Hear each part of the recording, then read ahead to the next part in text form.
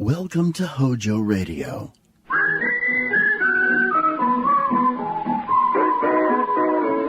Winston tastes good like a cigarette should. Winston tastes good like a cigarette should.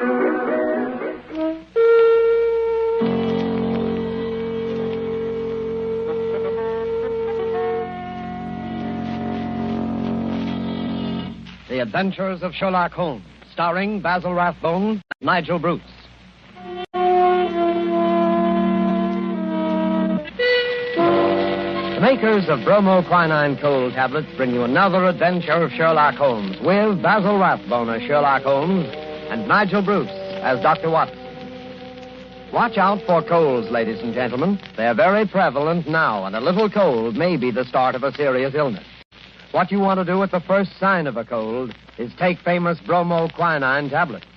Bromoquinine tablets are made for one purpose and one purpose only, and that is the relief of colds. They act fast, give you speedy results, and that's what you want when you have a cold. Bromoquinine tablets are known the world over for their efficacy. Trust to reputation when buying a medicine. Do this when you feel a cold coming on, and you'll ask for bromoquinine cold tablets. And now, as we make our way through the night to Dr. Watson's hospitable door, we notice a feeling of spring in the air. The buds are swollen on the trees, still black and dripping from the rain. And there's the smell of warm, damp earth. Delicious. Hey, Mr. Manning? Well, hello, Dr. Watson. I didn't see you in the doctor. Yes, I've been out checking up to see if my magnolias survived the winter. Any casualties? No, they all seem to be fairly bursting with buds. There's nothing as delicious as that first faint whiff of spring. All is treacherous. Come along to the house before we both catch our death of cold. After you, sir. Not at all, my boy. None of that age before beauty nonsense. I'm not as decrepit as all that. Oh, what's this? The front hall littered with trunks and suitcases? Oh, yes. I'm afraid my annual wanderlust has broken out rather early this spring. I'm off on a little jaunt first thing tomorrow morning, but come along into the study. Does that mean that this is the last of our storytelling evening? For this winter, yes, I'm afraid it does.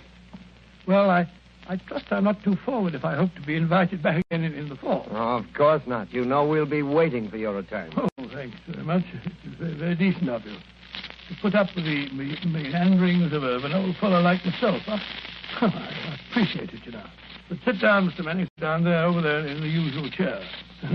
Let's get on with our story before I get all glittery and sentimental. You're going to tell us about Professor Moriarty tonight, aren't you? Well, I had intended to, but I've changed my mind. I'm going to tell you the adventure of the retired Colourman instead. Retired Colourman? Isn't that a military term? No, it isn't. Mr. Josiah P. Amberley had been the junior member of Brickfall and Amberley, manufacturers of artistic paint boxes. He made quite a tidy little fortune. Retired from business at the age of 61, bought a house at Lewisham and then settled down. The next year, 1897, I think it was, the old fool married.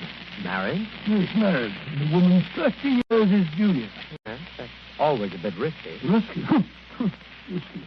Within 2 years, he was as miserable a creature as crawls beneath the sun. Oh, dear me, I'm jumping ahead of the story again. As I was saying, it was the 23rd of April, 1899, and a rainy and disagreeable April it had been. Holmes was in a melancholy and philosophic mood that morning as he stood by the window, watching the raindrops chasing one another down the pane. Rain had always depressed him when he was not working on a case. When he was working on a case, I don't believe he realized that there was such a thing as weather.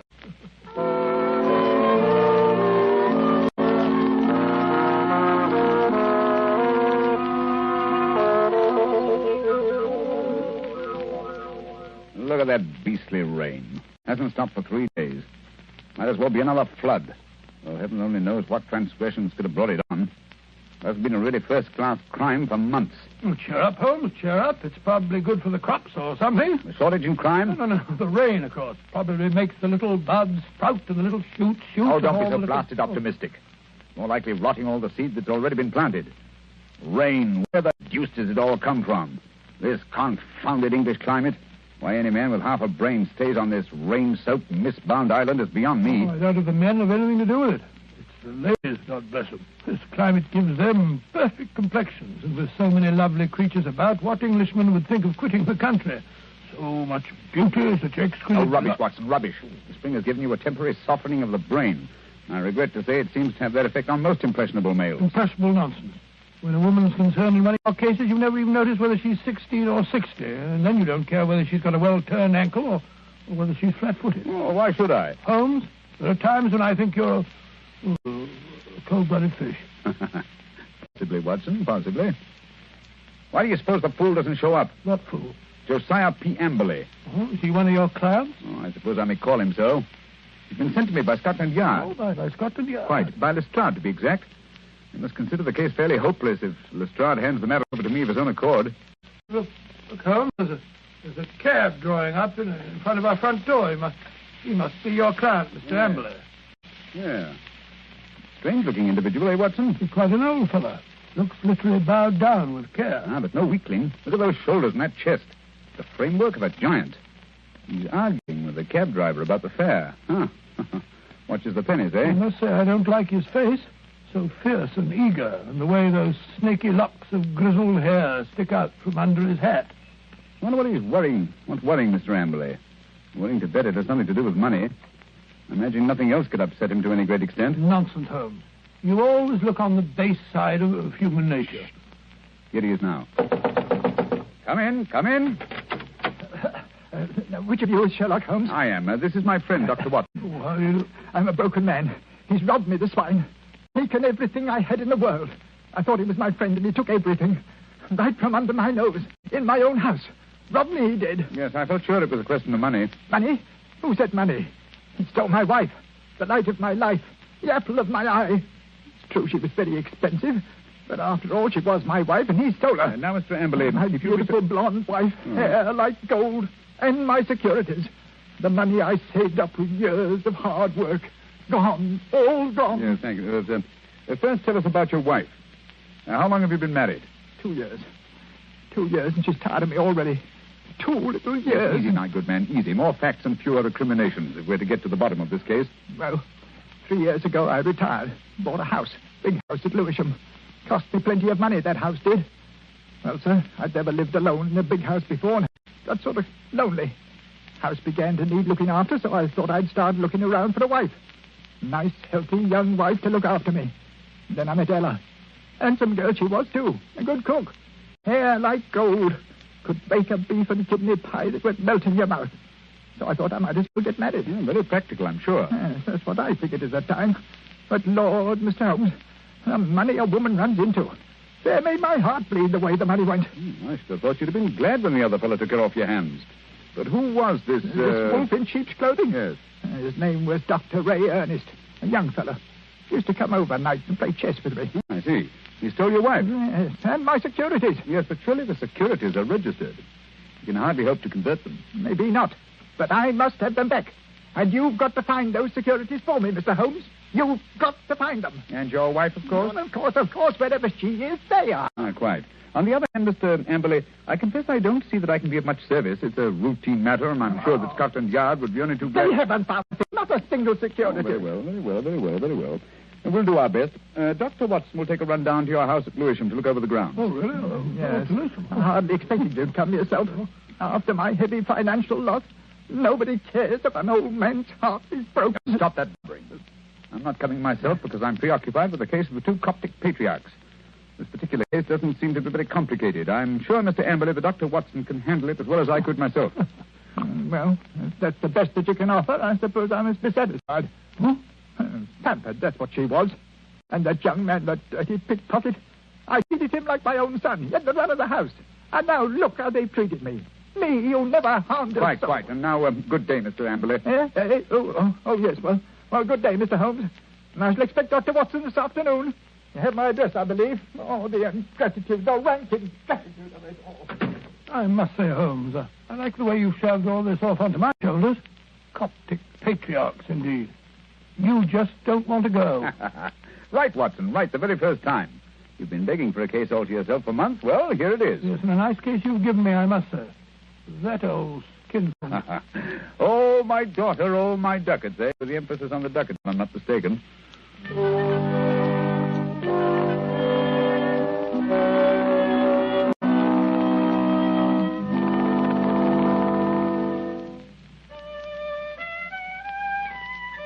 Oh, confound that passage. There. Ah, that's better. That's dash good. Hello. Steps on the stairs. Watson, if I'm not mistaken, and in a triumphant mood. Hello, Holmes. Well, I'm back. Hail the conquering hero. A successful afternoon, I take it, with the light of victory in your eye. Well, I did manage to dig up a clue. Good. How about Mr. Amberley's place of residence? What's it like? Well, he calls it the Haven. Oh, charming. Yes, isn't it? I think the place would interest you, Holmes. You know that particular quarter, the monotonous brick streets, the weary suburban highways. Well, right in the middle of them lies this beautiful old home, surrounded by a high sun-baked wall, mottled with lichens and topped with moss, the sort of wall... You may omit the perjury, Watson. I note that it was a high brick wall. What? I should have guessed it was the Haven, even if I hadn't asked a lounger who was smoking outside in the street. A lounger? Yes, a tall, dark, heavily moustached man with a curious look in his eye. With great tinted glasses and a Masonic type-in? Good heavens. How'd you know? Oh, a fool. A child of 10 could have seen through that. Oh, Mr. Holmes, I don't see. Never mind. Continue with your story, Watson. Well, I'd hardly entered the gateway before I saw Mr. Amberley coming down the drive to meet me. He began at once, pouring out his grievances. We walked back to the house together. And, Well, once inside the wall, I must say, I've never seen a place worse kept. Garden lined to weeds and in a dreadful neglect. The house, too, was slatternly to the last degree. It just goes to show what happens to a place when there's no womanly hand about to keep it in order. yes, but, Mrs. Amberley's only been missing a few days. Hardly time for so much disintegration to take place. Must have set in before she left. Oh, possibly. At any rate, Mr. Amberley seemed to be ashamed of it. He was doing his best to remedy it, though I must admit that his efforts looked a trifle ineffectual.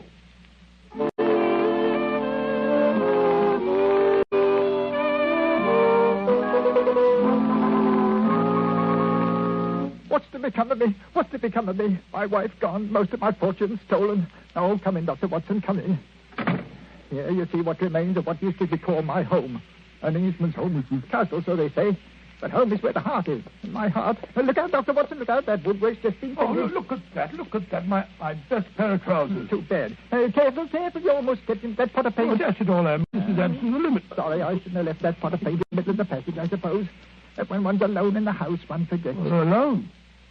So you've been doing this painting yourself? It must strike you a strange occupation under the circumstances. One must do something to ease an aching heart. And step in here, Dr. Watson. This is my study, my sanctum sanctorum. Oh, sanctum sanctorum. I see you've just finished painting woodwork in this room, too. What a smell of paint. Yes, it's not dry yet. That's why I have a fire in here. Now, let me see. Where did you keep your securities? In the safe in that wall. This room is really a strong room, like a bank, with an iron shutter on the window and an iron door, burglar-proof. Ah, that's the irony of it. No thief from without could have taken my money, but my wife, my own wife.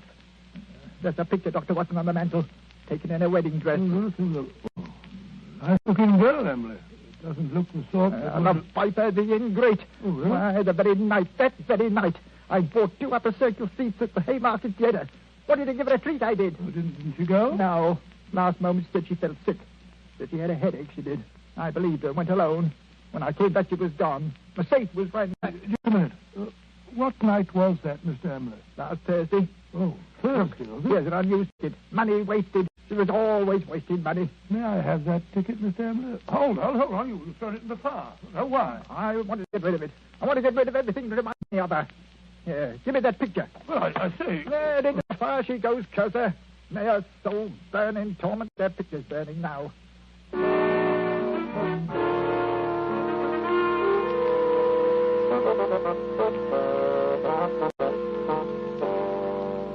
Unpleasant fellow, eh, Watson? This case begins to look more somber than I suspected. If you could only have brought me that ticket, Watson. Oh, I did my best, Holmes. I may not have the ticket itself, but I did notice the number of the seat. Oh, bravo, Watson. How did you happen to remember it? Well, as a matter of fact, it was my place in form at school, 31. See from the bottom. And so it stuck in my head. Splendid, old fellow. Then Amberley's seat must have been 30 or 32. Hear me now. Who can that be? Well, whoever it is, he's dashed impatient. Oh, yes. Here he comes up the stairs, fairly running. Come in. Well, bless my soul if it isn't our old friend, our good friend, Mr. Amberley. What's up? A telegram, Mr. Holmes. I can't make anything of it. Here, see for yourself. Uh-huh. Come at once without fail. Yes. Can give you information as to your recent loss signed Elman, Yes, the Elman. vicarage. Dispatched at 2:10 from Little Purlington. Little Purlington in Essex, I believe, not far from Frinton. You will start at once, of course. Watson, look up the train. It's probably a hoax. What could anyone in Little Purlington But it's know from a about very it? responsible person. Where's my Crockford? Yes, here it is. We'll look up this minister of the gospel. E. Elman. Here it is.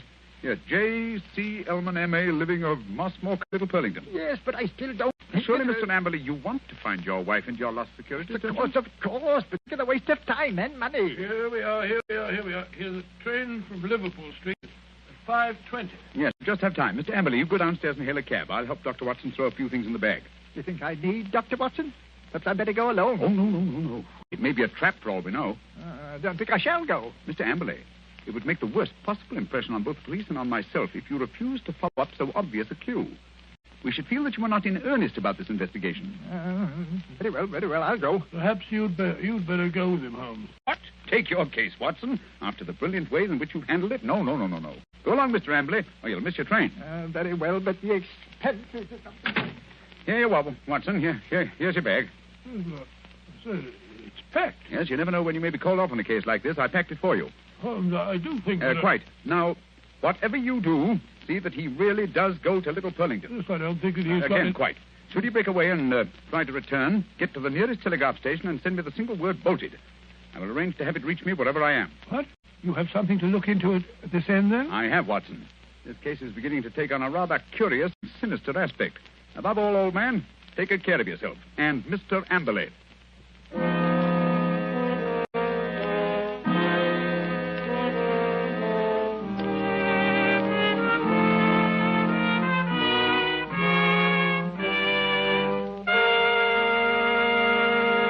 Before we find the outcome of Watson's curious mission, ladies and gentlemen, I have a few words to say. Here's what you want to do when you feel a cold coming on. Here's what you want to do at the very first sign of a cold. Take famous bromoquinine cold tablets. Bromoquinine tablets don't fool. No, sir, they get right after a cold symptom. They get right after a cold's misery. They relieve the headache and other pains that go with a cold. They relieve that stuffiness and feeling of depression that accompanies a cold. They help reduce the fever that goes with a cold. Bromoquinine tablets are fast and decisive in their action.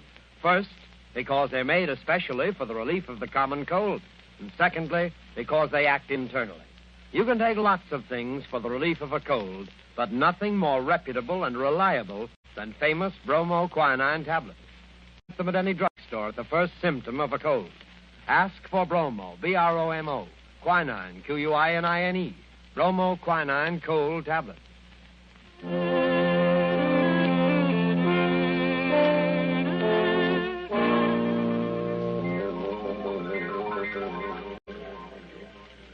Confound this rain. Everything's as dark as a black hole of Calcutta. The haven. Shitty little haven this is. I can find a window unlatched. Not much chance on the first floor. The old boy's 2 quarters. Ooh. Second story window, perhaps. Now, if I can manage to scale this porch pillar. This confounded rain. Just slippery as a greased pole. Come on. Hey, there we are. Yeah. Here's the window that's unlatched. Easy. Now. 1 foot over the sill. Now Up with your hands. Up with them, I tell you. Thought I wouldn't see you prowling round down below, eh? Well, I've caught you red-handed.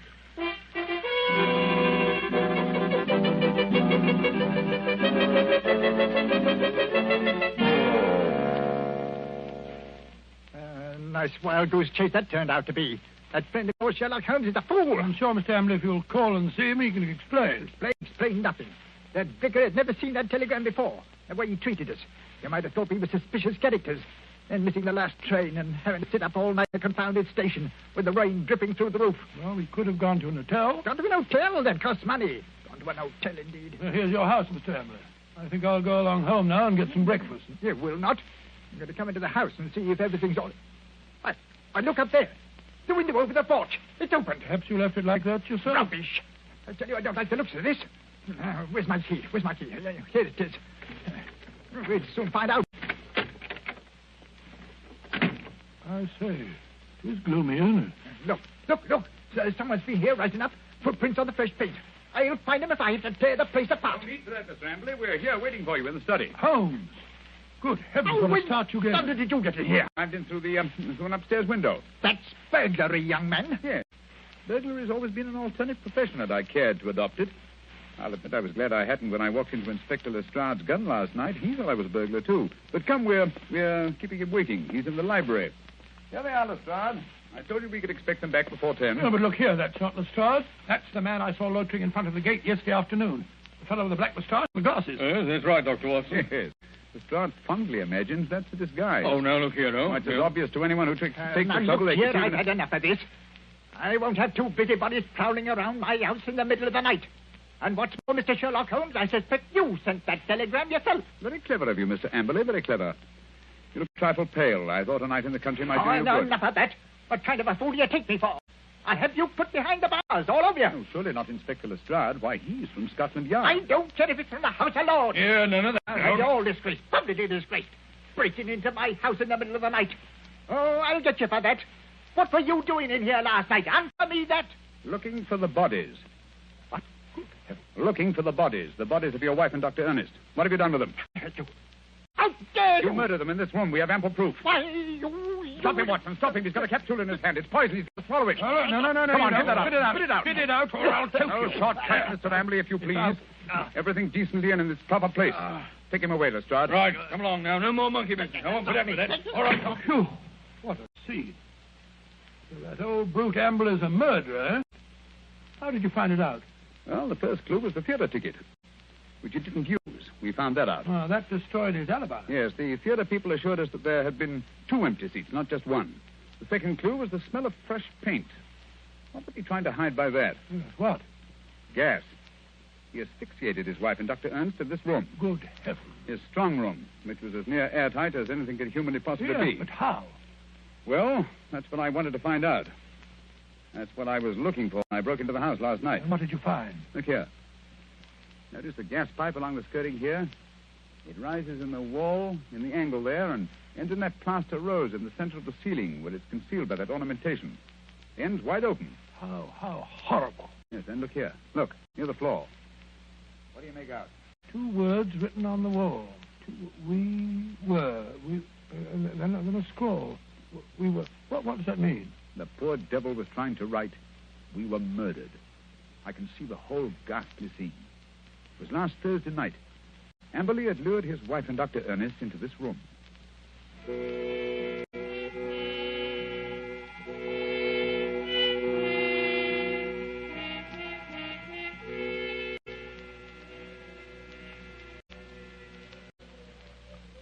Oh, listen to that wind. I wish it would stop. It's not so bad in this room. We have a little game in here, eh, Dr. Ernest? Just you sit here, do you? Entertain the doctor while I go and look for the chessmen. Excuse me for a minute, Dr. Ernest. Certainly. And if you don't mind, I'll close the door. There's such a draft. It'll be much cozier in here with the door closed. Much cozier. If that wind only wouldn't howl. I feel so depressed. Is there something terrible we're going to happen? Oh, nonsense, my dear Mrs. Amberley. This house is getting on your nerves. Is it any wonder? He gets worse and worse. Oh, Dr. Ernest, I'm so frightened. You must go away. What? Now, don't be alarmed, Mrs. Amberley. I've had your husband under observation for some time. I'm afraid he isn't quite normal. It isn't safe for you to stay here any longer. But, Dr. Ernest, don't you understand? I can't leave my husband. Heaven knows what would happen if I left him alone. We could get a nurse to take care of him. You can't stay here with him. What was that? Josiah, he heard us. He was outside the door listening. Oh, Dr. Ernest, this is terrible. What can we do? Listen. You hear that? It's the gas. Someone's turned on the gas. I can smell it. Hurry. We've got to get out of here. What? Oh, the door's locked. He's locked the door. Emily! I say, Emily, open the door! Quick, the window. No, that's locked, too. The iron shutters. Emily! Emily, let us out! You realize what this means? He's going to kill us. He must have gone mad, I'm afraid. Yes, it's what I was afraid of. He's a maniac. A homicidal maniac. Oh, this is horrible. We're trapped. What a fool I was. What can we do? I feel so faint. I can hardly breathe. Here. Lie down on the floor. The air's better down here. It's no use. I can't stay awake. I don't mind anymore. I'm quite all right. Really. Mrs. Amberley. Mrs. Amberley. Don't give up. I feel pain, too. I must warn people. It's dangerous. I can't think. God, I can't breathe. I can't think.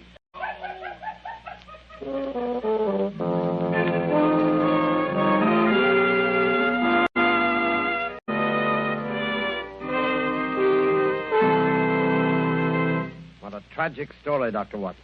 Was Mr. Amberley insane? They decided he was. He ended his days in an asylum. Did they ever find the bodies? Yes, at the bottom of an old well, the opening of which had been cleverly concealed by a dog kennel. I see. And now I'm afraid it's time to say goodbye. Well, not goodbye, Dr. Watson. Au revoir. Oh, just as you say, Mr. Manning.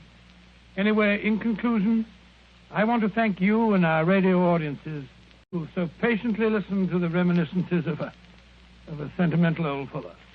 And I want to wish you all, old and young, an extremely happy summer. Thank you, Dr. Watson. Ladies and gentlemen, in just a moment, Basil Rathbone would like to say a few words to you. But first, may I give you a word of advice? Remember the danger of the so-called common cold. Remember the sickness it can cause and the bills it can cost. Act promptly, decisively, at the first sign of a cold. Take famous bromoquinine tablets. Bromoquinine tablets have a reputation. Their fame extends to all quarters of the globe. Their merit is an assured fact. Reliability is the one thing you want in any medicine, especially a medicine for the relief of colds. Don't wait. Don't procrastinate when you feel a cold coming on. Go right to your druggist and get a box of bromoquinine tablets. The small cost may save you a lot in grief and expense. Ask clearly for bromoquinine cold tablets. And now, here's Basil Rathbone. Ladies and gentlemen, to me, Sherlock Holmes has always been one of the greatest characters ever created. Tonight, as our present series ends, I'd like to thank our sponsor, the makers of bromoquinine, for giving me the opportunity of playing Holmes on the air, especially with such an inspired Dr. Watson as Nigel Bruce. Oh, Basil, that's very... Please. Oh, sorry, what? Speaking for myself and Mr. Bruce, may I express our gratitude to our radio audience for the many letters of interest and encouragement that we received. And finally, a word of appreciation to all the performers and others concerned with this program who have helped so immeasurably in making the Baker Street days live again. And now, until fall, it's time for me, too, to say au revoir and good luck.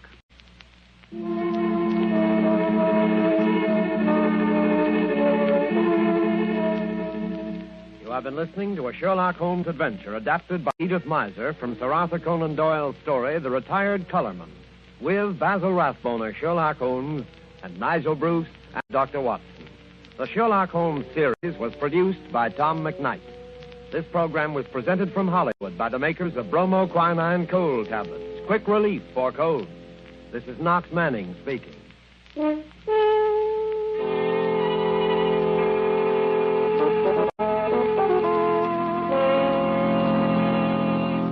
This is the National Broadcasting Company. This just in. Are you looking for some classic gaming? What about new and old Nintendo products? Do you need to find some tutorials on how to make all that stuff work? Well, look no further than Rocket Blast Gaming for some of the best classic and new gaming around. Rocket Blast is an expert at all things Nintendo, and he has all the tutorials to prove it. So check him out right here on YouTube at Rocket Blast Gaming. That's ROCKETBLAST Gaming.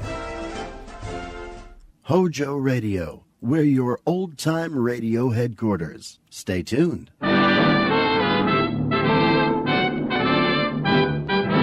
Standard of California, on behalf of standard stations and independent Chevron gas stations throughout the West, invite you to Let George Do It. Another adventure of George Valentine. Personal notice. Danger is my stock and trade. If you have something that must be handled with complete confidence, then you need me, George Valentine. Write full details.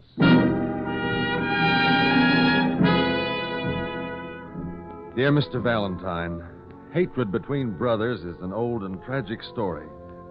More tragic in my case because in all the years we haven't seen each other, my brother Phil hasn't been exactly a model of virtue. I feel I'm at least partially responsible, and I'd like to make it up to him somehow. I think I finally succeeded in locating him, but at this point I need your help. You can reach me at the Hotel Stapleton.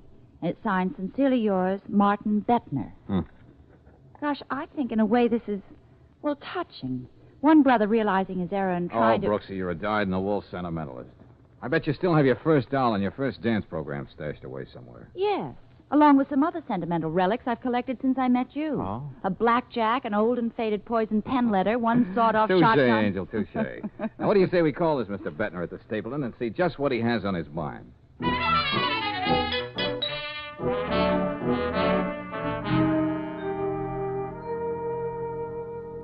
I called you in, Mr. Valentine, because, well, in a way, you're my neighbor. What do you mean by that, Mr. Bettner? Well, look here, Mr. Valentine, Miss Brooks. Yes?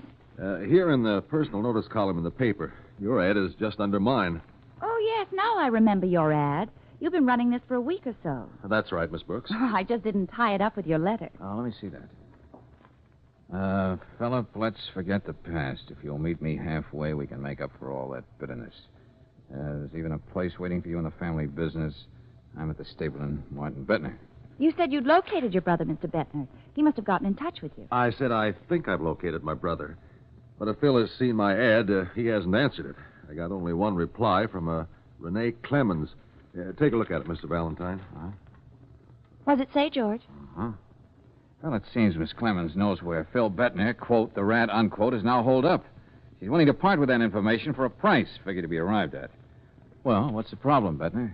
Well, back in Waynesville, I know my way around, but here in this town, I'm like a fish out of water. Back home, I've got my own hardware business. I know everybody to look at, and they know me, but here it's different. Oh, I see.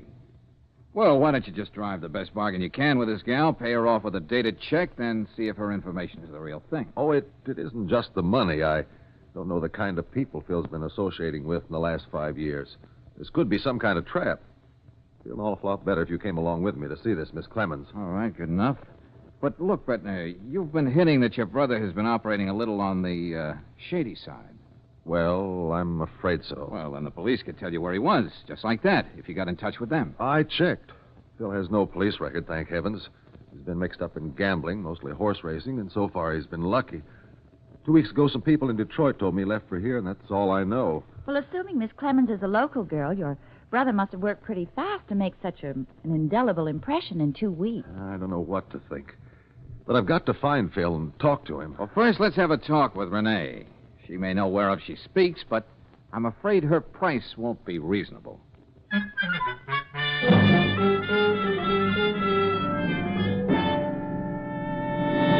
It'll cost you $500. Now, wait a minute, sister. The name is Miss Clemens. And I should up the price, seeing that all of a sudden I'm dealing with 3 people. Please, Miss Clemens, I asked Miss Brooks, Mr. Valentine, to come along with me. $500. But Mr. Bettner only wants his brother's address. He doesn't want to make a down payment on the house. Oh, I see we've got a Vassar girl here. All right, ladies, enough of this banter. The price is too high, Miss Clemens. Sorry. Come on, Bettner. Yes, Let's get going. Now, wait a minute. Well?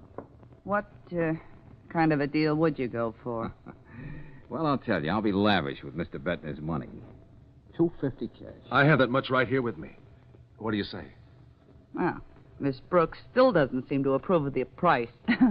All I can say is you're lucky you're dealing with men. Yeah, some girls are lucky to have what it takes to get what they want. All you've got is an address, and it's not even your own. Listen here, you Break little... clean, girls.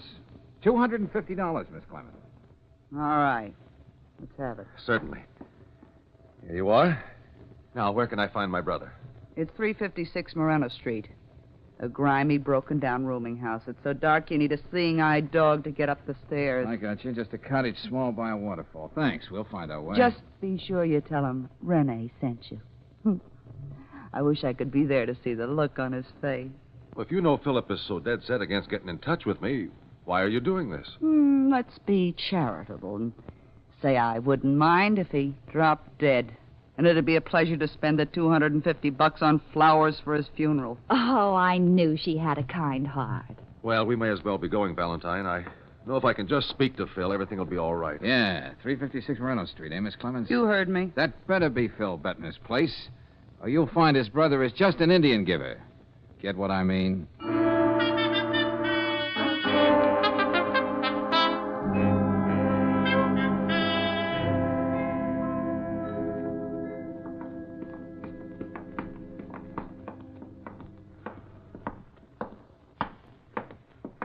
Well, this is it. Number 7. He's got his card tacked up on the door. Philip Bettner, investments. Huh. Who's kidding whom? Oh, this is worse than I thought. Looks like nobody's home. We'll wait right here till he comes back. I don't think that'll be very comfortable. Do you mind paying for a lock, Bettner? What? What do you mean, George? Just this. Wait a minute. Please sit down. Phew. Oh, golly, where's the window? This place hasn't been aired out in a week. The eternal feminine. I don't know what I'll say to Philip. I don't want to hurt his pride. Uh-huh. What have you got there, Valentine? Well, it looks like this desk is your brother's investment office. His favorite and only investment being horses. I knew it was something like that. What's up, darling? December 20th, $2,000, Henning. January 3rd, $3,500, Henning, et cetera, and all to Henning. What's that supposed to mean? No wonder your brother Phil is living in a dump like this. From the way this stacks up, he owes about $25,000 to Lou Henning. Oh, George. Wait a minute, Angel. You see, Bettner, this character Lou Henning is the big shot bookie in this town. You don't go around owing him $25,000 for too long. Oh. George, please. I was just trying to explain to Bettner. What's the matter with you, Brooksy? That red spot under the closet door. Hey, wait a minute. What's the matter? What's wrong? Yeah, it's all dried up. Blood, George? It's not red ink. Well, do you think that... Could be. Henning has his own way of collecting debts. Well, there's one sure way to find out. Yeah. That's not Phil. Who is it? This, my friend, is Lou Henning. Just about as dead as you can get with a knife stuck in your back. Phil wouldn't do a thing like this. He might have been a lot of things, but he's not a killer. I wouldn't know, Brooksy. Yes, George. There's no phone here. Beat it down the corner and call Lieutenant Johnson. Oh, I won't mind getting out of here at all. Valentine, couldn't we close that closet door? Sorry. From now on, we can't touch anything. Oh. I suppose the police will just take it for granted that Phil did this killing. What would you think in their place? I guess you're right. Now, look, Bettner, I'm not saying your brother did this. But as soon as Henning's mob finds out what's happened, they're going to jump to their own conclusions. What I'm trying to say is, let's hope the police find him first. I see. Valentine. Yeah? You're still working for me, aren't you? I was, but things are a little different now. No, they aren't. You still have to find my brother. Hold on, wait a minute. Find him before he's shot down in cold blood. With the police, at least he'll have a chance to explain all this, if there is an explanation. You're putting me on a tight rope, Bettner. The police on one side, Henning's boys on the other. If it's a question of money, whatever you say... Looks like Henning's been in that closet a couple of days. It's not going to be easy picking up your brother's trail. I'm not asking you to promise me anything, but try, will you? Okay. Okay, it's a deal. But if Henning's mob gets to Phil first, that Clemens dame will be spending that $250 on flowers for your brother's funeral.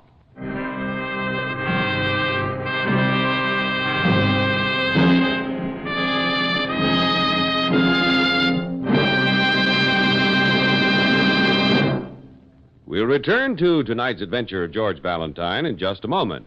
Meanwhile, a word about gears. Most folks just couldn't say whether the gears in their cars are spur, worm, spiral, or hypoid, but the men at standard stations and at independent Chevron gas stations know the minute you drive in. And because there are so many different kinds of gears in today's cars, all these service stations carry a variety of lubricants to meet their special needs. RPM lubricants, each one tailor-made to carry away heat, to keep gears shifting easily, to do a better wear-saving job. Make sure you get an RPM lubricant next time you get that 5,000-mile change for your transmission and differential gears. While you're at the independent Chevron gas station or standard station, ask for a free copy of Batter Up, the new illustrated handbook on baseball.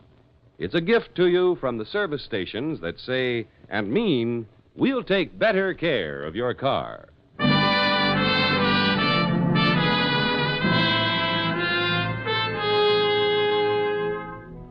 And now back to tonight's adventure of George Valentine. Am I my brother's keeper? Martin Bettner thought so and hired George to help him locate his black sheep brother, Philip. But when they arrived in Phil Bettner's room, they found a body in the closet. The body of Lou Henning, a big-shot bookie. George has just sent Claire to the corner drugstore to call Lieutenant Johnson. Be reasonable, Bettner. I promised you I'd look for your brother, but I can't leave until Lieutenant Johnson gets here. He's going to have an awful lot of questions to ask. But Phil won't have a chance if Lou Henning's men get to him first. You said so yourself. I know. All right, there's one thing I will do, though. Make a phone call. I think I know just the character who might be able to give me a lead on Phil. I'll be back in a few minutes. Oh, say, I just remembered. I think I saw a phone down in the hall when we came in. You could have thought of that before.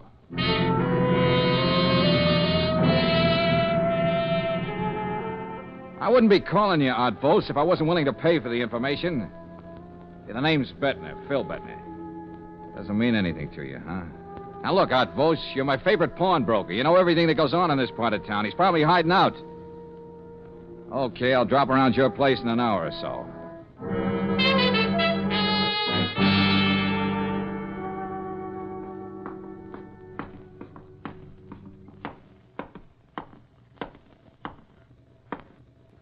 Now, that's funny. That hall light's out.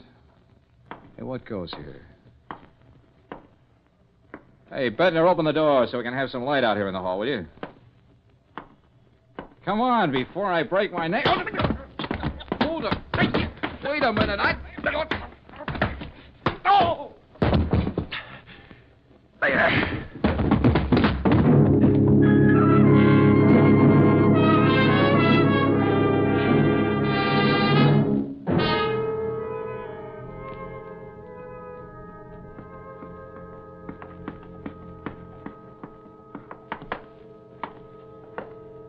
Now, you stay right there by the head of the stairs, George, till I put on this light. Never mind that, Angel. Open the door.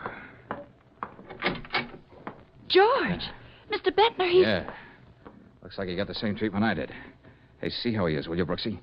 I couldn't bend down now to pick up a $1,000 bill. Mr. Bettner. Mr. Bettner, are you all right? Oh. Good. At least he's making a noise. George, he was knocked out, too. It was Phil. I was standing there, and he came in the door, and then... Let me help you get up, Mr. Bettner. Yeah. Wait a minute.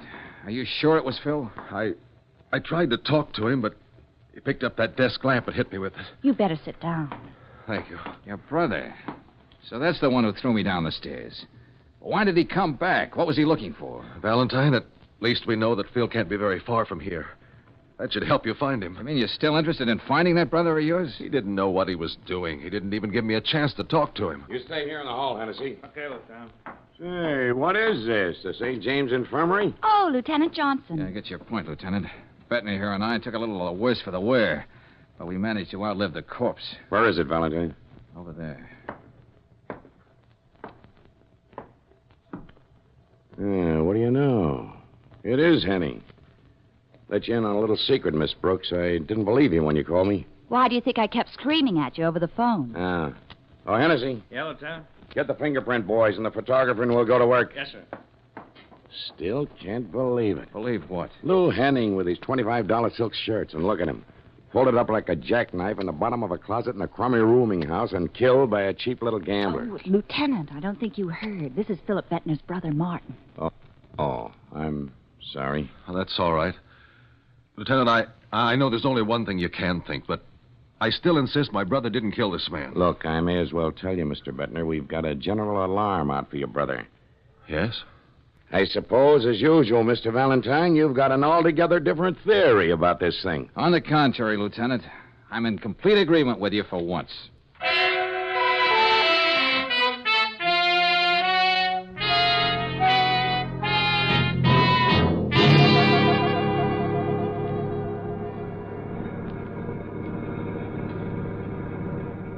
Well, we dropped Bettner off safely at the Stapleton, and I bought you a nice, juicy hamburger.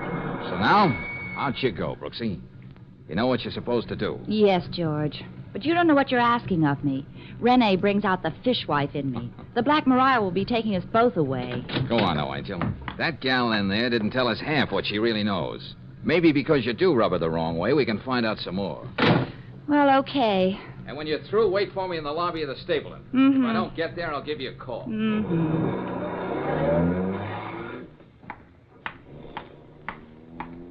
He's so good to me. Well, now for Renee. Wish I'd let my fingernails grow.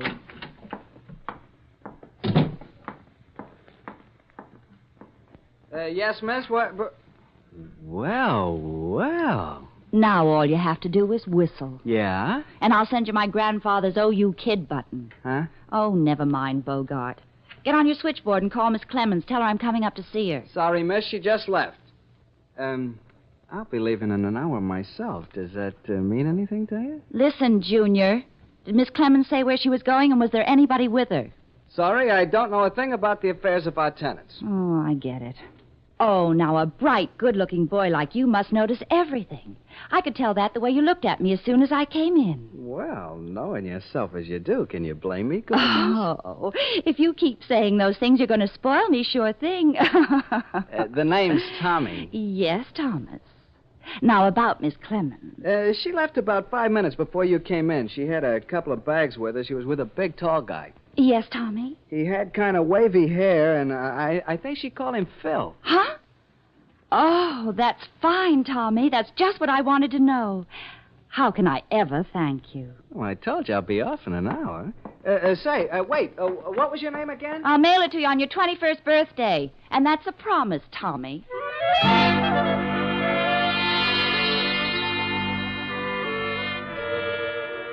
Now, look, Outpost, why are you making like a clam all of a sudden? Is that what I was doing? Oh, don't give me that. You've been selling information about people for years. Why the sudden...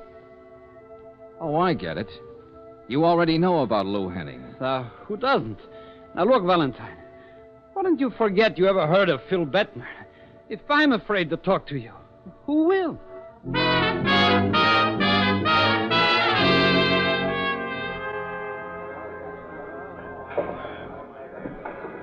Side pocket, 3-ball. Sorry to interrupt your pool game, friend, but Whitey Sanderson said you might know where I might find Phil. Look, brother, you're a stranger to me. Let's keep it that way.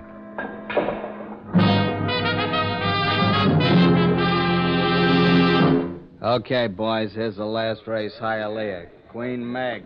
Win, 880, place 660, 340 for show. Say, mister, they tell me you're looking for information. Who tells you? Oh, word gets around. It's about PB, ain't it? Yeah, that's right. Got anything I can use? If you're willing to pay for it. What do you say we step out here? All right, come on, give. You know, you took the words right out of my mouth, mister. Okay, mister. Here's 5 tens. And don't try chiseling for more because it won't work. I wouldn't do this to my best friend, except I had a bad day at the track. Never mind that. Now, where do I find Phil Bettner? 22.5 Jackson Place.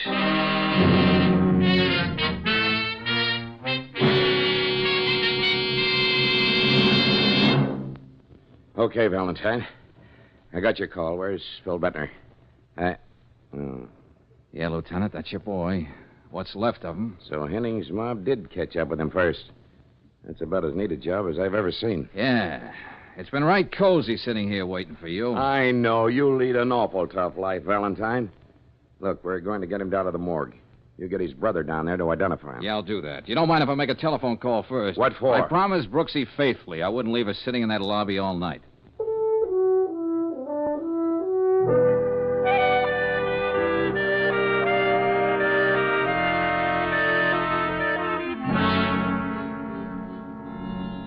And he's on his way to the morgue, Brooksy. So that just about washes it up. Then I suppose what I wanted to tell you isn't too important now. Renee left her apartment with Phil a few hours ago. Yeah, but look, Angel, tell Martin Bettner to meet me at headquarters. He has to identify his brother. But don't tell him why. I'll take care of that myself. Well, sorry, George, you're going to have to call him yourself. Huh? I just saw something walk across the lobby, and I'm going to follow it. What are you talking about? Tell you about it later, Angel. I'll be seeing you.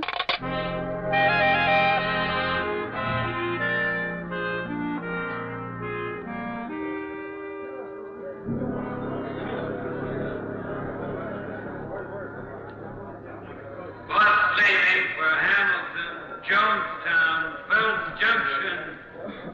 Going somewhere, Miss Clemens? Oh, the Vassar girl again. Yeah. Now, look, dearie, how about you and me going to the morgue together? What are you talking about? Oh, they'll probably want to ask you some questions about Phil. And I'd hate to see you take this bus and have to come all the way back. I'm taking this bus. You're just making things very difficult. And what are you going to do about it? Oh, I'm just going to tear your hair out and scream all over the place. Then they'll slap us both in jail for disorderly conduct. And the jail is right next door to the morgue. You wouldn't dare. Oh, no? Ah! Stop it. Okay, you win. I knew you'd be reasonable.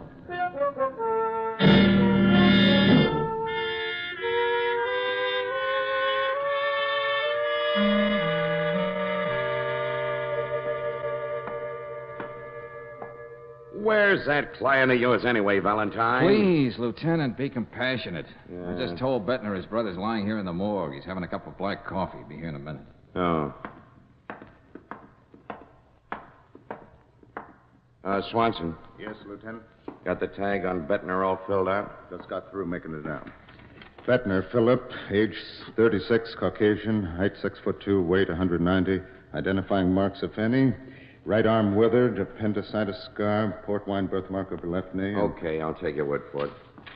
Where have you got him? Down the aisle there, number 302. When you get through identifying him, let me know and I'll put him away. Come on, Valentine. Oh, sure, Lieutenant. Now, don't tell me this place is getting you down. A tough-minded character like you. Oh, no, I was just thinking. Let's see, 302. Right down there, sir. I think they're waiting for you now. Thank you. Oh, there's Bettner now. Yeah. Are you okay now? Yes, I think so. Could we make this as quick as possible? I know, of course. Just necessary routine. Here. Is this your brother? Yes, that's Phil. Well, that's all there is to it, Mr. Bettner. We'll just put the sheet back over. Lieutenant Johnson, he's down there, miss, but wait a minute, miss. Hop this way, Miss Clemens. Now what gives? Yeah, what is it, Brooksy? Look who I found, George. Well, we meet again, Miss Clemens. So that's what you saw walking across the lobby. Who's this? She's the young lady who gave us the information about my brother. Oh. Well, you might as well identify him too, miss. Just for the record.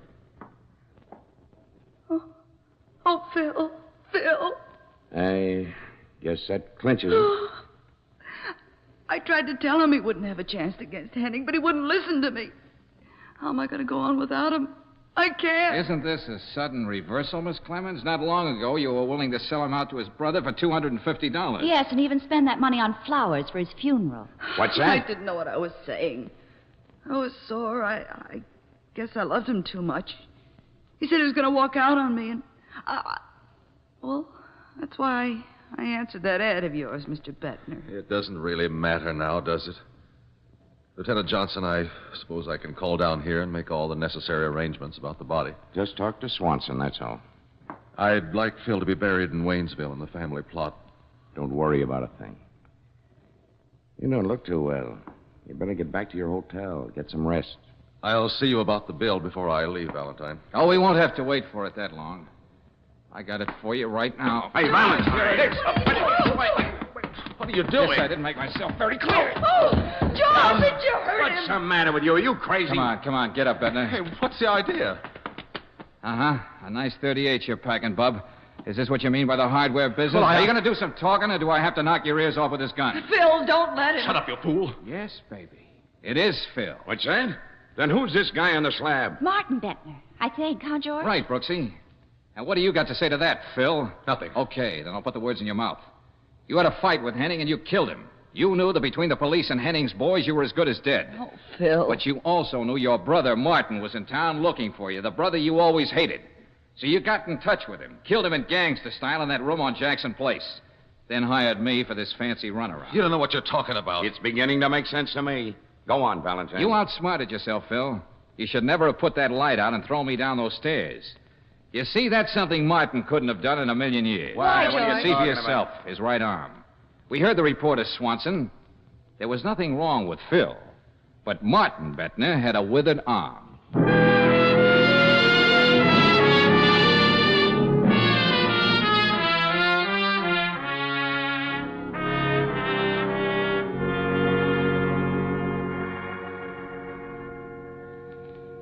Oh, I wonder, Brooksy, why is it that when brothers hate each other, it's worse than all the Hatfields and the McCoys locked in one closet? Didn't you suspect anything about Phil before Swanson read that tag at the morgue? Well, when that character in the book he joined sidled up volunteering information, it was a little too good to be true. You mean Phil planted him there? Uh-huh. But, Sweetface, blood is thicker than water. Brothers should love each other. Well, I can't- thought it was pretty unfeminine for Renee to rat on Phil one moment, then leave with him the way Tommy told me she did. You didn't even listen to me, did you, when I was telling you about that on the phone? Well, maybe with one ear. Then when I saw her in the lobby of the same hotel where Martin was staying, well, I had a hunch, too. Oh, of course, it wasn't one of those scientific hunches you get. Yeah. But about brothers, Brooksy, do you think it's familiarity that sometimes breeds such mayhem? Oh, not necessarily. Now, look at husbands and wives. Huh? They go on for years and years living together, and, well, they never think of murdering each other. Oh, Brooksy, you just haven't lived.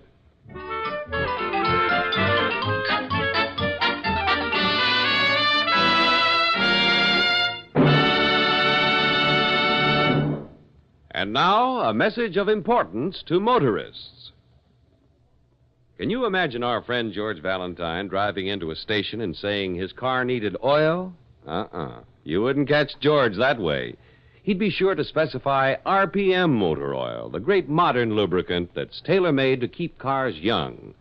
And if you consider your car an important investment, be sure you say RPM motor oil. RPM contains special compounds, and each added ingredient does a specific wear-saving job for your engine. It's a premium motor oil that stops rust, foaming, and corrosion, keeps your entire engine system cleaner. No wonder RPM motor oil is the 2-to-1 choice over any other motor oil in the West. Get it tomorrow at a standard station or an independent Chevron gas station where they say and mean, we'll take better care of your car.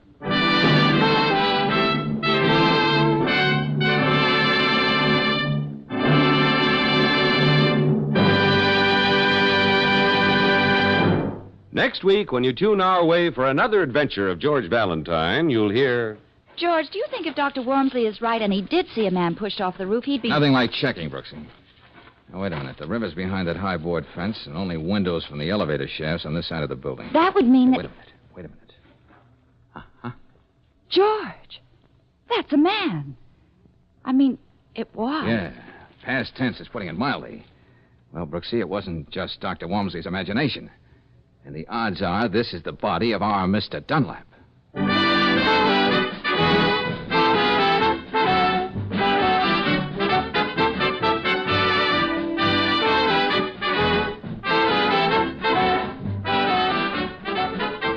Tonight's adventure of George Valentine has been brought to you by Standard of California on behalf of independent Chevron gas stations and standard stations throughout the West. Let George Do It stars Robert Bailey as George with Frances Robinson as Claire. Ken Christie appears as Lieutenant Johnson. Tonight's story was written by David Victor and Herbert Little, Jr. and directed by Don Clark. Also heard in the cast were Gloria Blondell, Carlton Cadell, Tyler McVeigh, Harry Bartell, Bill Bissell, and Stanley Waxman. The music is composed and conducted by Eddie Dunstetter. Your announcer, John Heaston. Listen again next week, same time, same station, to Let George Do It. This is the Mutual Don Lee Broadcasting System. To make every day more enjoyable, treat yourself often to refreshing, delicious Wrigley's Spearmint Chewing Gum. Here's a taste treat you can enjoy indoors, outdoors, at work, or at play. The cool, long-lasting mint flavor refreshes you. The smooth, steady chewing helps keep you fresh and alert. Adds enjoyment to whatever you're doing. Wrigley's Spearmint Chewing Gum. Healthful, refreshing, delicious. Stay tuned to Hojo Radio.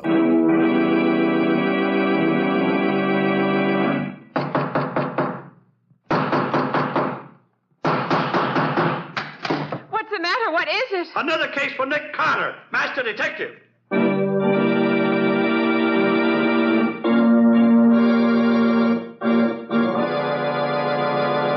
Yes, it's another case for that most famous of all manhunters, the detective whose ability at solving crime is unequaled in the history of detective fiction. Nick Carter, Master Detective. Tonight's curious adventure, The Unwilling Accomplice. Or Nick Carter and the Mystery of the Society Burglar.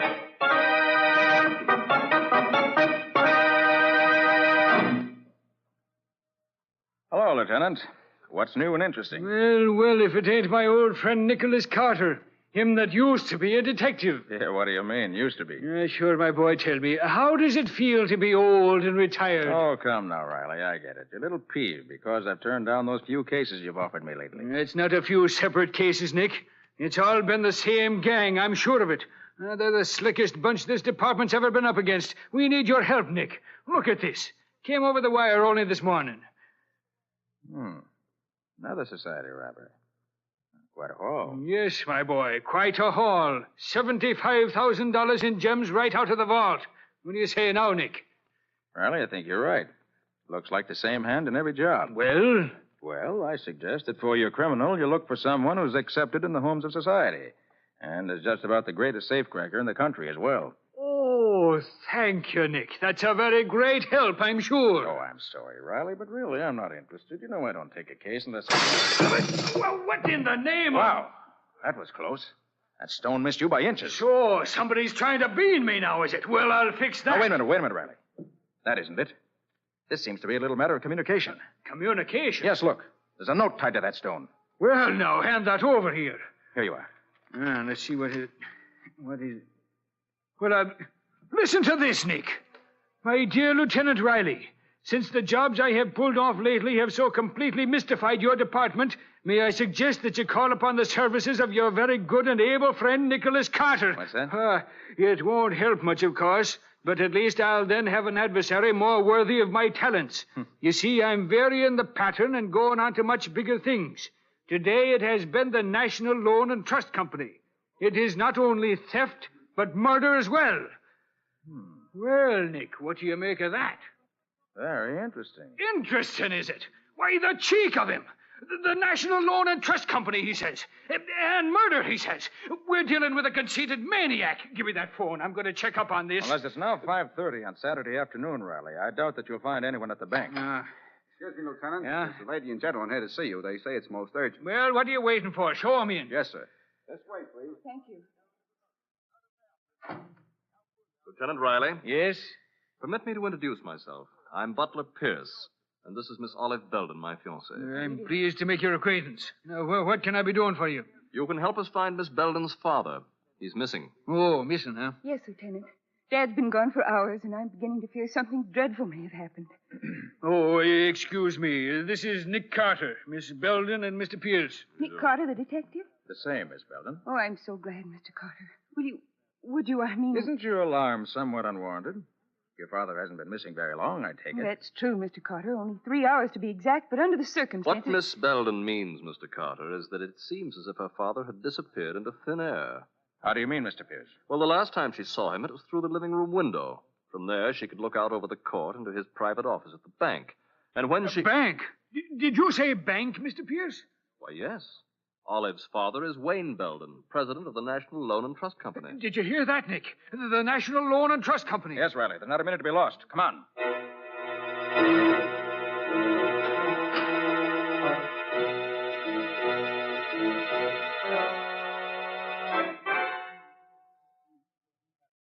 Now, let me get this straight, Miss Belden. You say your father came into his private office here through that special passageway that leads from the house to the bank. That's right, Mr. Carter. Father often spent Saturday afternoons here writing letters. I see. And there was no one else in the bank at that time? No, this is Saturday, you know, and it was after banking hours, of course. When was the last time you saw your father? About 1 o'clock, Mr. Carter. He was sitting at his desk here writing a letter. But when I looked through the window again a few hours later, he wasn't there. You're sure he hadn't returned to the house? Positive. I'd have seen him. The passageway opens right into the living room where I was reading. Well, what happened when you looked for him and he wasn't there? Well, just about then, Mr. Pierce called on me. I told him about Father's absence, and we both went to look for him. I see. About what time was that? Oh, about 4 o'clock. Mm-hmm. And so you both went into the bank as soon as you missed your father? Yes, we found Mr. Belden's office just as you see it now. Then we looked all through the bank. There wasn't a sign of him anywhere. Now, wait a minute, all of you. What was to prevent Mr. Belden from walking right out the front door of the bank? As easy as that. Well, that's not very likely, Lieutenant. He was wearing his house slippers at the time, and he had no coat or hat. And not only that, Riley. You see this letter here on Belden's desk? Huh? He was writing it when something interrupted him. You notice anything peculiar about it? Well, no, except that he broke off in the middle of a sentence. More important than that, Riley. He stopped in the middle of a word. Belden was interrupted very abruptly. Oh, that must be the cashier now. Hello, Mr. Cook. Come in. Hello, Miss Belden. I got here just as soon as I could. This is Mr. Carter and Lieutenant Riley. Good afternoon, gentlemen. Now, what's all this I hear about Mr. Belden disappearing? That's right, Mr. Cook. But I've an idea. He'll soon be found. What do you mean by that, Mr. Carter? I've asked Mr. Cook to come down here because, as the cashier of the bank, he's the only one beside Mr. Belden who knows the combination to the large vault. And I want that vault opened. Immediately. But that's impossible, Mr. Carter. The large vault operates on a time lock. It can't be opened until 9 o'clock Monday morning. We can't wait that long. It must be open now. I'm sorry, Mr. Carter. That's impossible. Then I'll do it myself. But it's impossible, I tell you. Give me 1 hour and we'll see how impossible it is.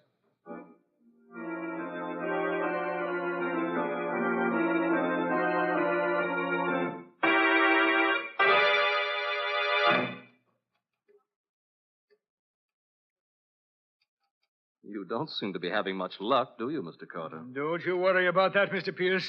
I never saw the lock yet that could keep its secrets from Nick Carter very long. But not that kind of lock, Lieutenant. Why, there isn't anybody in the world that could... By heavens, he did it. There we are, gentlemen. I told you so, Pierce. Riley. Huh? Look there. Yeah, what is it, Nick? There in the corner. His father! Yes, Miss Belden. Your father's been murdered.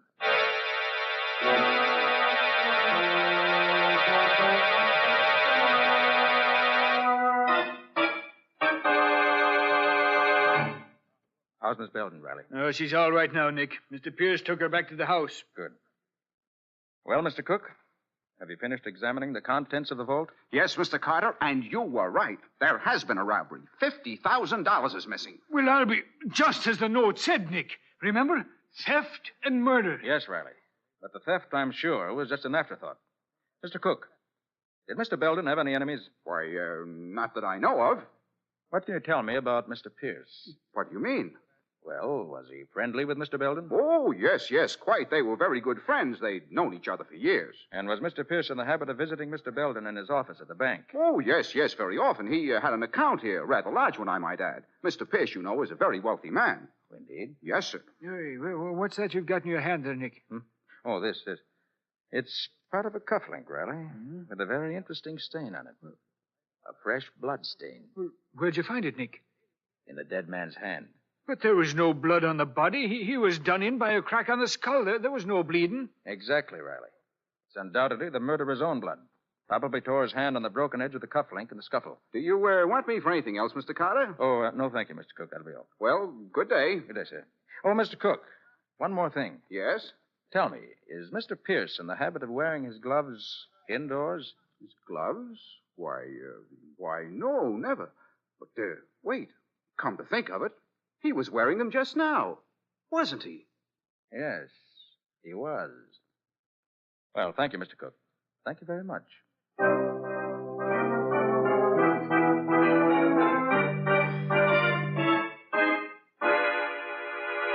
Confound it, Patsy. This is the strangest case I've ever worked on. Well, you've certainly been acting strangely, Nick. Pacing up and down, muttering to yourself. There just isn't a shred of evidence anywhere, Patsy. far as I can see, no motive whatsoever. Yet I'm positive that Butler Pierce is our man, that he's not only the murderer of Wayne Belden, but is also the society robber that's been baffling the police for months now. But, Nick, he's a rich man. And Wayne Belden was one of his best friends. I know, Patsy, but it still adds up to Butler Pierce. Look, he was thoroughly familiar with the bank, thoroughly familiar with Wayne Belden's habits. He called at the Belden house after the crime had been committed. He wore his gloves indoors, which might have been to conceal a bad scratch from a broken cufflink. He arrived at police headquarters immediately after that stone had been thrown through the window. But, Nick, Miss Belden was with him when he called to see Riley. Surely you don't think he could have thrown that stone? No, Patsy. But his chauffeur could have. While they were entering the building. His chauffeur? Yes. It was he who set me thinking on this line originally. Well, what do you mean by that? Patsy, I got a good look at that chauffeur. And I'm sure I've seen him somewhere before. A long time ago. Oh. And he wasn't on the right side of the law either. Well, it all sounds like a big hunch to me, Nick. Yes, you're right, Patsy. It's just what it is. A big hunch. Although I have to admit your hunches are usually pretty good. Patsy, I feel so sure this hunch is right, I'm going to play it for all it's worth. Well, what are you going to do? I'm going to start playing it right now. Get Scubby for me.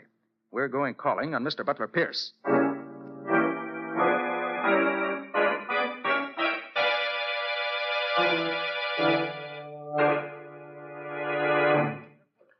You're taking a long time opening that safe, Nick. Well, it's a tough baby, Scubby.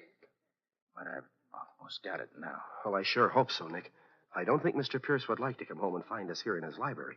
Well, at this stage, I grant you, that would be a trifle embarrassing. But when I get through... Ah, I did it. Now, let's see what we have here. No, not there. Scubby, look at this. Why, it's full of jewelry. And it's the real stuff. Yes. Unless I miss my bet, every piece of it will answer the description of some stolen gem. Well, let's see what else now. Uh-oh. What's that, Nick? What does it look like? It looks like a package of bills, and all big ones, too. That's exactly what it is, Scubby. Let's see how much. 5, 10...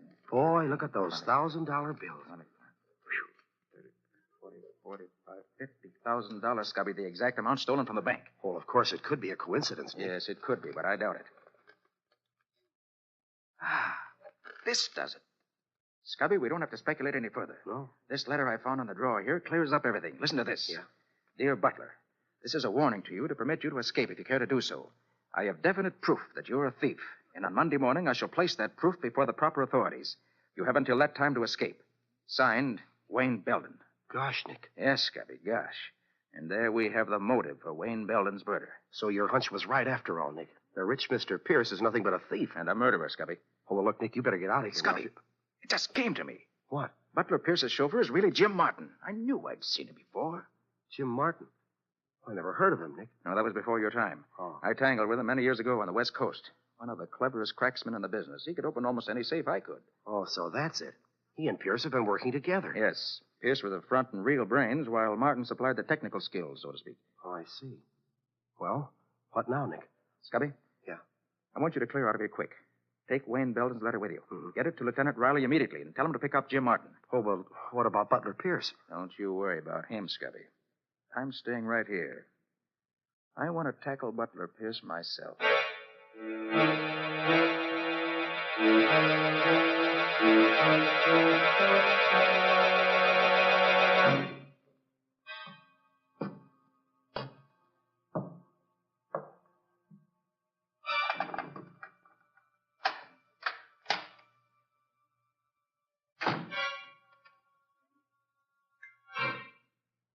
Good evening.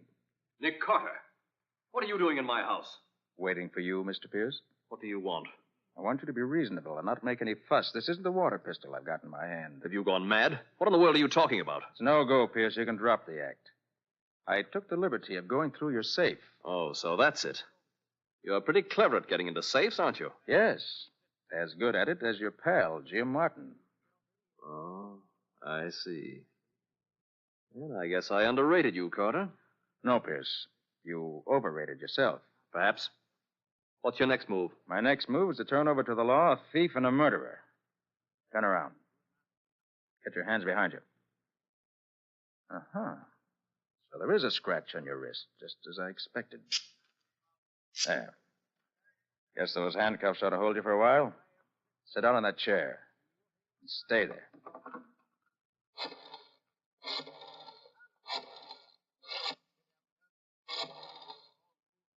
Police headquarters.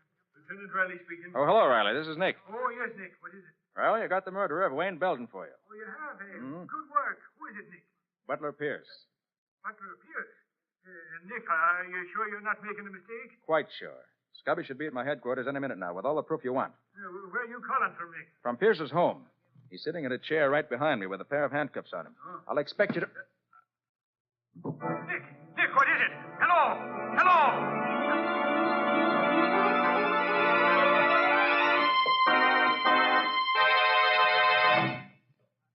Nick. Oh, Nick, are you all right? He's coming to now, Patsy. How do you feel, Nick? Oh, I'm all right, I guess. Oh, brother, my head. Yeah, that was a nasty bump you got, my boy. Oh, well, take it easy, Nick. Here, give me your hand. I'll help you Up you go, Nick. There, easy. All right, So now. sorry. Okay, can you stand up all right, boy? Yeah, I guess I'm okay now. What happened? Your guess is as good as mine, Patsy. All I know is that I had Butler Pierce in my hands, and now he's gone. That's too bad, Nick. Hey, look at the safe. It's empty. Well, naturally it would be. You couldn't leave all that evidence lying around. Well, it's a good thing we got that letter at least. Yes, but the important thing is to find Pierce. He must be pretty clever, Nick, getting away from you like that. Yes, Patsy. He's all of that and more. He got away this time, but I'll bring him to justice if it's the last thing I ever do.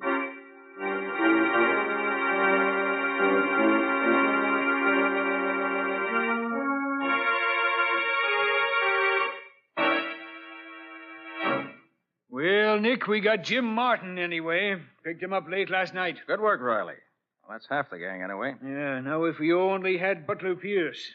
Yes, but I think it's going to be a lot easier now with Jim Martin in our hands. What do you mean? Got an idea, Riley. If it works, it won't be long before we catch up with Wayne Belden's murderer.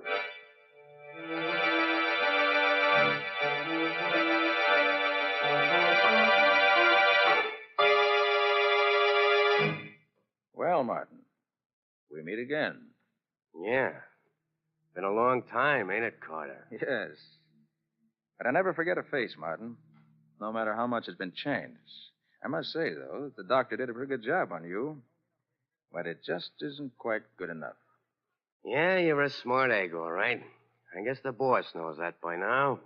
He's a pretty keen one himself, Martin. I had him, but he got away. Did, huh? Mm-hmm.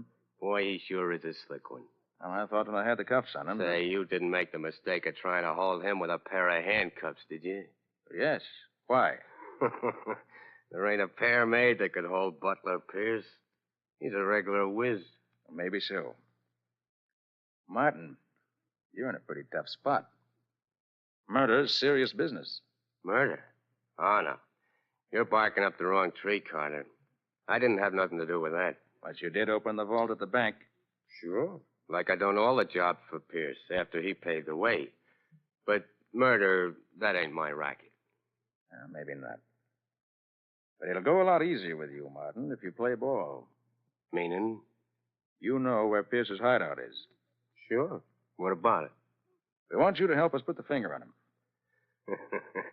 Now, you ought to know me better than that, Carter. That's what I thought you'd say. I have a proposition for you, Martin. You help us track him down, we'll set you free. The answer is still the same. I'm no stool pigeon. Well, Martin, we're going to let you walk out of here anyway. What do you say to that? I say it won't work, Carter. What do you mean? Listen, I'm onto your game. You're going to set me loose so you can tail me. Ain't that it? Because that's the last thing I'd ever do. And I'm telling you that right now. And yet, Martin, that's exactly what you're going to do. Lead us right to Butler Pierce. You must be off your nut. I wouldn't even try to go near him. In fact, I'd do everything I could to throw you off. I know that, Martin. And yet, in spite of yourself, you're going to help us catch Butler Pierce.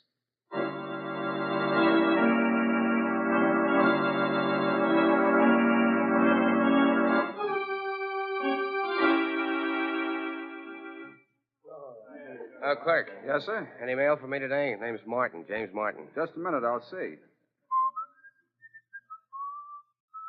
No, nothing, Mr. Martin. Thanks. Hello, Martin. You expecting a letter from someone? Who are you? I'll give you one guess. That ought to be enough. Oh, you must be the guy that's following me. One of the guys, Martin. I'm Scubby Wilson. I work with Nick Carter. Ah, glad to see you. You know, I've been getting sort of anxious the last few days to know what you guys look like. Yes, I can understand that.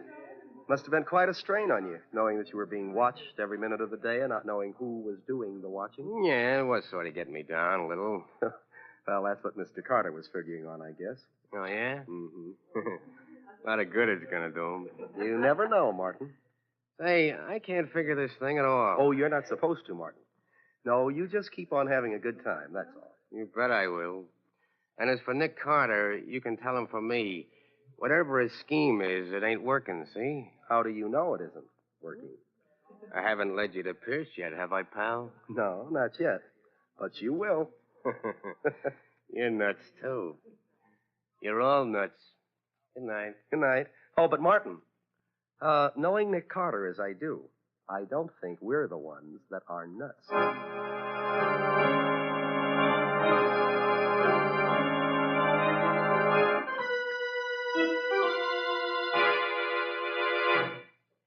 Well, Nicky, you don't look like that little plan of yours is going to pay off, does it now?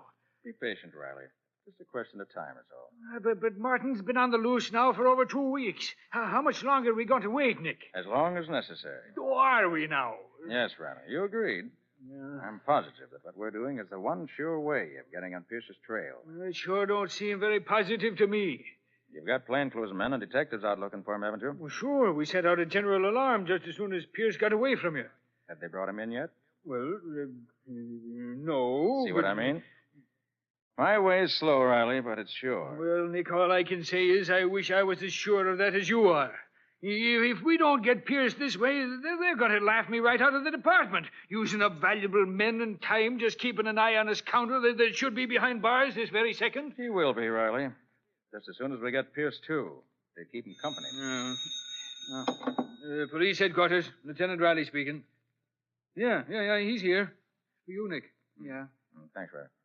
Oh? Oh, yes, Scubby. Yeah? Oh, you did it. Okay, that's fine, Scubby. Good work. So long, Scubby.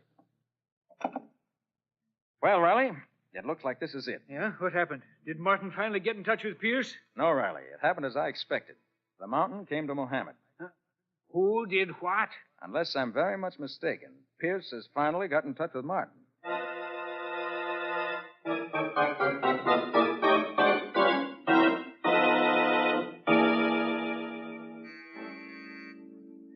Who is it? It's me, Jim. Oh. Don't you recognize my voice? Hello, Jimmy. Wow. Who are you? May I come in? Look, lady, I'm afraid there's some mistake. You got the wrong party. There's no mistake, Martin. Holy Mac, it's you, Pierce. Yes, it's me. Gosh, boss, I've seen most of your disguises, but this beats them all. You really look like a woman. Thanks. Hey, you shouldn't have come here, though, boss. It's dangerous. Yes, Martin, very dangerous. For you? What do you mean, boss? I don't like a squealer, Martin. A squealer? Me? Hey, you got this all wrong. Have I? I never ratted on anyone, boss. I wouldn't start now. Not even to save your own neck? You were in this thing as deep as I, you know. Sure, I know that, but whatever gave you the idea I'd rat on you? What gave me the idea? Oh, I get it. You mean, why am I out of jail? Well, honest, boss, this wasn't my idea. Carter let me go. You see, That's enough, Martin. Think I'm a fool? Let you go, huh? Just like that. Well, I won't be so generous, stool pigeon. Hey, what are you doing, boss? No, you ain't gonna use that gat on me. Guess again, squealer. You're making a mistake, boss. Please, you gotta listen to me. Let me tell you how it happened. No, Martin, you listen to me and I'll tell you. Carter didn't have a thing on me. Not a thing, do you understand? Yeah, sure. Then he spotted your ugly mug and put two and two together. I didn't think anybody'd recognize that pan of yours anymore, but somehow Carter did. So he had you picked up. And what he got out of you must have been plenty. I swear to you. Shut up! Why else would Carter have let you go? I don't know. I'll tell you why. Because you spilled the works, Martin. Spilled the works and got your freedom for it. No, that ain't why they let me go. It was all a scheme they had. What are you talking about? Sure, boss. They told me they'd let me go if I steered them to the hideout. But I wouldn't do it. Not me. No, so they let you out anyway. Yeah, that's it. Okay, Squealer, I've heard enough. No, boss, no. Great shooting, Nick. You knocked the gun right out of his hand. Nick Carter. Yes, Mr. Butler Pierce. We meet again. You all right, Martin? Yeah, I guess so, but you didn't get here any too soon. Oh, so I was right, you rat. You were expecting me, Relax, huh? Pierce, relax. Martin wasn't expecting anyone. He played square with you right along. Yes? Then what was he doing on the loose? Just a temporary arrangement, Pierce. It was a trap we set for you. And you obliged us by walking right into it. Very clever of you, Carter. Not at all.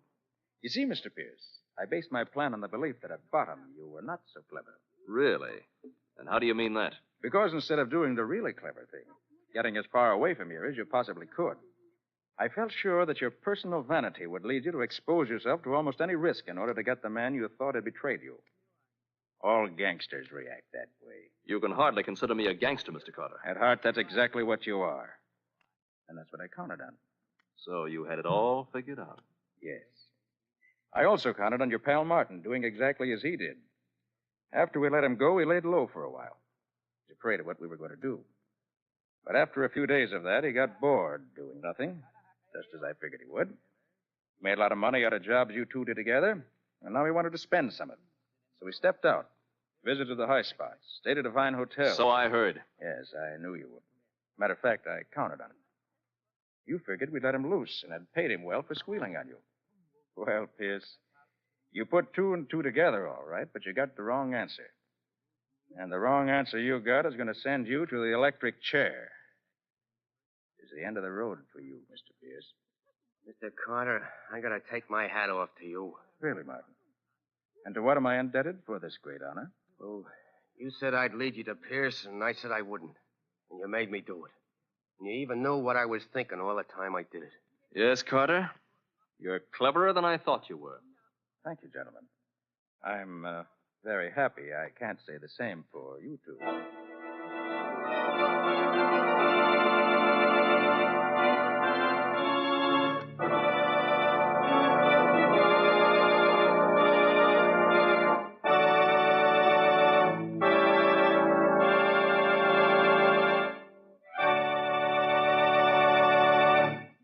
This has been another of the strange adventures of Nick Carter, Master Detective, which are brought to you regularly at the same time each week by WOR Mutual.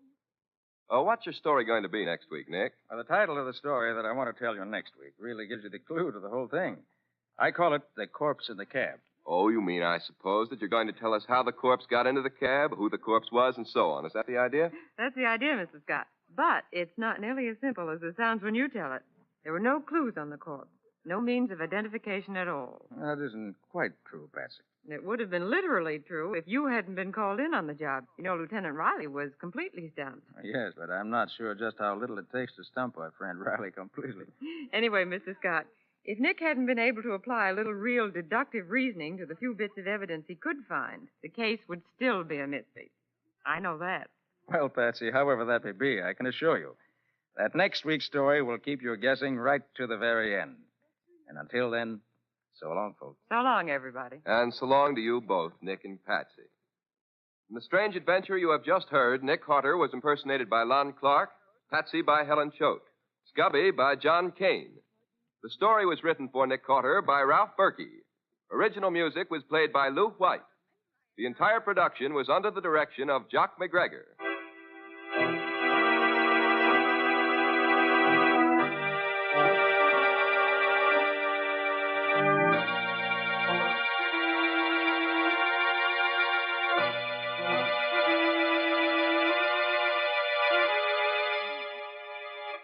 Next week at the same time, listen to another curious experience of Nick Carter entitled The Corpse in the Cab, or Nick Carter and the Mystery of the Murder in the Park.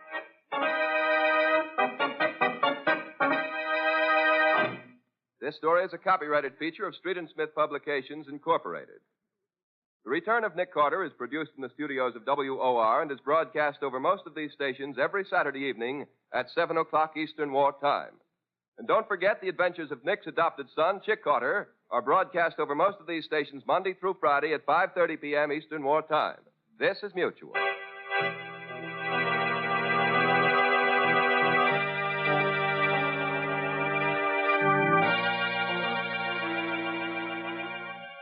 'Cause champions are made, not born. Yes, sir. Get on your way. Get on your way. Get on your way with Wheaties. It's good to know that champions are made, not born. Gives us all a chance. For instance, let's go back to 1943 and listen to the story of champion Mickey Mantle of the New York Yankees. Mickey worked hard to learn the game. As he got on his way to fame, he practiced batting, learned to throw. And Mickey knew what champions know. Wheaties for breakfast, away you go. No wonder Mickey's got all that steam. Mantle and Wheaties, they're still a team. Why, Mickey Mantle grew up on Wheaties, been eating them since he was 12. So good for a guy. There's a whole kernel of wheat in every Wheaties flake. Come on, Mickey, belt that ball. He's on his way, on his way. He's on his way, on his way. Get on your way with Wheaties. 'Cause champions are made, not born. Yes, sir. Get on your way. Get on your way. Get on your way with Wheaties. Breakfast of champions. Hojo Radio. We're your old-time radio headquarters. Stay tuned. I was hired to find a blackmailer, and I did. But first I found a badly beaten Adonis, a Jezebel with an accent, and a man who had been an easy mark for murder.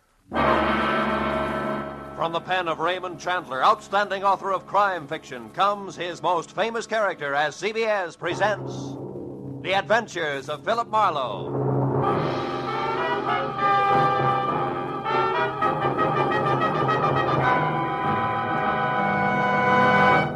And now, with Gerald Moore, starred as Philip Marlowe, we bring you tonight's exciting story, The Easy Mark.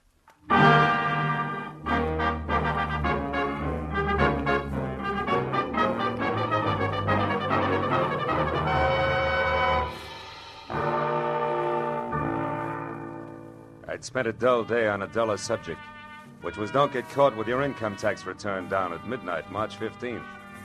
After calling time for a thick steak designated to bolster the stamina of a private detective, but nevertheless non-deductible, I reluctantly headed back to my office where I found both my conscience and the long Form 1040 still waiting, which meant there was no way out. The dull day was going to stretch on into the night, but then I got a break, because my telephone rang and the call was from one Mrs. Corey Gilbert, a prospective client who wanted action in a hurry.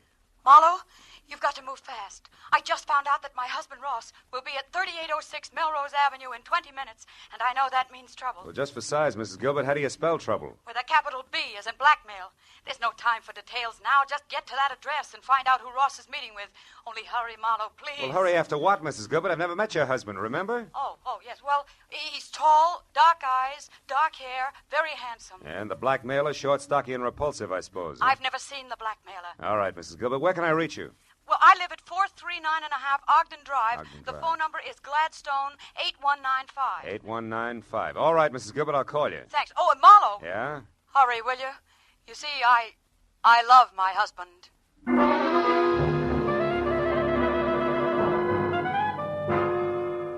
I was a little more than 20 minutes finding the address on Melrose. But when I finally pulled up and parked away from the place, I figured being late didn't matter because number 3806 turned out to be an unfinished house set deep in an acre of building materials.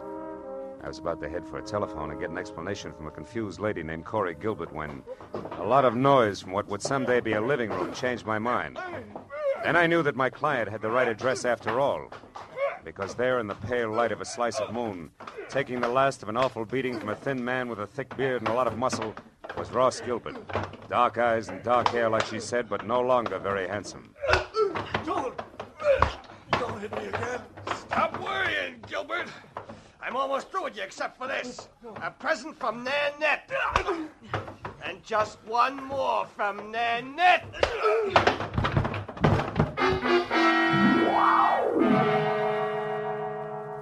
That last punch stacked Ross Gilbert onto a pile of rough lumber like he was another 1x12.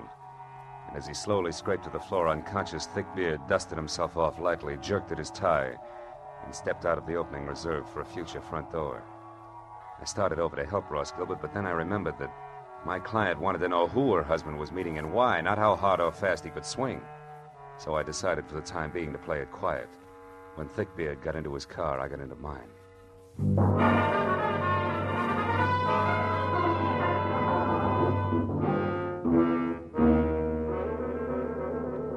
I followed him all the way to Beverly Hills, where he pulled to a stop in front of the Camden Arms Court.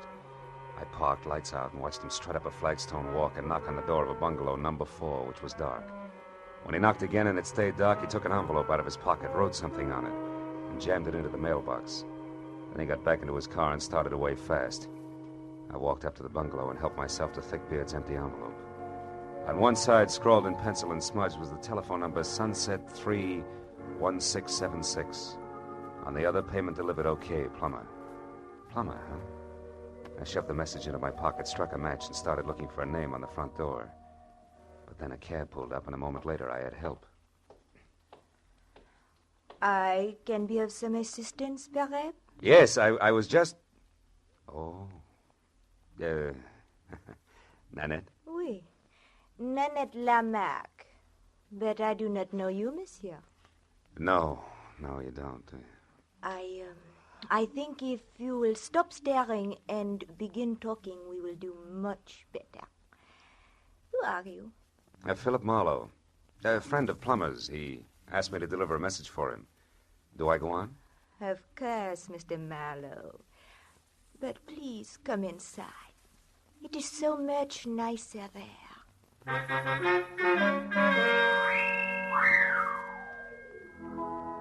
Nanette was so right about it being nicer inside. There were lights. And that made it easier to see that the lady with the thick French accent and the gorgeous waistline was something that could have mustered her own foreign legion. She was narrow green eyes and open red lips, topped by a lot of close-cropped, soft brown curls that kept running into each other. And for a dress, she was wearing about 1/4 mile of draped chiffon that, in the right places, fitted a little closer than her own skin. When I told her what I claimed had been a message from Plummer himself, she purred her thanks and started to mix me a drink. When I brought up the subject of blackmail, she stopped abruptly, spilling a bottle of perfectly good Kentucky Tavern all over the table. Blackmail? What do you mean, Marlowe? Extortion, honey. The malpractice of getting a lot for knowing a little that's not nice. You're swinging wild now, mon cher. Maybe. But if it doesn't bother you, I'll stay right with it. Because I'd like to know why you and Plummer, who have such an easy mark, insist on throwing rocks. What easy mark are you talking about? A tall, dark, and used to be handsome guy named Ross Gilbert. Ross? Soda, Marlowe? Yeah. But don't make it too sweet, honey. I can't take it that way. Nanette will be very careful not to make it too sweet. There. Tell me, mon cher, when did you last see Plummer? Before tonight, I mean. I'm not sure. I think it was at the fights over at the Legion Stadium last week. Now, do I get my drink? Oui, mon cher. You will get your drink in your face, you liar. Tell me, Frenchie. Is that pearl handle 32 considered the very latest along the Champs-Élysées? You have lied to me, mon ami. You see, Plummer only arrived in Los Angeles the day before yesterday, for the first time in his life. All right, I made a mistake about seeing Plummer at the fights last week. Now, why don't you put away the gun and we'll talk about Ross Gilbert? Ross Gilbert is a man I hate with all my heart. A man I could kill right this minute. And that, Marlowe, goes for anyone connected with him. So now get out. Oh, without even so much as an au revoir? I reserve au revoir for my friends, Marlowe. Good night.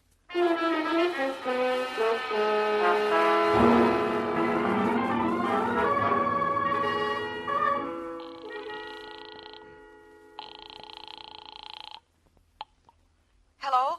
Marlowe, Mrs. Gilbert, is Ross all right? Ross isn't here, Marlowe. What happened to him? He ran into an ugly beating at that address on Melrose. Something nasty from out of town named Plummer is responsible. Ever hear of him and/or an imported Jezebel called Nanette Lamarck? No, I haven't. But what about Ross? What's wrong with him? Nothing that a pound of beefsteak and enough liniment can't cure. But before we worry about Ross, Mrs. Gilbert, one more thing. It's a phone number I found on the back of an envelope that belonged to Plummer. Number is Sunset 31676. What? Somebody you know? Yes, someone I know very well. It's the telephone number of my ex-husband, Emery Marsh. Emery Marsh, huh? Fancy dress designer on Wilshire? That's right. But what's he got to do with all this? Emery only met Ross once in Mexico, a party at Ensenada. Yeah, well, look, Mrs. Gilbert, why don't we postpone collecting Ross until I find out a little more? Where does your ex-husband Marsh live? In Santa Monica. But there's a good chance that he's still at his place on Wilshire. He does most of his work at night. Well, then Wilshire Boulevard's my next stop. I'll try to make it a quick one. Goodbye.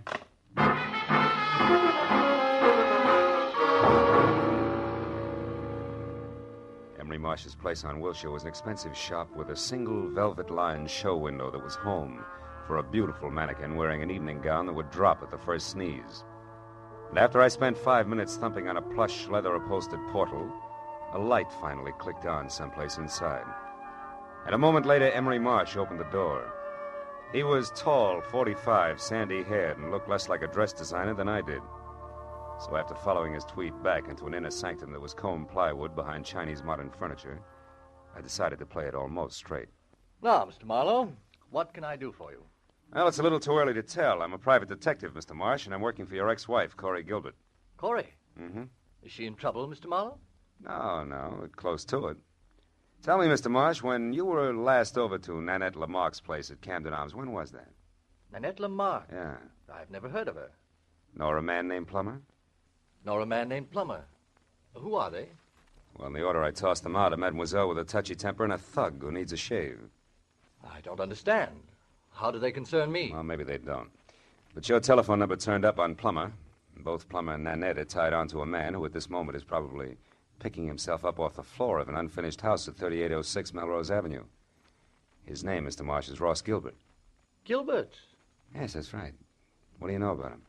Well, very little. I only met him once at the Riviera Pacifico. Riviera Pacifico? The hotel at Ensenada in Mexico. Matter of fact, it was the same night that he met Corey.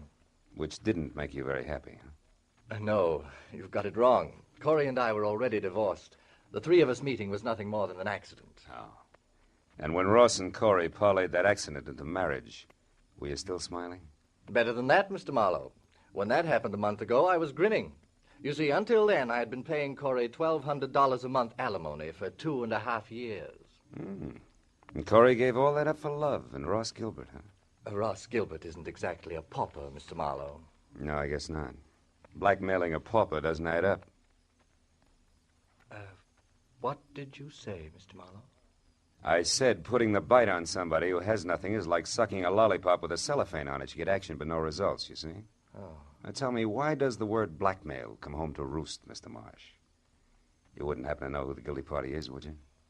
No, Mr. Marlowe. And what's more, if I did, I certainly wouldn't keep that sort of thing to myself. Oh, no, I don't think you would. Well, thanks anyway, Mr. Marsh. You've been a big help. I'm glad. And if I can be of any further help, don't hesitate to call on me, Mr. Marlowe. Please. No, I won't, Mr. Marsh. You can depend on it.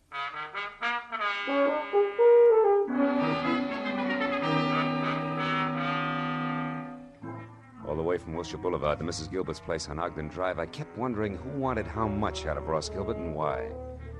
About 20 minutes later, when I pulled up in front of the house, I started concentrating on my client, who had to be the woman standing next to a green coupe in the driveway and waiting in double time.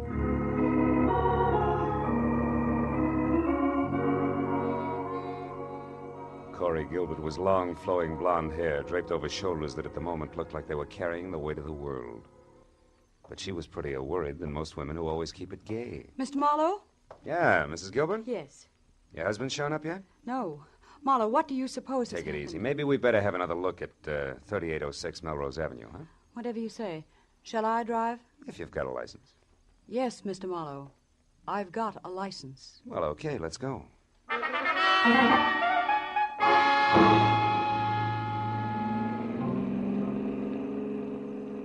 The way we took off in Corey's Nash, I wasn't sure whether her license was for driving a car or an airplane. And while she kept it to 83.5 AAA on the accelerator, she talked about her husband and why she was worried. By the time we were near the place, I knew all about the party in Ensenada, their whirlwind courtship, and what a fine guy Ross Gilbert was. When we got out of the car and started over the last 100 yards toward the unfinished house, I'd learned everything Corey knew about the blackmail angle, which wasn't very much. It started last week, Marlowe, when we got back from our honeymoon. Ross wasn't himself at all. He was worried. He forgot how to laugh. He argued with me over any and everything. Where does the blackmail come in? I don't know. He wouldn't tell me what was wrong. Then this evening, just before I called you, I overheard him talking on the telephone. That's when I caught the word blackmail and this address. Now, maybe Ross will be able to fill in a few of the blanks for us. Oh, he was over here in this room on a pile of lumber when I... Ross! Plummer must have done a lot more damage than I figured. Ross! Ross! Take it easy, baby. Marlowe, what is it? Is he... I'm afraid he is, Corey. That man, he beat him to death. No, Corey, that round hole in Gilbert's chest wasn't made by a fist. From where I stand, it looks like a .32 caliber bullet.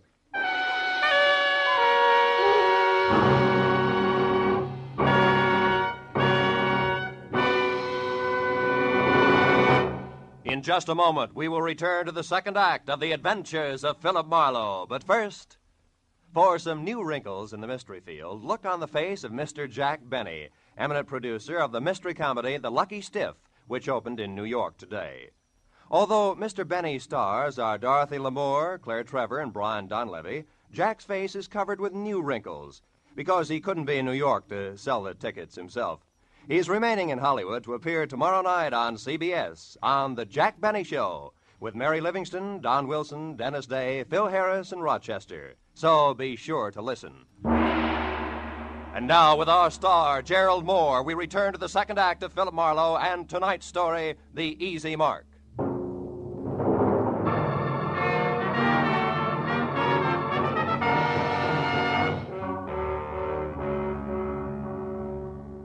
Corey Gilbert's face went sickly white, and her mouth twisted on the brink of hysteria as she stared at the dead man. I turned her away from it and led her to a window. She did the fastest job of pulling us off together I'd ever seen. And I went back to the body. On the way, I noticed a folded scrap of paper on the floor. It was a page torn out of a desk diary, but all that was written on it was the address of the unfinished house we were in. I looked down at what had once been Ross Gilbert. Setup didn't make any sense. A victim of blackmail had been beaten up by a total stranger, and then, a little while later, murdered. Somebody had killed the goose that was laying the golden eggs, and it didn't figure in any direction. Well, I just about decided to go through his pockets when a sound from Corey changed my mind. Marlowe, come here, quick. What is it, Corey? There's someone out there. I saw a shadow move. Get away from the window. Marlowe, there, running. Why, it's a woman. Yeah. And quite a woman. What do you know? She's crossing the street now. Who is it, Marlowe? Who is she? Character as French as Milani's 1890. Only she's more like nitric acid than salad dressing, Corey. Her name is Nanette Lamarck. She's getting in that car. Aren't you going to stop her? No. I've got a line on Miss Lamarck. I can find her. But she was hiding here. She could be the one who shot Ross, couldn't she? Easily. In fact, right now, she's the odds-on favorite. But she's also cagey, and we'll have better luck if we get her on home ground where she'll talk.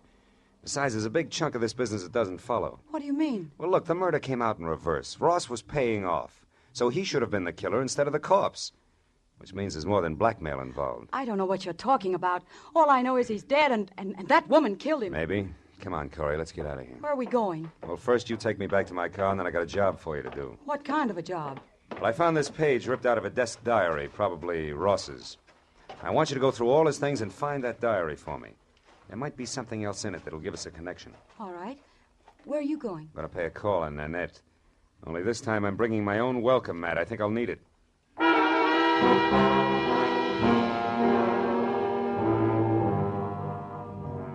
After Corey dropped me off, I called Lieutenant Ibarra at Homicide, reported the body, and then I got into my own car and drove out to Beverly Hills again, to the Camden Arms Court. Nanette's bungalow had lights on. I parked down the street and made tracks back through the landscaping to a side window. Nanette was playing pin-up girl on the arm of a divan as she watched someone pace back and forth across the room. When I got close enough to hear what was being said, that someone turned out to be Corey Gilbert's first husband, Emery Marsh. Like chickens with their heads off. So Ross Gilbert was shot to death. But I've got to know the truth about one thing, Miss Lamarck. My entire life's work is at stake. Can't you understand? All right, Monsieur Marsh. Do not break out into tears, I will tell you. Plummer is merely a private investigator I hired to locate Ross Gilbert for me. Now, are you happy? No. Why did such a person have my telephone number? That's what I want to know. I'll be ruined if I'm involved in this mess. My reputation means everything to my business, and, well, things aren't going too well just now. If I'm connected with a scandal, I'll be wiped out. Well, stop worrying. I saw you with Ross Gilbert 3 or 4 times before he disappeared. So I gave your name to Plummer as a possible lead to Ross. That is all. Why did you want to find Ross Gilbert? That, mon ami, is none of your business. You found out what you wanted, so good night. All right. I'll go. But can I count on you to keep my name out of this? Listen, I am counting on me to keep my own name out of it. And I will be very busy doing that. Good night. I plastered myself up against the side of the house and watched Emery Marsh leave. He looked anything but happy over the result of his interview with Nanette, but I figured I had the benefit of experience to work with and less to lose than he had. So I waited until he was out of sight, and then I stepped up to the door, braced myself, and tried my luck. You again. Yeah, and I want to talk to you. Get your foot out of my door. Ow! Oh, get out of here. Get out. Not until we've had a nice, quiet chat, Nanette, and I think we'll take up where Emery Marsh left off. What? Look, just who exactly are you, Marlowe? Your boy Plummer and I are distant fraternity brothers, but there the similarity ends. Just another chief private detective. Oh! Okay, baby, if that tough stuff's the only language you understand, we'll talk that. Don't stop it. Leave me alone. Now get over there. Sit down. Oh, you ape. I'd be nice to me if I were you, Nanette. Because I just love to see a rope around that lovely neck of yours. And what's more, I can almost put one there. You're in a mess right up to your accent. So start making answers beautiful and keep them straight. First, why did you put Plummer on Ross Gilbert's trail? Because he double-crossed me, that is why. Double-crossed you how? He ran away from me. He was mine, all bought and paid for, you understand? Not exactly. When I met him, he was flat broke. I bought him every decent stitch of clothes that he had. Gave him everything he needed to be a gentleman because we were going to be married. And then he ran out on me and took everything with him that he could lay his hands on. Go on. Nobody does that to Nanette Lamarck. Nobody. So you hired that licensed thug Plummer to find him and beat him half to death, right? Exactly. Well, go ahead, baby. The story doesn't end there. Tell me the rest, the good part. About how you waited until Plummer got through with him, and then you went down to that unfinished blueprint out of House and Gardens and killed him. No, that is not true. I did not do that. Why, I could not. That's no bigger lie than the rest of it. Where's that pearl handle 32 of yours, Nanette? And don't reach for it. Just tell me. What do you want with I me? want to see if it's been fired. Now, where is it? Call it, Jack. Oh, fine. Plummer. Miss Lamarck might not like for you to see her gun. Oh, I thought you would never get here. Who's this character, Miss Lamarck? Another private detective, Marlowe by name. No kidding. Well, we got a lot in common, haven't we, Jack? Yes. We've each got 2 arms and 2 legs. And the name is Phil. Oh, that's the way it is, huh? Well, listen, Jack. You got no business here in the first place. For 2 cents, I'll chop you down. You're even cheaper than I figured. Why, and you you can put big- away that big, nasty gun, too, because I got you cold. That envelope you stuck in Nanette's mailbox tonight had a slip of paper inside, one of your old clients. Huh? What are you talking about? Can't you guess? Here, you want to see it? Well, yeah, let's have a look at that. Okay. Take a good look. Come on, drop the gun, Plummer. Come on, drop it. My arm! All right, now, fold up. There's your bargain basement detective, Nanette. You didn't get your money's worth, did you? Now, shall we take a look at that pearl-handled gun of yours? It is over there in my bag. Thanks. Clip's full, and that smell sure isn't gunpowder. Of course not. I did not kill Ross. Why, I was not even inside of that building where he was. Yeah, I know, but you... Wait a minute. Say that again. I said I was never inside that unfinished house where he was found. When I drove up, you were already there, so I left. Yeah, I know.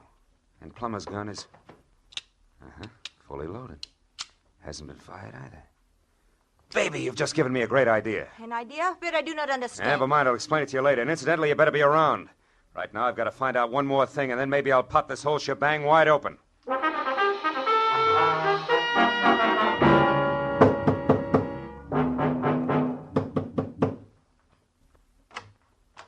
Mr. Marlowe. Good evening, Mr. Marsh. Lucky to find you still working, huh? Late hours are a habit with me these days. Come in. Thanks. Mr. Marsh, I've come back for that help you offered me earlier this evening. I see. Well, the offer's still good. Fine. I think your ex-wife, Corey, is lying to me. She claims you didn't know Ross Gilbert, that you only met him once at that party in Ensenada, but you did know him, didn't you? Why, yes. As a matter of fact, I did get acquainted with Ross slightly. We had dinner together a few times. Uh-huh. And you really did favor his marriage to Corey because it freed you automatically from that alimony load you were carrying. That's correct, Marlowe, but I don't And it's see... also correct, isn't it, that you couldn't afford to go to court to have your alimony reduced because that would let your snobbish clientele know you were going on the rocks. Yes, that's also true. And maybe it's true that you actually engineered the marriage and it backfired on you. Very smart, Mr. Marlowe. Just keep your hands at your side. This might go off. Yes. Well, I expected a reaction, but not quite so soon. Too bad. I'll trouble you for your gun, now that you've got it all figured out. Yes, Marlowe. I engineered that marriage. Corey was attracted to Gilbert, but he was broke. I knew that would scare Corey off if she found out. So you and Corey made a deal, particularly with Ross. He wanted to marry Corey. You supplied the cash for his courtship, right? Yes. Only he wouldn't stop there. He kept demanding more. Sure, that figured from the start. Ross wasn't being blackmailed. He was the blackmailer himself, and that made you worse off than before, so you killed him. You're so right, Mr. Marlowe. And remember, the price for 2 murders is the same as for 1. So you've really left me no alternative. I'll give you an alternative, Emery. Corey! One thing you didn't count on. I really loved Ross Gilbert.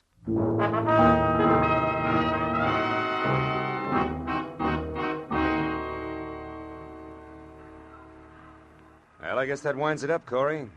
Emery's in the hospital, and Nanette and Plummer are both in the clink. Too bad I only hit Emery in the hand. I never could trust my aim. It's always been bad, in a lot of ways. It was good enough tonight, baby. Lucky for me you showed up when you did. Say, what made you come to Marsh's place, anyway? Well, that page from the desk diary paid off, Marlowe.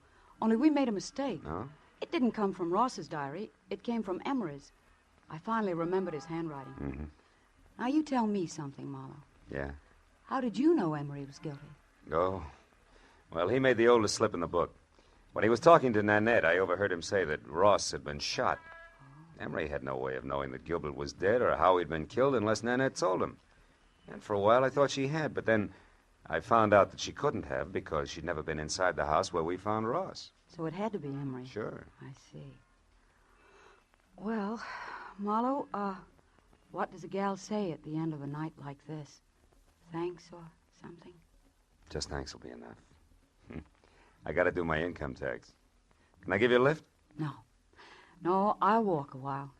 I've got some thinking to do about marksmanship. But call me sometime later on, will you? Just to see if I'm shooting in the right direction. You can count on it, Corey. Thanks. Good night, Phil.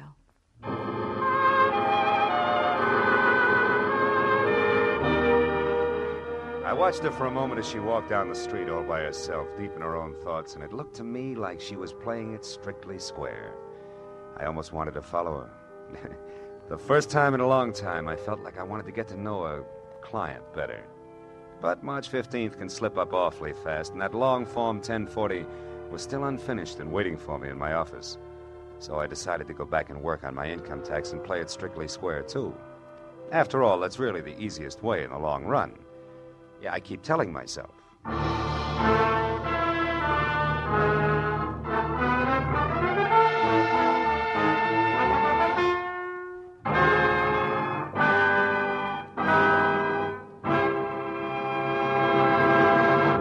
The Adventures of Philip Marlowe, created by Raymond Chandler, stars Gerald Moore, and is produced by Norman MacDonald. The script by Mel Donnelly, Robert Mitchell, and Gene Levitt was directed by Ralph Rose. Featured in the cast were Sylvia Sims, Lorette Filbrandt, Ken Harvey, and Paul Duboff. The special music was by Richard O'Runt. Be sure and be with us again next week when Philip Marlowe says...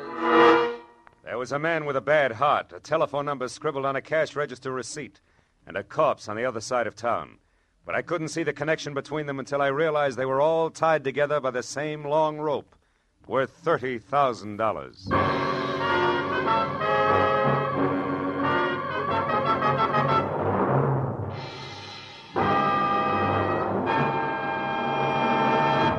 Next Wednesday evening, February 2nd, CBS will bring you a moving, powerful drama of a reporter who took an assignment he eagerly sought, only to find it came too close to home. Its title is Mind in the Shadow. Its star is Eddie Albert, and its story tells how the reporter set out to reveal the shocking facts about our mental hospitals, and then learned that his lovely young wife might have to enter one. Based on actual documentary evidence of conditions existing today, you'll find Mind in the Shadow, a revealing story of something which could happen to you. Hear Mind in the Shadow, starring Eddie Albert, next Wednesday evening, over most of these same CBS network stations. Now, stay tuned for Gangbusters, which follows immediately over most of these same stations.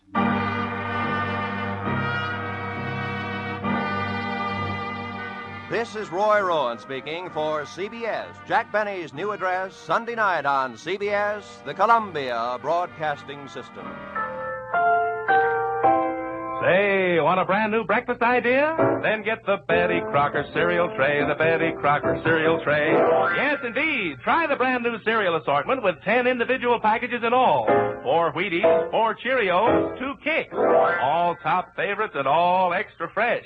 Yes, it's fun to take your pick from Wheaties, Cheerios, and Kicks. Get the Betty Crocker cereal tray, the Betty Crocker cereal tray. Get that tray today. Stay tuned to Hojo Radio. There was a man with a bad heart, a telephone number scribbled on a cash register receipt, and a corpse on the other side of town. But I couldn't see the connection between them until I realized that they were all tied together by the same long rope worth $30,000. From the pen of Raymond Chandler, outstanding author of crime fiction, comes his most famous character as CBS presents The Adventures of Philip Marlowe.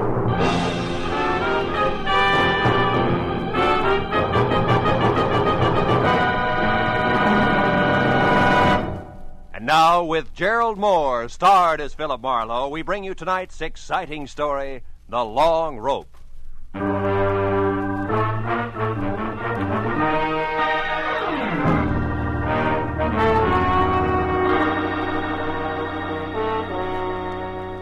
I'd finally wound up a sour case in which I'd been kicked around, disillusioned, and shortchanged. And in my book, a routine like that calls for relaxation. So I'd spent the morning sleeping and the afternoon in a Turkish bath, being worked over on the table by Nick Takalakis, a non-talking masseur who untied knots in more muscles than I thought I had. He was trying to tear loose my Achilles tendon when the phone rang. It was for me. Nick wouldn't let me up, so I took it lying down. Yeah? Marlowe speaking? My name is Sidney Vanetta, Mr. Marlowe. I've tried all afternoon to reach you. Oh? Nick, what can I do for you, Mr. Vanetta? I've already made your reservation with American Airlines. You're leaving on the 10 o'clock plane tonight, and you're taking with you a set of pearls for a certain buyer in Chicago. Now, wait a minute, Mr. Vanetta. Maybe I can... No, maybe, Marlowe. I've checked thoroughly on you and find you entirely qualified, which is important because the pearls are a perfectly matched set in a rope valued at about $30,000. The buyer wants them, and I made up my mind just this morning to sell. The proceeds will go to my niece. Lucky girl. Indeed she is, particularly since I have no respect for her as a woman. She presumes to be a sculptress of all things, but she's my only heir. I'm selling the pearls simply because I know she would, and I can get more for them. Yeah, Hey, Nick, wait a minute, will you? Why all the hurry, Mr. Vanetta? First, the buyer is leaving Chicago tomorrow. Second, my heart may fail me at any moment. That's the hurry, Mr. Marlowe. I see. Well, I'll take the job, conditionally. But suppose I come out and talk with you. Telephones are deceptive. Very well. Come to 7241 Adams, just below Western. I'll expect you in an hour, at 6, sharp. Side door will be open, so let yourself in. Sounds like you're alone out there. I am. I just fired my nurse, a Miss Drew, and as stupid a woman as the earth was ever cursed. Well, I shouldn't get excited about it. I've engaged a new one, due here at 5:30, but who will no doubt be late. So, as I say, Marlowe, when you get here, just let yourself in. Goodbye. Goodbye. Well, Nick, you better hurry it up. I gotta see a man about a rope worth $30,000. Yeah, that's right. A rope worth $30,000.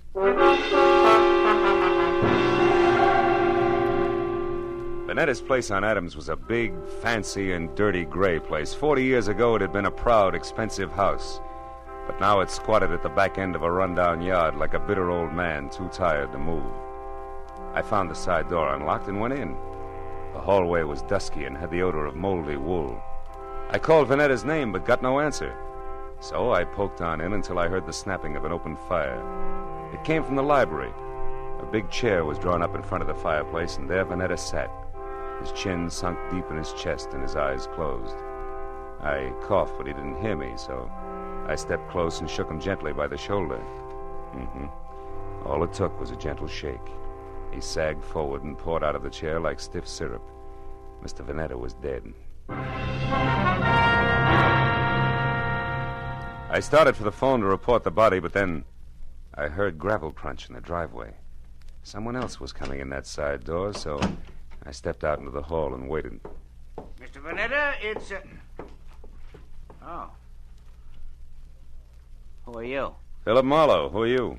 Steve Temple. I'm Mr. Vanetta's business agent. Here on business now? Yes, I am. It's all the same to you. I came to see Mr. Vanetta regarding some pearls. So if you'll excuse... Oh. Yeah, the pearls can wait. Their owner's dead. So it finally happened, huh? You're taking the news very well, Temple. I've been expecting it every day for 5 years. You found him, I suppose? Mm-hmm. We had an appointment at 6. He wanted me to fly his pearls to Chicago. What are you staring at, Temple? Why, this bottle of medicine here. What about it? Well, for years he's kept this stuff beside him in case of an attack. Yet, when he actually needed it, it was over here on the sideboard out of his reach. Ironic, isn't it? Very. He fired Miss Drew, his old nurse, today, and didn't expect the new one until 5:30. Say, do you happen to know her name? New one? You mean he's engaged a new nurse? That's right. She's an hour late already. Yeah. Well, for once, that doesn't matter to Mr. Vanetta. Say, Temple, are you acquainted with his niece? Vivian Russell? Mm-hmm. Of course. She's a sculptress. There's a studio out on Fountain, near Bronson, I believe. She was to get the proceeds from the pearls. Well, I assumed that, although nothing was ever said. She's his only heir. Where would those pearls be now? He kept them in a wall safe behind that picture there, consistently against my advice. Yeah, sure. Opens with a key. Where would that be? He carried it with him on his watch chain. Why? Hey, what are you going to do? I'm going to take a look at the pearls and then have them impounded. Yeah, this must be the key. Now, let's open it up. He's there, that velvet case. As big as an overnight bag. Must be some string of beads. It is, Marlowe. Here, let me open it. There. Right. It's nothing but tissue paper. Yeah. It's not too surprising. While Temple called the police and tried to keep the details straight on a natural death and an unnatural theft, I went over the room again with a new viewpoint. All that turned up without an easy explanation was, one, a cash register receipt for $1.34 with the phone number Republic 2809 penciled on the back, and two, the peculiar position of Mr. Vanetta's medicine bottle, which Temple had already noticed. I dropped the receipt in my pocket and told Temple to wait for the law. He gave me his home address and phone number, and I promised to check in with him later, and left. The first stop was a phone booth where I dug into the nurses' registries and hit pay dirt on the fourth call. Miss Drew? Yes, we have a Miss Drew. Is she the one who worked for Mr. Sidney Vanetta but was fired this afternoon? That's his opinion. Actually, Miss Drew quit. All right, have it your way. Where can I get in touch with her? She's right here where she's been since 3 o'clock this afternoon. What is the nature of your business, sir? Never mind. You've already answered my question. But look, Mr. Vanetta hired another nurse to replace Miss Drew. Is the new girl one of yours? Absolutely not. Mr. Vanetta will never get another nurse from this registry or from any other that I know of. You're so right. He's utterly impossible to please in any way, and we're through trying. Goodbye. Well, Miss Drew was in the clear, and Vanetta began to focus as a pretty odd Johnny. But I was still trying to figure why the new nurse hadn't shown up when I reached for a cigarette and brought out the cash register receipt with the phone number on the back. So I tried it. Republic 2809. It rang, but nothing happened. I got in my car then and drove up to Hollywood and out Fountain to Bronson, where the only Vanetta heir, Miss Vivian Russell, had a studio. It was a converted double garage with a lot of north windows, so her new close-to-the-ground Hudson sat outside in the driveway. The adjoining four-room apartment looked cozy enough, if you liked wading through chunks of marble and eating off of last week's newspaper. Yeah, I was braced for a dowdy Amazon with broken fingernails as I rang the bell. That's why the dainty 118 pounds of taboo-scented blonde, who was clad in 10 chartreuse yards of whispering silk cut like lounging pajamas, caught me as flat-footed as a duck when she opened the door. Hi. Did you want something? Yes. Yeah. My name is Marlowe. I'd like to speak to Miss Vivian Russell. You are. So go ahead and enjoy yourself, Marlowe. May I come inside? I have some bad news, Miss Russell. Oh, sure. Come on in. Now, shall I sit down or just hang on to something? Suit yourself. Your uncle, Mr. Vanetta, died this afternoon. Oh, his heart finally gave up, did it, huh? Yeah, but you shouldn't go all to pieces like that, Vivian. Now, wait. He meant nothing to me, but I'm glad his suffering is over. The pearls are missing, too. Well, really? What happened to them? They were stolen. And don't tell me that means nothing to you, because you're getting the money, $30,000 worth. What? Uncle Sidney intended to give me the money from those pearls? How do you know that? I'm a private detective, he told me. He was my client. Oh, then you're out of a job. Say, how would you like to work for me, Marlowe? I'm serious. Now I want those pearls back, you know. Now, for $25 a day in expenses, it's a deal. Now, you tell me something. Who did your uncle hire today to replace Miss Drew? The nurse? Hmm. Why, I didn't even know Miss Drew had been fired.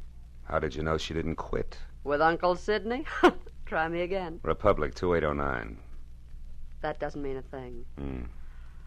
You know, Marlowe, you've got an awfully good head. Are you speaking as a sculptress or just an ordinary chiseler? And what is that crack supposed to mean? You didn't know you were getting the money legally. You might have taken the pearls yourself. Oh, stop it, Marlowe. Okay, client. Well, I'll run along. I've got work to do. All right, but don't forget that all work and no play makes for a dull companion. Yes, and it also makes $25 a day.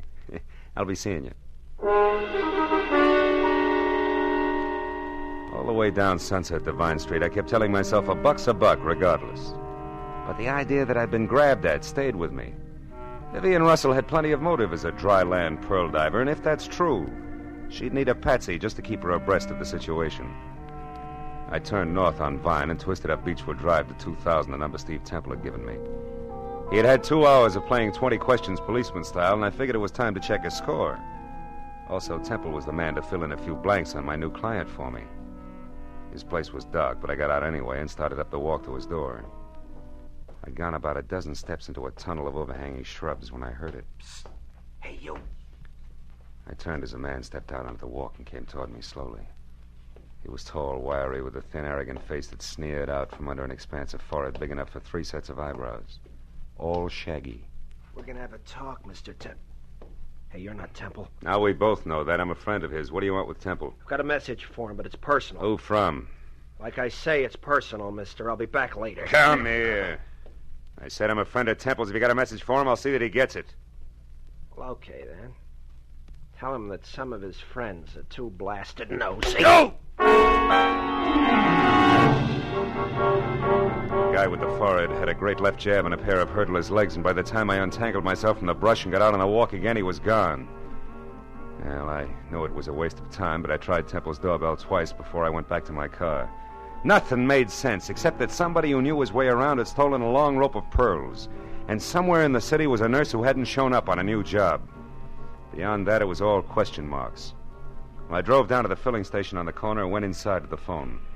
I started to call police headquarters, but instead dropped the nickel in and dialed Republic 2809 again, just on a hunch.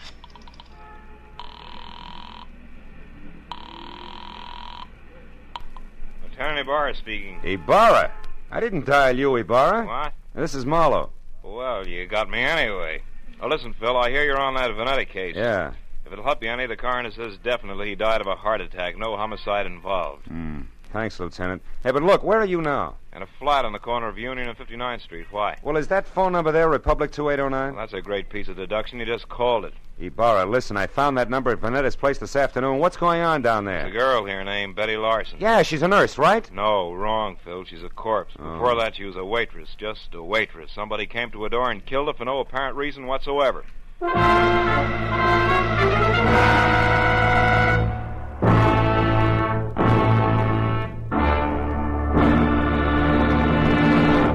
In just a moment, we will return to the second act of The Adventures of Philip Marlowe. But first, Jack Benny will be along on CBS tomorrow night with one of his funniest shows ever. In addition to his regular hecklers, Dennis, Don, Phil, Mary, and Rochester, Claudette Colbert and Vincent Price will pay a call on Jack. And with Don Wilson still wanting a raise in pay, and with Jack still trying to starve him into talking terms, you're sure to find the situations full of the hilarity and fast-moving fun that have made CBS's Jack Benny Show the top-rating comedy of all. Yes, remember, CBS also means Catch Benny Sundays. Now, with our star, Gerald Moore, we return to the second act of Philip Marlowe and tonight's story, The Long Rope.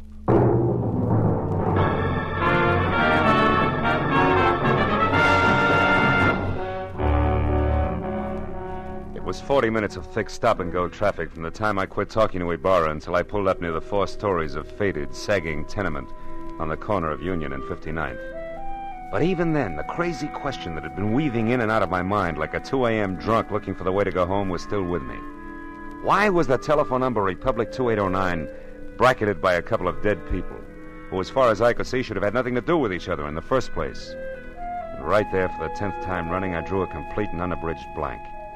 But a minute later, when I climbed out of my coupe and over the bumpers of the half-dozen squad cars that were jammed into the narrow street like so many toy autos that a kid had forgotten about, I quit asking myself riddles and started looking for Detective Lieutenant Ibarra, a quiet man who always preferred fact to fancy. I found him in a cheap but clean uniform crowded room on the 2nd floor, standing a few feet away from the body of Betty Lawson, a girl in a bathrobe who had once been something pretty in her early 20s.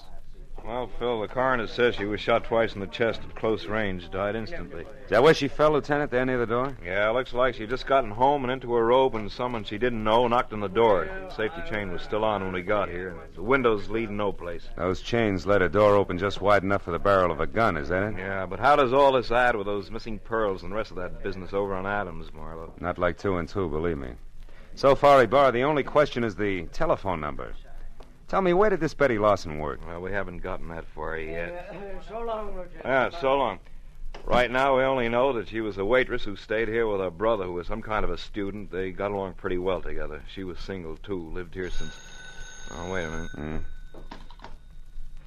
Tiny Bar. Oh, yeah, Mooney. Ryan's Cafe, huh? Ryan himself runs it. Okay. I'll check it personally, right? Hey, is that where she worked, Ibarra, Ryan's Cafe? Yeah, but it's funny, Phil. She lived here since early 1947. And Mooney tells me she worked that 24-hour hash house just as long, yet it's way over on the other side of town on Western. Western and where, Ibarra? The 2300 block. Should be near Washington. Washington, which is only 1 block from Adams, and that starts to close the big circle. What do you mean, Marlowe? Well, that the Vanetta place is on Adams near Western. Look, Ibarra, how about letting me huddle over a cup of Ryan's coffee before the law steps in, huh? Oh, you got a hunch you want to check, Phil? Yeah, that and a cash register receipt. What do you say? All right, but play it close, fellow. Ryan probably doesn't know about this yet. No? Unless, of course, he squeezed the trigger. Goodbye, Ibarra.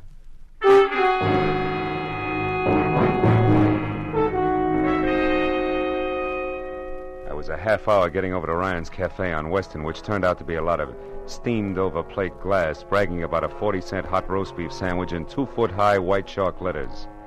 And inside, the motif was the same. Everything that Mr. Ryan sold was a bargain. I slid onto a shaky stool opposite a cash customer who was something dirty in a torn overcoat buried deep in a handicapper's sheet and coffee. He looked up once, grinned no teeth at me, then hollered for Ryan in the kitchen, who said that he only had 2 hands and would be out in a minute. But before those 60 seconds ran out, I looked around, and over in a corner, in a collection of trash piled next to a broom, I saw a very welcome piece of paper. It was a brother of the cash register receipt that I'd found on Sidney Vanetta's desk, the one that had tied Betty Lawson's murder onto the rope of pearls. I turned back to the counter just as Ryan started toward me. He was a little bigger and a little better looking than the average ape, and on his right arm, under thick, coarse black hair that was long enough to braid, there was a tattoo of a dancing girl who, if Ryan ever shaved about his wrist, would freeze to death. What'll it be, mister? Coffee? Yeah, and a little information. You know Sidney Vanetta, Ryan? That screwball with a bump ticker over on Adams? Yeah, I know him. Why? What's up? His time on Earth, for one thing, he's dead. Too bad. Should have taken it easier. Cream? No, pearls. What'd you say? Nothing. Ryan, who brought that tray up to the Vanetta place this afternoon? I did. Sure it wasn't Betty Lawson? I'm positive. None of the girls would go near that place. Vanetta was hard to get along with. Now you tell me something. What are you, mister? Newshound, collection man, or cop? Getting warm, Ryan. I'm a private detective named Marlowe. I'm thrilled. Good night. Before I finish my coffee? Before I throw you out. I don't like too many questions. Not even easy ones, huh? Like who murdered Betty Lawson? Betty's dead? Yeah. Over in a flat on 59th Street, shot twice with a .32.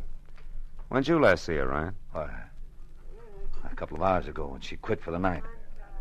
Marlowe, have the cops got any idea who did it? I don't know. Right now, they're looking for a boyfriend. You're crazy. Betty didn't have a boyfriend. Outside of you? Outside of me. So I'm going over to straighten them out now. Mitzi! Mitzi! Yeah? Get out here and take over. Okay. I gotta move fast. No, you don't, Ryan. Betty's dead, remember? Yeah, but whoever did it ain't. Now, don't try to stop me, Marlowe. You'll get hurt. Look, Ryan, why don't you play smart and... what's the use? Go on, start running. You won't get very far.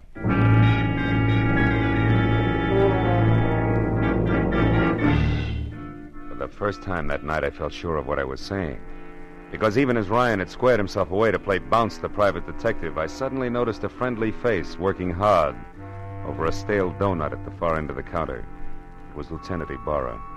And when Ryan tossed his apron aside, grabbed at his coat, and slammed out the front door, Ibarra turned and nodded at a short man nearby who was idly picking his teeth with the end of a book of matches. At that, the man dropped the matches into his pocket and left. Then Ibarra moved over to me. Didn't mean to crowd you here, Phil, but after you left, we found out that Ryan and Betty Larson used to see quite a bit of each other. Don't apologize, Ibarra. Probably would have cost me a couple of front teeth if I hadn't noticed you. Warm up your coffee, mister? Yeah, please. You, Ibarra? No, Phil, I gotta move now. You see, I don't think Ryan did this. I told Mooney to follow him, but not to pick him up. The chances are good that Ryan's heading straight for Betty's apartment to demand that the police find out who killed his girl, so I'm going the other way, to Ryan's house. There may be another woman in this. Jealous one. But no rope of pearls, huh? No, Marlowe, I don't think so. Good night now. Night, Lieutenant. Well, Mitzi, how long have you worked here? A couple of days. But I don't know nothing about Mr. Ryan. I'm a married woman, and Hey, what do you think you're staring at, mister? Maybe something wonderful, Mitzi. Tell me, baby, do you always wear that kind of a uniform when you're working here? Sure. Ryan says this girl should look neat and clean. It helps business. Anything wrong with that? No. Matter of fact, it might be just the lead I'm after. What are you talking about? Yeah, and if I'm right, baby, the rest of this case will be a cinch. So good night and thanks. You've been a big help, sweetheart. When I got back to the corner of Union and 59th, I took the stairs up to Betty Larson's flat 2 at a time, crossed the fingers on both hands, and prayed that Ibarra was right about Ryan returning to his girl's place. When I stepped into the room a second later, I knew that I'd never doubt the good lieutenant again because standing next to an open window and staring out at nothing was Ryan himself, numbed and red-eyed. I asked him one question, and although his answer was only a couple of words mumbled between trembling lips, it was all I had to know. Now everything, Betty Larson's murder, the death of Vanetta, the guy with the forehead and the missing pearls, the whole shebang was starting to fall together. Oh, come on, baby, be home, please. Marlowe, Vivian. Look, honey, I want you to do me a favor. Get hold of Steve Temple and meet me over at your uncle's place on Adams as soon as possible. I need your help. Goodbye. Well,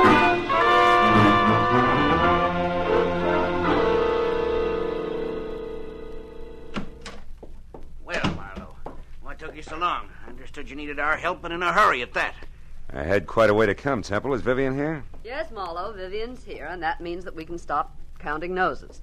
Now, why do you need our help? Catch someone who stole once and murdered twice? Murdered twice? That's right. You know, it's my guess that whoever stole that rope of pearls also moved Vanetta's medicine out of reach when his heart started skipping beats. Can you prove that? No, I can't. But it doesn't matter, really, because the guilty one also killed a party named Larson. And when you pay for one, Vivian, you've paid for them all. I don't follow you, Marlowe. Who are you talking about? I'm not sure, but this much is certain. Vanetta called me at 5. When I got here at 6, he was already dead and the pearls were gone. Now, I figure that whoever took them argued with him first, which makes that person, 1, somebody who knew Vanetta, and 2, responsible for the old man's death. Then the new nurse couldn't possibly have been the one who stole the pearls. No, but the new nurse could have been the one who overheard everything while standing right here. Haven't you been able to find this nurse? No, not yet. But sooner or later, honey, I'm sure we'll catch up to him. Him? Yes, Temple, I said him. Nurse Larson is a male with a lot of forehead and few ethics. The person you killed was his sister Betty, a waitress. And don't move, Temple, or I'll be glad that I was forced to put holes in you. Temple's the one? He stole the rope of pearls? Yeah. But this Nurse Larson who saw him do it got in touch with him, right, Temple? It was filthy blackmail. Which you were going to stop by a filthier murder, and you almost did. Because somehow or other you got the right room in the right house on Union and 59th, but the wrong party. Isn't that about it, Temple? Yes, Marlowe. That's about it. Oh, leave me alone, Temple. Now, Marlowe, you don't shoot me without going through Vivian first. Dear Vivian, Sidney's precious niece was going to have the pearls all to herself. Don't move, Marlowe. It'll cost Vivian her life if you do. I doubt that very much, Temple. Larson. That's right. Joe Larson, forehead and all. Now, you, Temple, step away from that girl or I'll tear you to pieces. No, Larson, no. Now, we can still do business, like you said in that note you sent me. I'll split with Shut up. You forget two things, Temple. First, you tried to kill me. And second, you did kill my sister. Now, why don't you run for it? Or are you afraid? Which is it? Come on, Temple, talk. I am afraid. Well,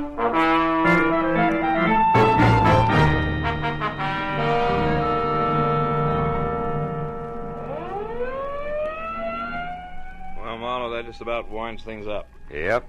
Joe Lawson sent up for attempted extortion, and Temple... Sent up for good. Mm-hmm. Say, Marlowe, when you called a while ago and said that you wanted Temple and me to help you, did you know then that Temple was the murderer? No, I didn't, Vivian. Then I only knew that whoever had killed Betty Lawson had mistaken her for the new nurse, and that the actual nurse was Betty's brother, Joe. Where'd you get hold of that, Phil? Well, it started in Ryan's Cafe, Barra, just after you left. I had nurses on the brain, I guess.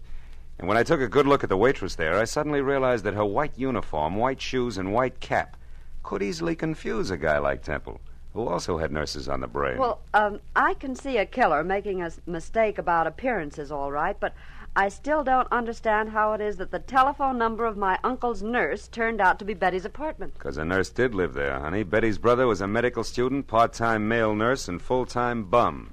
You see, Ryan, who brought food to Uncle Sidney, knew that he needed a new nurse, and he sold him on the idea of Joe Lawson, because he wanted his girlfriend's brother to have a job. Oh, I get it. Say, I know what I'm going to do with those pearls. Sell them? To the highest bidder. Oh, no, I'm going to break up that set. Break up the set? Yeah, I'd like very much to get a pair of earrings out of them. Oh, and for each of you, a set of cufflinks. Good night, gentlemen.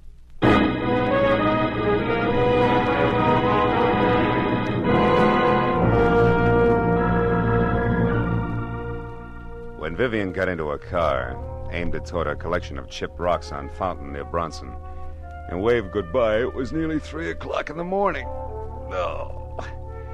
After I said so long to Ibarra and started back to my apartment on Franklin, an idea hit me for the first time.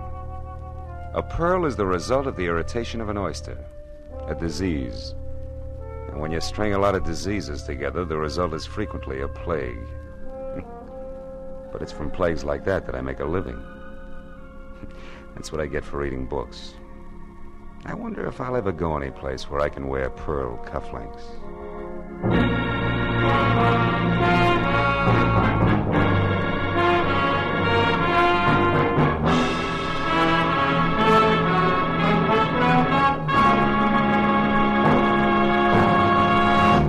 The Adventures of Philip Marlowe, created by Raymond Chandler, stars Gerald Moore and is produced and directed by Norman MacDonald. Script is by Mel Donnelly, Robert Mitchell, and Gene Levitt.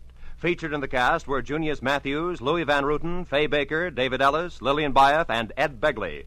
Lieutenant Detective Ibarra is played by Jeff Corey. The special music is by Richard Orant. Be sure and be with us again next week when Philip Marlowe says... A corpse that wouldn't stay dead, a pistol with a silencer on it, and a fortune in a black satchel spelled death for the big city boys when they finally got together in lonesome Arizona. Population 802.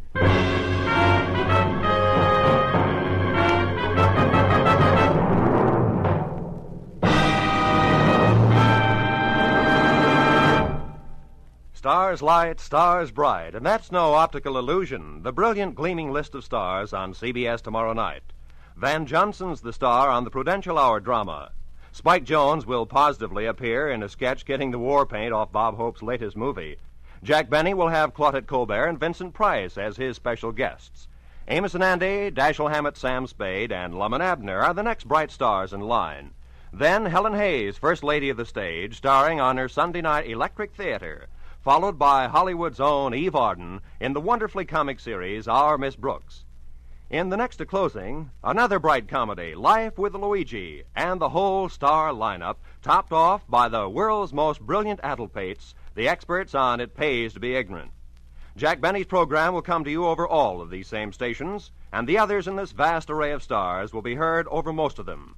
Top writers, top directors, and top stars of American show business come to you on CBS. Now, stay tuned for Gangbusters, which follows immediately. This is Roy Rowan speaking for CBS, the Columbia Broadcasting System. I'd like to tell you folks about Kraft's golden cheese food, Velveeta. Velveeta is such good eating. Just taste that grand, rich, yet mild cheddar cheese flavor. And Velveeta is so good for you. It's rich in important food values from milk itself. For swell-tasting snacks, for good hearty sandwiches, for thrifty, easy hot dishes, it's smart to keep stocked with Velveeta. Get it tomorrow in the handy quarter-pound package or in the economical 2-pound loaf. The cheese food of top quality. Velveeta is made only by Kraft. Keep it tuned right here to Hojo Radio for more classic old-time radio.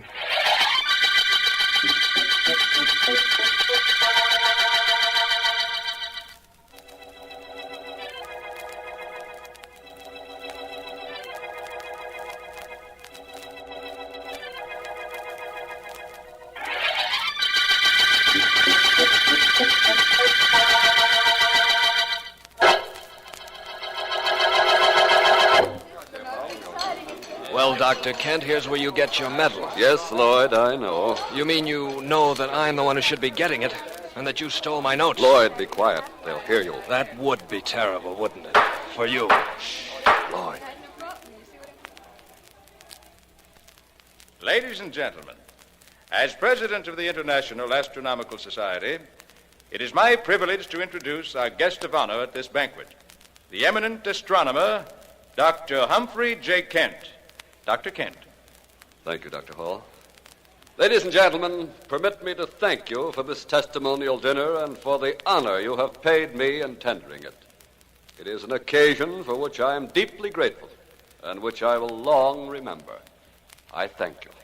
Before Dr. Kent returns to his seat, I should like, on behalf of the Society, to present him with this medal for his long and successful search for the first new planet to be discovered since Dr. Lowell brought to light the planet Pluto.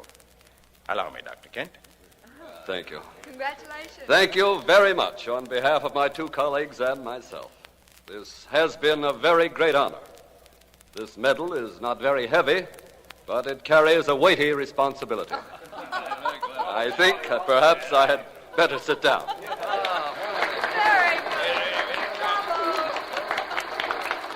Quite a speech, Dr. Kent. Thank you, Lloyd. For 2 years, you and Diane and I worked together. For 5 years before that, ever since I got out of college, I worked on finding that planet. Lloyd, we'll talk about this some other time. Why? Because you're afraid of what I might say? Well, don't worry, I won't expose you. Not here and not now. I'll wait. I waited 7 years to find that planet. Maybe I'll wait just as long to find a way of making you pay for stealing it. Or maybe I'll do it in 1 second. With a bullet.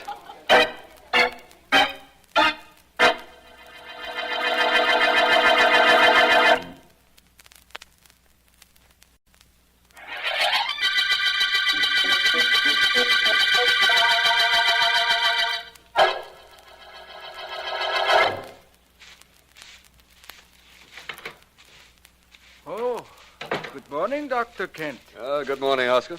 You do not mind if I finish sweeping, Dr. Kent? I will not be too long. No, go ahead. Doesn't matter. Oh, something is wrong. Yes, Oscar. Too many things. This morning, I read why last night they give you a medal because you find a new planet. Yes, they gave me a medal. For a new planet, the medal. For me, a broom, a dustpan, a mop. Dr. Kent, I too know the heavens. Maybe I do not use a big telescope like that one there, but I know the heavens. I know them very well. Yes, I'm sure you do, Oscar. Now, please, there's something on my mind. That I know, too. The heavens tell me things. They told me that. It is because of the sign, the astrological sign. You are a Pisces, born in February. For the next few days, you are to be careful, Dr. Kent. Very careful. Oscar, I've told you this before. I tell you again now. Astrology is nothing but hokum. It's sheer hokum bunkum. Completely false and with no foundation in fact. To you. But to me, it is a science. The only true science. Wait, you will see. Remember, you are a Pisces, so for the next few days, you are to be careful, Dr. Kent. Very careful. The signs could mean death.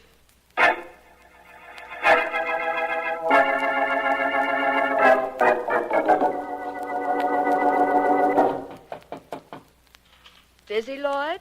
No, I'm not, Diane. Come in.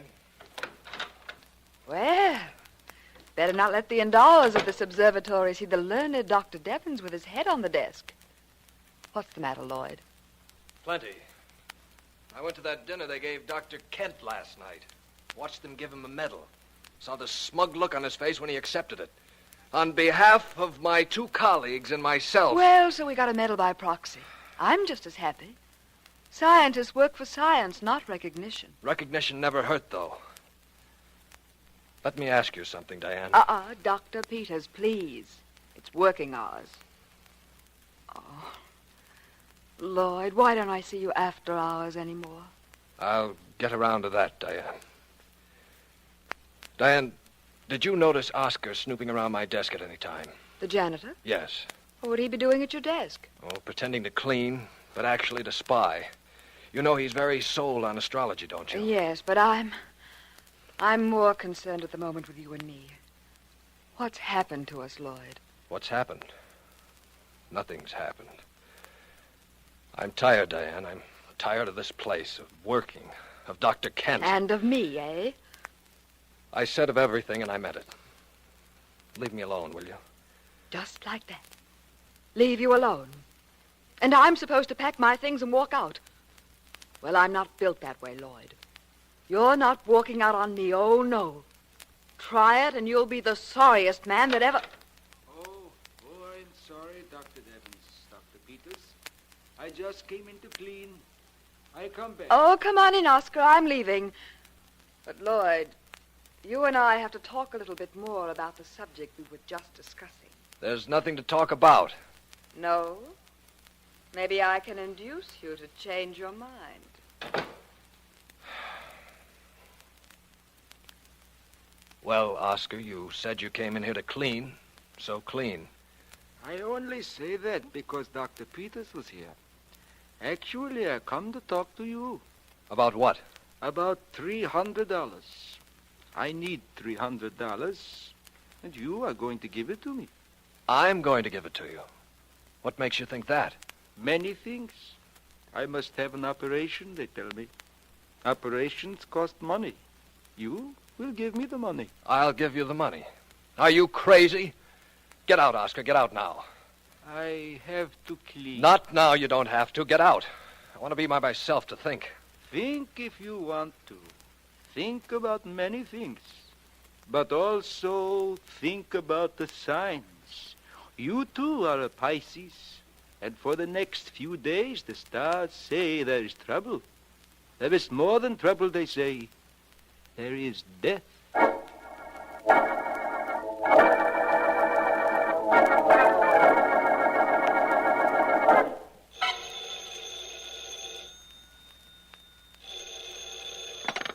Hello. Vance, Markham.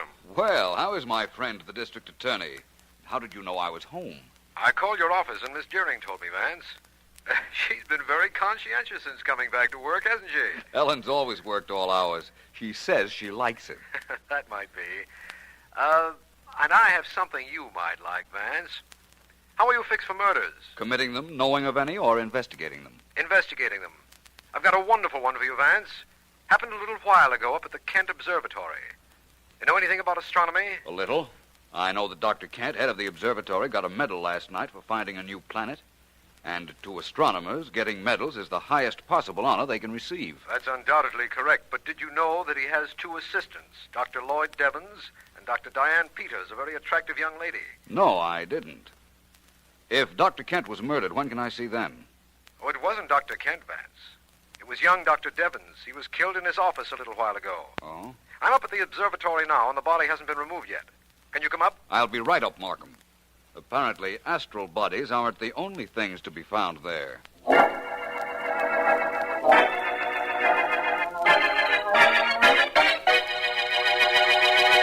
Vance, this is Dr. Kent. Dr. Kent, Philo Vance. How do you do? How do you do, Mr. Vance? Dr. Kent, how long was Dr. Devens your assistant? For several years, Mr. Vance. He was a brilliant scientist.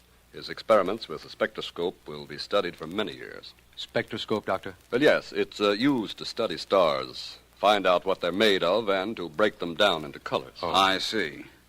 I understand you discovered a new planet recently, Dr. Kent. Yes, I did, but I'd rather not discuss that right now. It can't possibly have anything to do with the murder of Dr. Devens. Oh, it might, Dr. Kent. In fact, you have no idea how many times it is the apparently irrelevant factors that lead us to crime solutions. Right, Vance? Yes, of course, Markham. Tell me, Doctor, how are new planets found? I understand there hasn't been one discovered in 10 or 15 years. Well, that's quite true, Mr. Vance. The last one, prior to my discovery, was predicted and located by Dr. Percival Lowell of the Lowell Observatory in Flagstaff, Arizona. Really? You say predicted and then discovered? Yes. You see, planets are not always seen through telescopes, such as that huge one over there. They're found after years of mathematical calculations, noting the formation and motions of the other planets, trying to rationalize their movements. If I understand correctly, when extra gravitation of other planets becomes apparent, there must be something to cause that. And sometimes the something is an undiscovered planet. That's precisely right, Mr. Vance. But it has no bearing on Dr. Devens' death, as you can see. Perhaps after I see Dr. Peters, I might agree to that. Anyone else you might suggest my talking to, Dr. Kent? No, I don't think so. Yes, there is, Vance. You might see Oscar, the handyman here. He predicted there might be a death in this observatory, although, frankly, I thought it was my death he was talking about.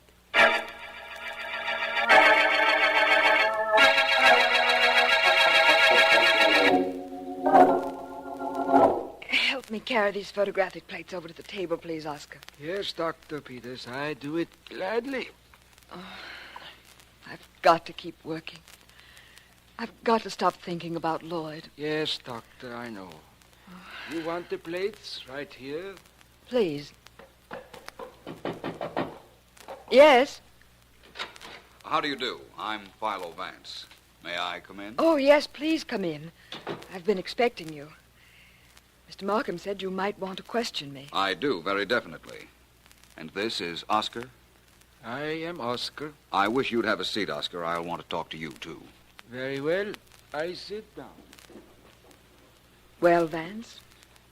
Dr. Peters, may I start by saying that I think you're a very attractive scientist? What are you going to finish by saying? I really don't know yet. How well did you know the dead man, Dr. Devens? I knew him very well. We worked together for years. I see. You and Dr. Devens were merely scientific companions? Not exactly. Except that he was very busy recently. Doing what? Trying to compute the location of the planet Dr. Kent found. Only his notes were stolen. His notes were stolen, eh? And Dr. Kent then discovered the brand new planet? Well... Well, what, Mr. Vance? It's a little too early to tell yet, Dr. Peters. The dead man's notes were stolen. Mine are not yet complete. Oscar. Yes. What do you want with me? I'm not sure yet, beyond the fact that I'd like to know how you could predict death as you did yesterday. How I could do it? Anybody could do it. Anybody who knows how to read the stars correctly. By that, I suppose you mean astrology? Of course. These are troubled days for everyone born under Pisces. Dr. Devens was a Pisces. I understand your original indication was that it was Dr. Kent who was to die. I do not indicate anything. The stars, they indicate everything. And the stars do not make mistakes. Possibly not. And from all I've been able to find out on this case, neither did our murderer.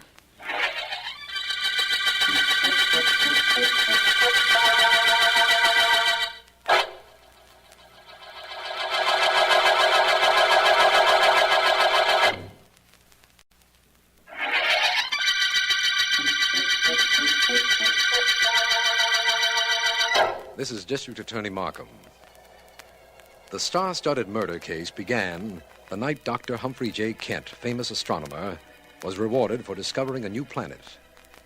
He was threatened then by Dr. Lloyd Devens, his assistant, who subsequently was found murdered. Vance knows that at one time, another assistant, Dr. Diane Peters, had been friendly with the dead man, but had had little time for her lately. Vance's other suspect is Oscar, general handyman at the Kent Observatory, where the murder was committed. As we return to our story, my men report that Oscar has just gone into Dr. Kent's office. What do you want here, Oscar? Your cleaning is done. This time I do not want to clean, Dr. Kent. From you, I want money. Money? You want money from me? What for? Well, Dr. Kent, Dr. Devens, he talked to himself when he is alone. Sometimes he only thinks he is alone. Well? Just before he is killed, he talked to himself. He say, he stole my planet. That planet was mine. I find it, but he steal it. He was talking about you, Dr. Kent.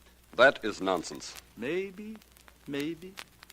And the police will not think so. You dare to come here and threaten me? To try to blackmail me? You pay me. I do not tell the police. I do not You'll tell nobody, and I won't give you a cent. You understand? You won't talk, and I won't pay you nothing. No, don't hit me. I'll do more than that. I'll choke you. Dr. Kent! He hit me, Dr. Peters, just because I hear Dr. Devins say... Oscar! I don't care. I hear Dr. Devins say that it was Dr. Kent who steal the planet from him, that he find it, and Dr. Kent gets the medal.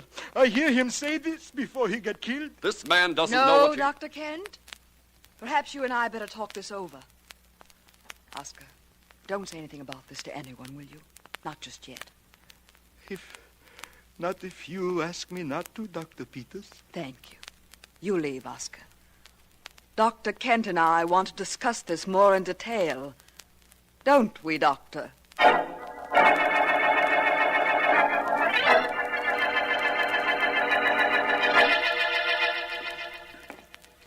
This place looks like a tomb, Vance, doesn't it? Scientific libraries aren't built for splendor, my friend.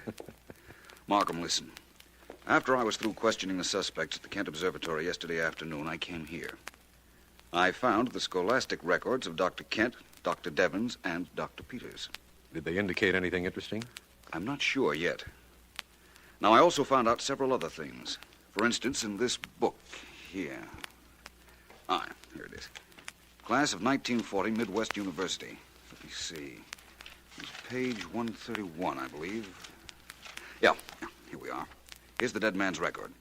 L.R. Devens, graduated with honors, received fellowship, later appointment to endowed Kent Observatory, school award for astronomy, born Dantown, Ohio, mother E.B. Devens, father O.R. Devens.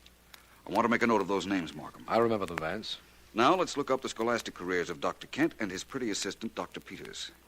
There are some notes I want to take on them, too. Well, that's what we're here for. Where do we begin? That, at the moment, is secondary in importance to a much more vital factor. Where do we end on this case?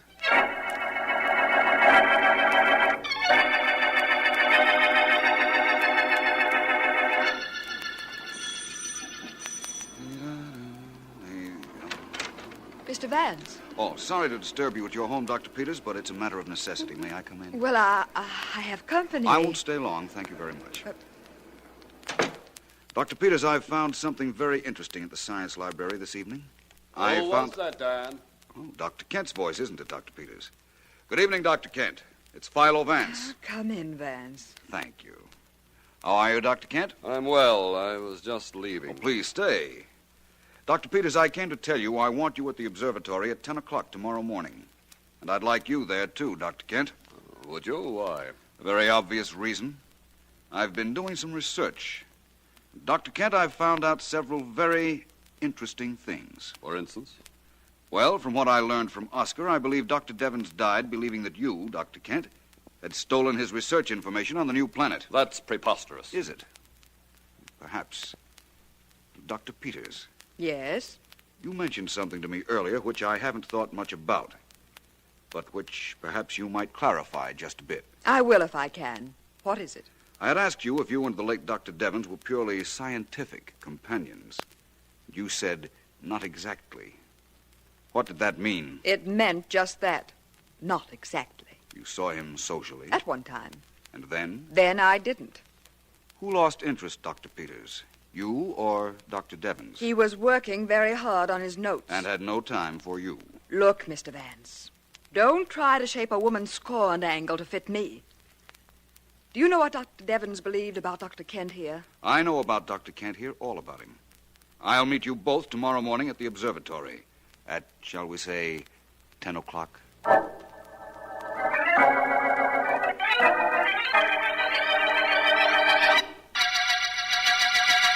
Dr. Kent, why must I be here, too? I have my cleaning to do. Mr. Vance wanted you here, Oscar. He'll be off the phone in a minute to tell you why. This is a little ridiculous, you know. From what I've seen of him, nothing Vance does is ever ridiculous, Dr. Peters. Any word yet, Vance? Not yet, Dr. Peters.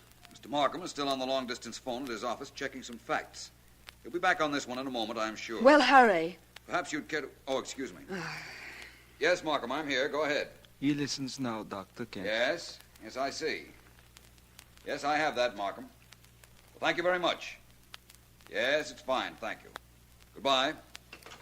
My apologies to you all. There was some information lacking, and I've just gotten it. Now, before I make any definite statements, I wonder if there's anything any of you would like to say. I would, Mr. Vance. I've been thinking over what you said last night, and I'm going to tell you the truth. When Lloyd Devens broke our engagement, I was angry enough to have killed him. Dr. Peters. I'm sorry, it's true. Only, Mr. Vance, I got over that feeling. Very possibly. Dr. Kent, it is true that you stole Dr. Devens' notes, that he threatened to expose you. You couldn't let that happen, could you? So you think I killed him? I didn't say that. Dr. Peters here could have killed him for doing what he did to her. Then it's me you suspect. I didn't say that either. Now listen, all of you.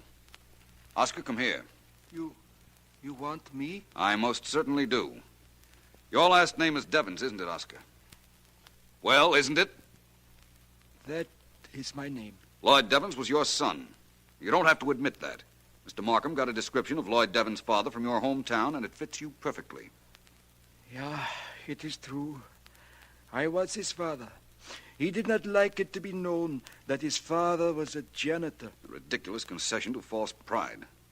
When your son's college record showed his father's initials were O.R., I thought the O might stand for Oscar, and Markham's telephone call corroborated that. My boy did not want it known that I was his father, but he was a good boy, Mr. Vance. Boys born under Pisces are brilliant, alert, resourceful, a little selfish. Was Lloyd really selfish, or is that astrology stuff all bunk? Bunk? Of course it isn't bunk. My boy, he was selfish. He refused me money. All I wanted was a few $100, but he refused me. You see, he was selfish. That proves it, doesn't it? You told me your son was a Pisces, and that these are troubled days for people born under that sign. Yes, that I told you, because that is true. Trouble, and sometimes death. The stars say that. Rubbish. The stars can't predict anything. That's ridiculous. Ridiculous? You say that is ridiculous. My boys say that, too. I wonder whether he would say that now if he were alive to say it. When did he say it was ridiculous? When I warned him. When I warned him that his selfishness might lead to death, he looked at me. He laughed at me. He laughed at the stars. He was laughing even at the stars when I killed him. What? Oscar. Oh, Oscar, no. Oh, so you were clever, Mr. Vance.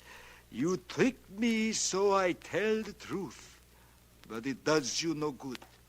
I go out that door, and nobody stops me. Nobody. I shoot whoever tries to stop me. You even, Dr. Peters. Oscar, don't be a fool. The police would... Police? They are smart, maybe. But I am smarter. I have the stars to tell me things, to tell me everything. But I kill anyhow anybody who follows me. Let's get after him. It's quite unnecessary, Dr. Peters. I'd asked Sergeant Heath of the police to wait downstairs and arrest anyone who left here. If I know Heath, he has Oscar by now. Oh, what a terrible thing this has been. But I suppose I ought to thank you, Mr. Vance. You can in a moment. Dr. Kent, don't you have a medal given you by the International Astronomical Society that belongs to the late Dr. Devens? Yes, Yes, I guess it actually belongs to him. Don't you think you ought to write a paper for the astronomical magazine giving him full credit? Well, partial credit, anyhow. Perhaps. Yes, I'll write the paper and my resignation together. That's what I thought you'd do. Well, I'll leave you now. Thank you, Mr. Vance. Thanks very much. For Lloyd. It's quite all right, Dr. Peters.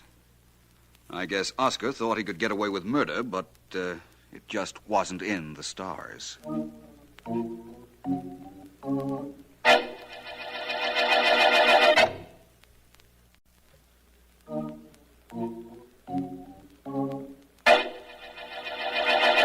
Well, Vance, thanks for cleaning up the murder of Dr. Devons for us. And incidentally, I think you did quite a brilliant job on this case. Well, don't sound so surprised. I'm really a very brilliant person. Vance? Oh, absolutely, Markham. I'm so brilliant that I had 3 suspects for the murder of Dr. Devons, all with motive, all with opportunity. But I'm so brilliant that I didn't know which one of them actually did it. That isn't exactly true, Vance. You did know ultimately. Yes, I suppose so. But I had to make Oscar break down and admit it. If he weren't so sold on astrology, I don't know how I could have done it. You'd have thought of something, Vance. You always do. And I'll tell you a little secret. I knew you'd solve this case. Knew it from the very beginning. Did you, Markham? I didn't. I guess I'm not so brilliant after all. I had to wait for the end. The end of the star-studded murder case.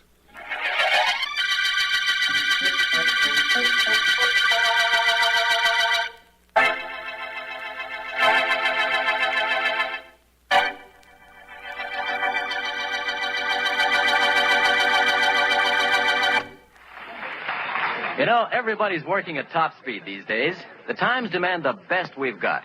And the best, when it comes to coffee, is measured in terms of flavor. The demands we place upon coffee today are greater than ever before. Every cup must measure up. Every sip must hit the spot. Now, not only to fill its all-important place as part of a good meal, but for the boost fine coffee gives, the lift to help you get things done.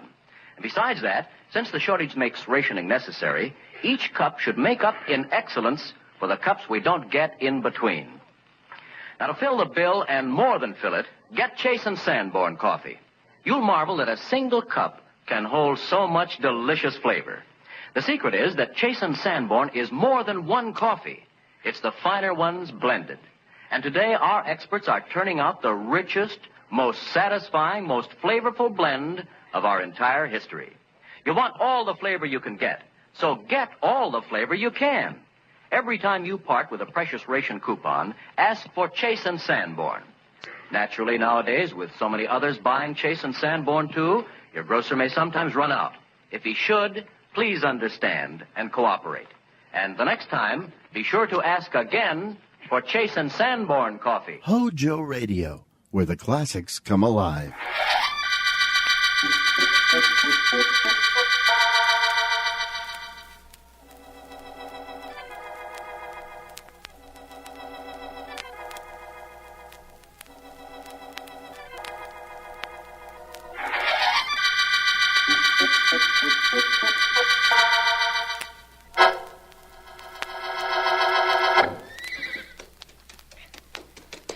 Okay, Pinky, climb down off her back and throw a blanket over her.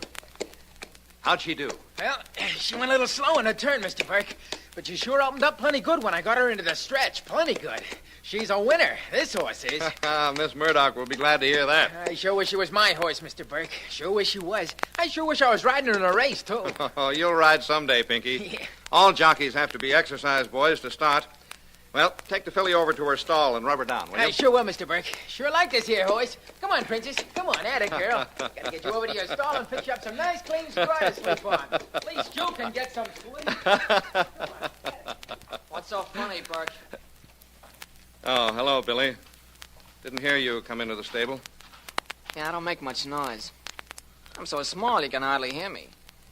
Fact is, when I was in school, I had to keep yelling or I'd be marked absent. Nobody could see me. Well, why aren't you laughing at that? It's not terribly funny. Burke, sometime you're going to learn that when a star jockey tells a gag, it's a good thing if a horse trainer laughs it up. Especially if the star jockey happens to be friendly with the trainer's boss, like I am with Miss Murdock. How long do you think you'd be friendly with Miss Murdock if she knew as much about you as I do? Oh, not long. Only there's a couple of ifs you want to remember. One of them is, if she believed you, and the other one is, if you had nerve enough to rat on me. Don't be the talking type, Burke. Open that mouth of yours out of turn sometime, pal, and I'm telling you now, I'll close it for you. Permanently.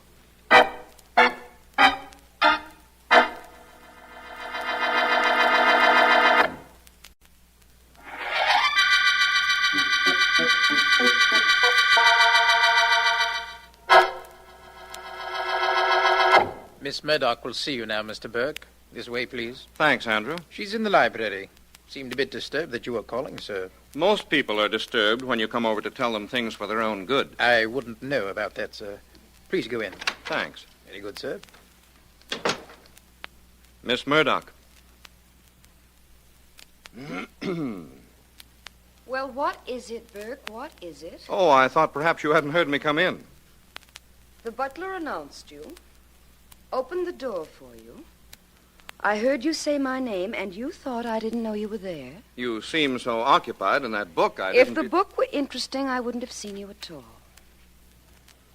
Well, what is it? Miss Murdock, it's about Billy Alberts, your jockey. What about him? He isn't honest, Miss Murdock. I know that for a fact.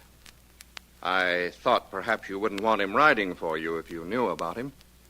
Oh, you thought that, did you? Mr. Burke, what is it that you're paid to do? Train your horses, breed them, run your training farm. Not to question my judgment of people? Well, hardly, Miss Murdock. I never intended to do that. All I wanted to do was tell you something you didn't know. What makes you think I didn't know? I'm a little surprised that you knew, but that isn't too difficult a situation to remedy. After all, you do work for me. Yes, Miss Murdock. So you won't talk. Not as long as you're in my employ, you won't. And if you ever leave my employ, well, perhaps it might be arranged that you won't talk anyhow.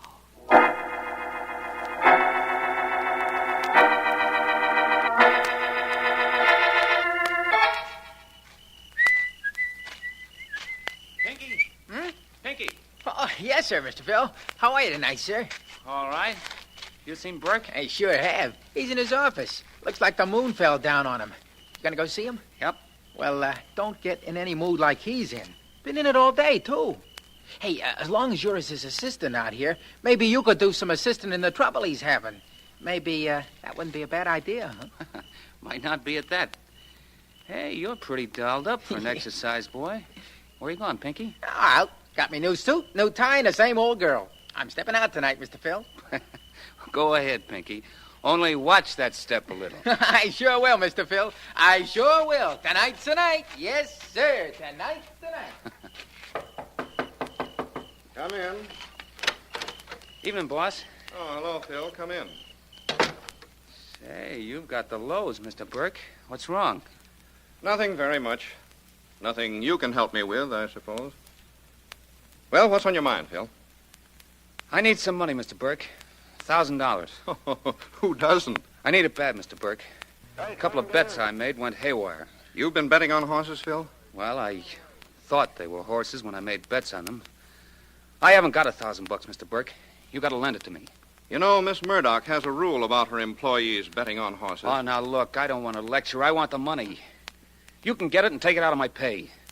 The Murdock girl will give it to you if you ask for it. If I ask for it, maybe she will. But I'm not going to. In fact, I don't know why I shouldn't tell her that you've disregarded her orders about betting. I wouldn't do that, Mr. Burke. That way I'd never get the money I need, would I? No, but that's your problem. I can't worry about you and me, Phil. No, I guess you can't. But that being the case, Mr. Burke, maybe you'd better do some extra worrying about you.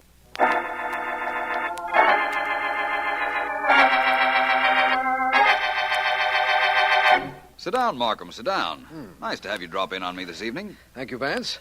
I got through at the office and thought I'd come in here after dinner. You know, this business of being a district attorney has many complications, Vance, and only a few compensations. One of them is you. Well, very pretty compliment, Markham. Thank you very much. May I add to that speech that my profession of private investigating could very easily become a chore without the incentive of the cases you called me in on? Okay. We're even. And now to the purpose of my call. Yes? Could you take the evening off to go over to the club for a game of billiards? I'd like to, Markham. I'd like to very much. Just give me a second to slip out of this robe and into a coat. Turn the radio on if you like. I will. Oh, I've got a new 3-cushion shot to show you that's terrific, Vance. Not fair. You've been practicing. Very good, very good. And now for your last question, sir. What is the capital of the state of Maine? Now tell me quickly before a gust of wind comes into the studio. What have you got there, Markham? A quiz show, apparently. No coaching, please. No help from the audience. Come on now, sir. The capital of the state of Maine.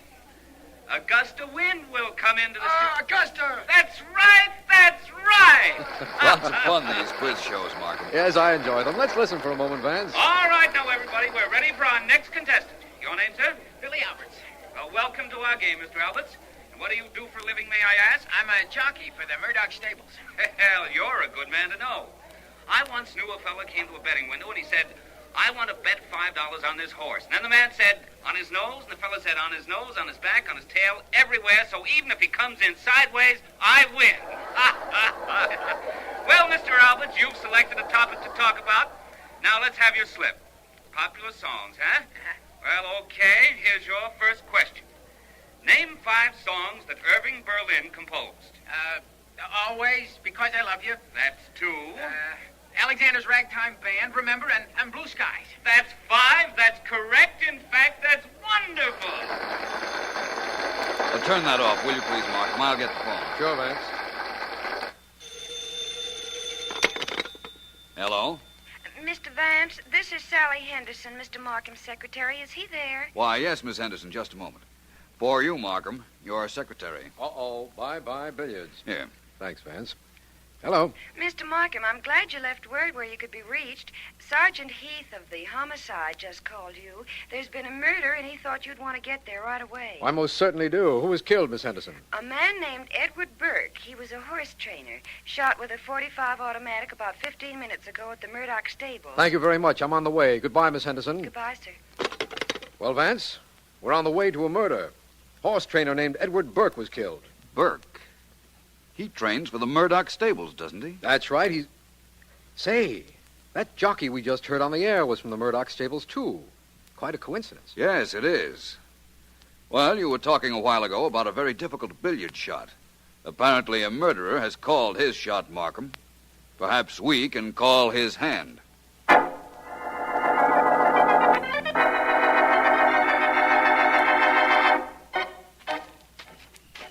Vance, the Murdock stables where the body was found are miles from here. Why did you ask me to stop the car outside the Murdock house? Because Sergeant Heath is at the stables with the body, Markham. He'll find anything there that I might find. I thought someone at the Murdock house might give us something to work on. After all, the Murdocks own the stables. I've learned better than to argue with you, Vance. Don't ever stop, please. I'm not always as certain as I sound. We might find out absolutely nothing here. We certainly won't if we don't get inside. I'll handle that detail. Oh, I hope you have your calling card ready, Vance. Miss Carol Murdock is very social. You mean she's very rich? Markham, some of the richest people I know are antisocial. Yes, sir. District Attorney Markham and Mr. Philo Vance to see Miss Carol Murdock. Miss Murdock is not at home. Would you care to come in and wait? Vance? We would. Very good, gentlemen. You might wait in the library if you like. Right this way. Oh, there's someone else in the library, a Mr. Billy Alberts. He works for Miss Murdock. Billy Alberts, the radio star? He's a jockey, sir. I know, but he was on the air tonight. How does it happen he's here? And he telephoned after the program, and I informed him of Mr. Burke's death. He came in only a few moments ago to wait for Miss Murdock. I see. And where is she? I'm sorry, sir. That I do not know. She'll return presently, I imagine. She always has. Make yourselves at home right through that door there. Thank you. Oh, good evening, young man. You're Billy Alberts? Yes, I'm Alberts. I'm District Attorney Markham. This is Philo Vance. Vance, the private dick. I suppose you could call me that. I'm glad to have an opportunity of speaking to you, Mr. Alberts. You undoubtedly knew Mr. Burke. Sure, he trained horses for Miss Murdock. Any idea who might have killed him? Search me. He had an assistant who had ambitions. A guy named Phil Dexter. Phil Dexter, eh? Yeah. Must remember to talk to him. Anybody else? Well, nobody I know of. I could have a lot of guys saw at him that I wouldn't know, though. That's entirely reasonable, I'd say. Mr. Alberts, we understand that Edward Burke was killed at about 9:10 tonight. We know you were on the radio shortly after that time. In fact, we heard you. Hey, was I good? Very. Ah. Tell me, how long had you been in the radio studio? Well, I'd seen how the show went on the air at 9. They picked us contestants out of the studio audience at about 8:30. I must have got there about 8:15, I guess. And Burke was killed an hour later while you were still in the studio, eh? Sure, that's Mr. right. Alberts, I'd like to... Hands off me. I can walk. Take them off. Hey, that's Carol's voice. Some guy's with her. Maybe the murderer. Come on, Vance. I'm with you, Markham. There's no use arguing, miss. I'm staying That's a right cop with with you. Miss Murdock. Listen, you... Now, wait a what you minute, take- I'll handle this, Alberts. Good evening, officer. I'm Markham, district attorney. Oh, hello, Mr. Markham. And how are you this evening? Well, how are you this evening? You in a minute. Mr. Markham, this officer of yours has been pushing me around, and I won't stand for it. I'm Carol Murdock. No, take it easy, Miss Murdock. What's wrong, officer? Well, I picked this young lady up about an hour and a half ago, Mr. Markham. She was speeding, going like a bat, headed for this place. For a half hour, she wouldn't tell me who she was. Then, when we finally get to headquarters, she tells me her name is Carol Murdock. Well, that's who she is. She is Carol Murdock. Shut up, Sonny. I'm talking to Mr. Markham. Yep. So, Mr. Markham, I asked to see her license, and she says she hasn't got any. Then, when I want to take her in again, she said she left it at home. So, here we are. I see.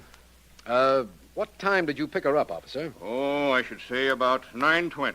And the murder was committed at about 9:10, eh, Markham? So we've been informed. Look, I know all about the murder. I heard it firsthand over the police radio. I know one of my men was killed, but that doesn't give this cop any license to treat me like a criminal. Driving without a license is against the law, Miss Murdock. Officer, where did you pick her up? Just a short distance from her own stable, sir. And you heard about this murder from the police radio, Miss Murdock? Yes, of course I did. Ask this big lug here. He heard it with me. That's right, sir. Oh, I don't doubt that you heard about it over the police radio, Miss Murdock. I was just wondering if it was news to you when you did hear it.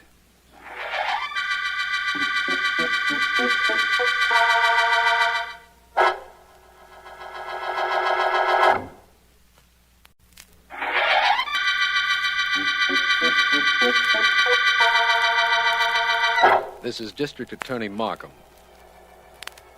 The Murdock murder case began when Edward Burke, trainer for the Murdock stables, owned by Carol Murdock, was found dead. Vance has questioned Billy Alberts, a jockey who was on a quiz program at the time of the murder, and also questioned Carol Murdock, who was caught by a motorcycle policeman coming from the murder scene at about the time of the murder. Still to be interviewed by him is Phil Dexter, assistant to the dead man. But I understand Vance is taking care of that detail right now in the Murdock home. We have been at the house of... I'd tell you more if I knew any more, Mr. Vance, but I don't. Honest, I don't. Let me go, Mr. Vance. Let me go. I'm not stopping you from leaving, Mr. Dexter. The police might, but I won't. But you've been asking me the questions, Mr. Vance. If you said to let me go, they'd let me go. They might, but they'd only pick you up again. Why don't you tell me what you know of this case, and then you'll be clear of it once and for all. All I know is what I told you. The last time I saw Mr. Burke, he was worried about something. He'd just been to the house here, he told me, and he was worrying. Don't ask me about what I don't know. Tell me all about the last time you saw him alive in detail. Okay. I was walking toward the stable when I saw Pinky. Pinky? Pinky's an exercise boy. Mm-hmm. It was about 6:30, and I asked Pinky if he knew where Mr. Burke was, and he said sure, in his office. And I said so long to Pinky, and I went in. Where was Pinky going, do you know? No. Yes, I do know. He was all dolled up in a new suit, and he said he had a big date in town. He was pretty happy about something. I see. And then you spoke to Burke and found out that he was worried. Well, that's what he told me, anyhow, but he didn't say about what. Excuse me, Vance. Oh, come on in, Markham. Thank you. There's a phone call for me, and I didn't want to take it out in the hall. More privacy in here. I thought you'd released our jockey suspect, Mr. Billy Alberts. Well, I did. I sent him home about an hour ago, Vance. But Miss Carol Murdock is still in the house, and I just don't want to be overheard in case this is important. I see. Mr. Dexter, you may leave. Only be somewhere that I can reach you in case I have to, will you please? Yes, sir, I will, Mr. Vance. I'll be at home. Well, Markham, go right ahead. The coast is clear and the phone is yours. Thank you, Vance. I can take that call now. Markham speaking. Mr. Markham, this is Miss Henderson. Yes, Miss Henderson. The homicide department called with some information I thought you'd like to have. Hope I didn't disturb you. Go right ahead, Sally. Oh, just a minute. Can you hear this, Vance? Yeah, I can. Go ahead, Sally. A body has just been found about 10 miles from where you are now. Yes? It was shot in the head by a .45 automatic and tossed out of a car, the police believe. I see. Any identification? Positive identification, Mr. Markham. It was an exercise jockey employed by the Murdock stables. His name was Pinky Rice. Uh-huh. That's all the information that was given me. Fine. Thank you, Miss Henderson. You're welcome, sir. Goodbye. Well, a second murder, eh, Markham? Yes, and connected with the Murdock family and its stables. Well, this certainly complicates things, doesn't it? On the contrary, Markham, I'd say it simplifies things quite a bit. In fact, I'd say it points pretty directly to the murderer.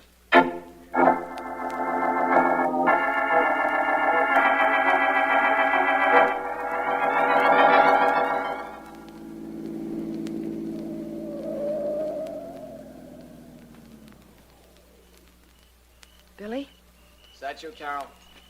Yes, where are you? Right here. I've been waiting for you over the side of the road where I wouldn't be seen.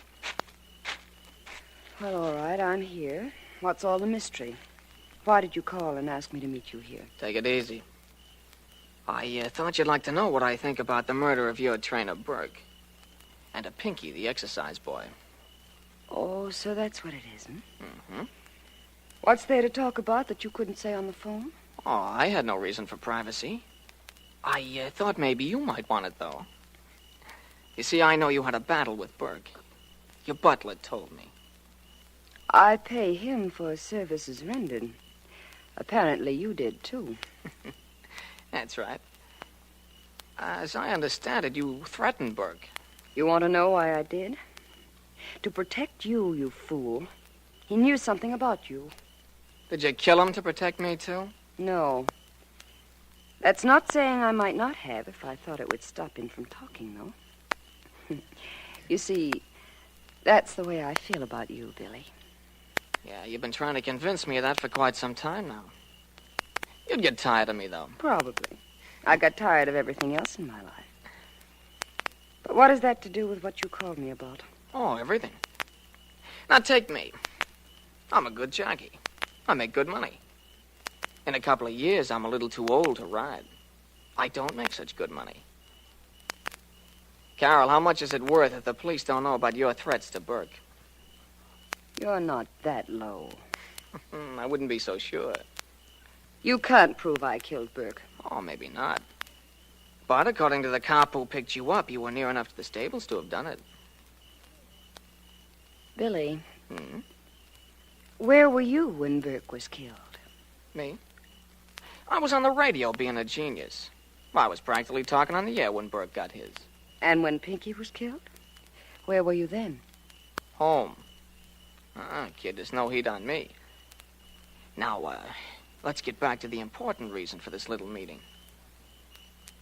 How much is your life worth? Quite a bit, Billy. In fact, I value it a whole lot higher than I do yours.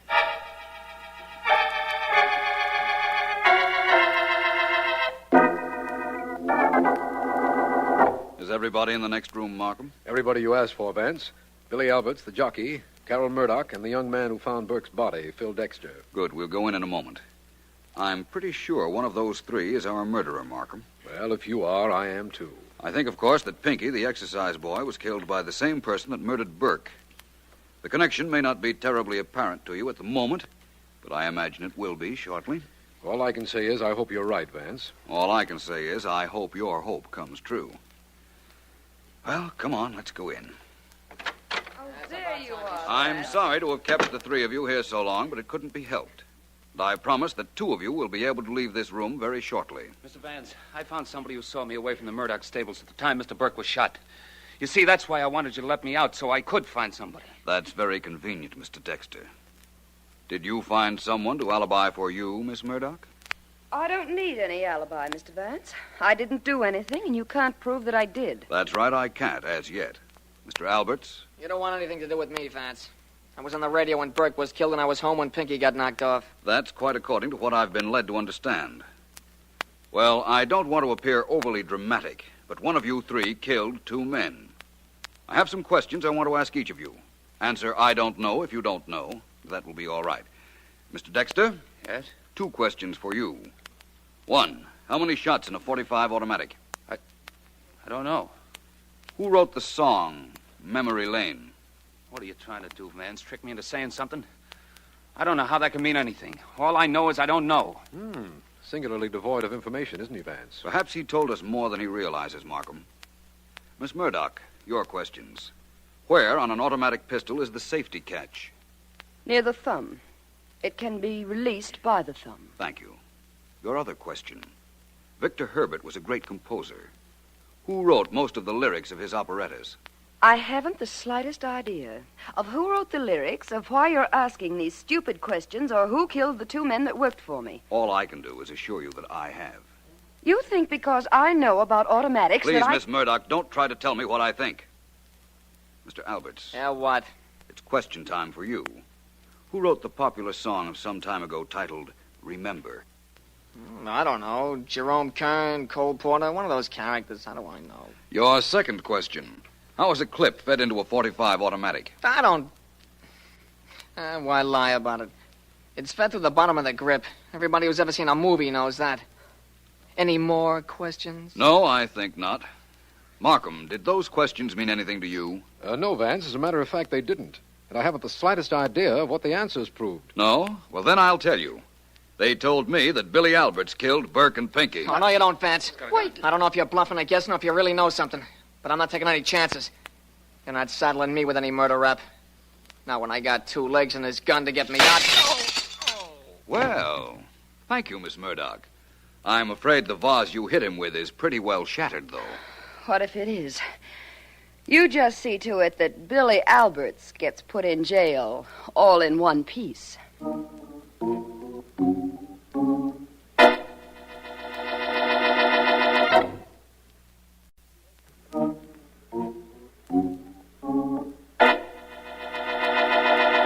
I'm waiting, Vance. I'm not playing games, Markham. I just wanted to finish these notes.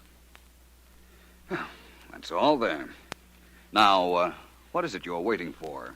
An explanation, of course, as to how you knew it was Billy Alberts who killed Burke and Pinky. All I knew was that Alberts was on the radio when Burke was killed. Well, that wasn't Alberts at all. It was Pinky, establishing an alibi for Billy Alberts. That's the reason Alberts had to kill him, to avoid any possible future blackmail. You knew that? Of course.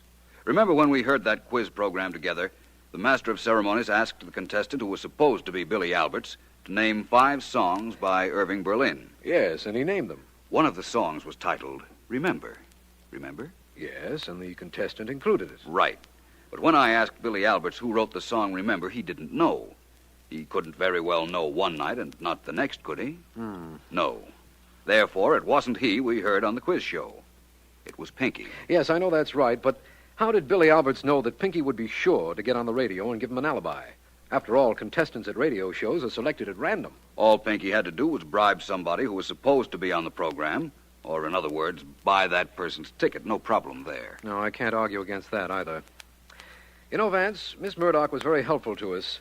She told us why Alberts killed Burke, and she really hit the lad with that vase when he tried to break away, didn't she? That she did.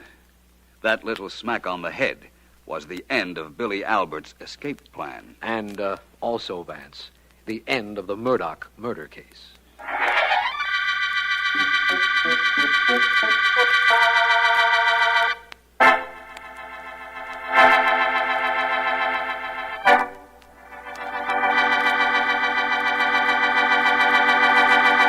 This just in. Are you looking for some classic gaming? What about new and old Nintendo products? Do you need to find some tutorials on how to make all that stuff work? Well, look no further than Rocket Blast Gaming for some of the best classic and new gaming around. Rocket Blast is an expert at all things Nintendo, and he has all the tutorials to prove it. So check him out right here on YouTube at Rocket Blast Gaming. That's ROCKET BLAST Gaming. Stay tuned to Hojo Radio. Here is another in NBC's great parade of new shows.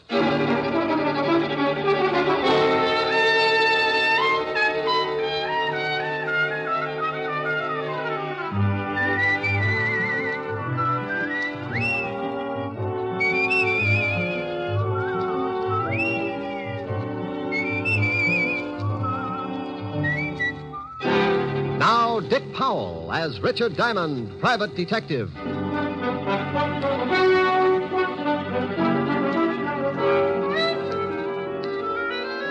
Hello there, this is Diamond. You know, I saw something the other day that's as typical of New York as the Empire State Building. I was walking down 2nd Avenue when I spotted some kids around the fire hydrant. They'd turned it on, and the whole gang was splashing around, keeping cool. They'd done something else, too. They'd found a barrel. And I suddenly remembered when I used to play in the gutter with the same kind of barrel. It's open at both ends, and when it's held over the gushing hydrant, it acts like a big hose, and a lot of passing New Yorkers can end up pretty wet.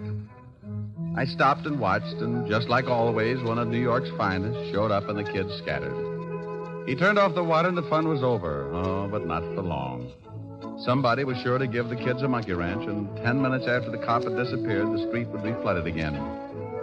Yeah, a kid can have a lot of fun, even in a big city. But it's unfortunate that every once in a while there's a boy who forgets to have fun and heads for trouble. Like a case I got mixed up in not long ago. It all started in a candy store under the L on 9th Avenue.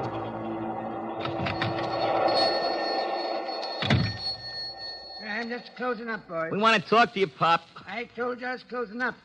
Come back tomorrow and we can talk then. Eddie said he wanted to talk to you, Pop. You better listen. Yeah, what is this? You kids get out of my store. You want to buy something, you come back tomorrow. You ain't been making enough on your number sales. We come to see why not. Oh, so that's it. First, they threaten to beat me up unless I sell the numbers. Then they get sore because I ain't selling enough and send young hoodlums to see that I do. Well, you go tell your boss that I'm through selling numbers to poor people who think they can get rich quick. You tell your boss if he don't like it, I'm going to the police. Tell your boss that. Sure, we'll tell him. But he wants us to tell you something. I don't want to hear nothing from you bunch of no-goods. Now, you get out of here. Oh, no, that ain't nice. Is it, Jim? No, that ain't nice at all. I told you to get out. If you don't, I'll call a cop. You ain't calling anybody, Pop. What do you do now? You get away. Help, please. No, please, help. Shut up. Okay, Jim, make him shut up. Please, I'm an old man. Yeah, sure you are, Pop. But old guys like you need exercise. Think he's had enough, eh? Yeah, grab some cigarettes and cigars off the counter. Yeah, sure. Hey, we better get out of here. Maybe somebody heard him yelling. Okay, grab me a box of candy, too. I got a date with Nancy tonight. I'll grab a couple. I got a date, too. Let's go.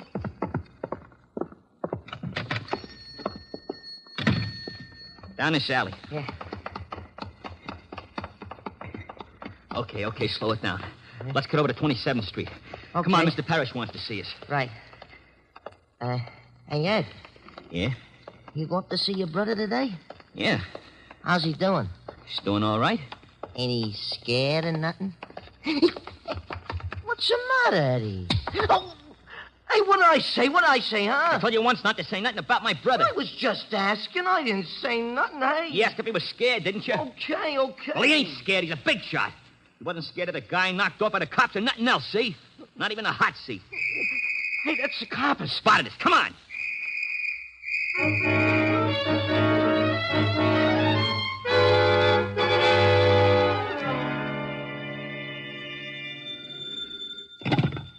Diamond Detective Agency. We filtered the choke on the way to your throat. Oh, for Pete's sake, Diamond, aren't you ever serious? Well, Lieutenant Levinson, what's the matter with you? Did someone swipe one of your ulcers? Now, stop that. I wouldn't call you unless it was something important. I know. You're losing Sergeant Otis to Barnum and Daly. You stop that. Ringling Brothers? Don't be ridiculous. I'm not. What other sideshow could boast a pointed head with a gray suede face? Diamond, I have an important message for you, so for the sake of my sour stomach, act like a normal human being for 5 minutes. It's sure to be a strain, but go ahead. Bill Garrett wants to see you. Bill Garrett? Yes. Goes to the electric chair tonight at 8 o'clock, and he wants to see you. Well, he can't sit in my lap. Now, look, I don't like the type any more than you do. He's going to die, so why the cracks? The guy he shot had a wife and 2 kids. Maybe you want me to make cracks about them? All right, but will you see him? It's his last request. All right, sure. I'll call the warden and tell him you'll be up. You be sure and put in the call. If Otis does it, the warden will get so confused they'll turn Garrett loose and toast me. Well, in my business, you get a lot of screwy ones. But you never know where they'll lead, so if you've got that nervous, got-to-get-in-trouble feeling, you follow it up. I put in a call to my lovely redhead, Helen Asher, and told her I'd be a little late, but to keep the bottle spinning anyway. Then I took off for Sing Sing. Hello, Garrett. Hello, Simon. I'm glad you got here. Wouldn't miss it. Neither would I unless I could help it. Look, Garrett, I'm busy and you're on a tight schedule. Now, what's on your mind?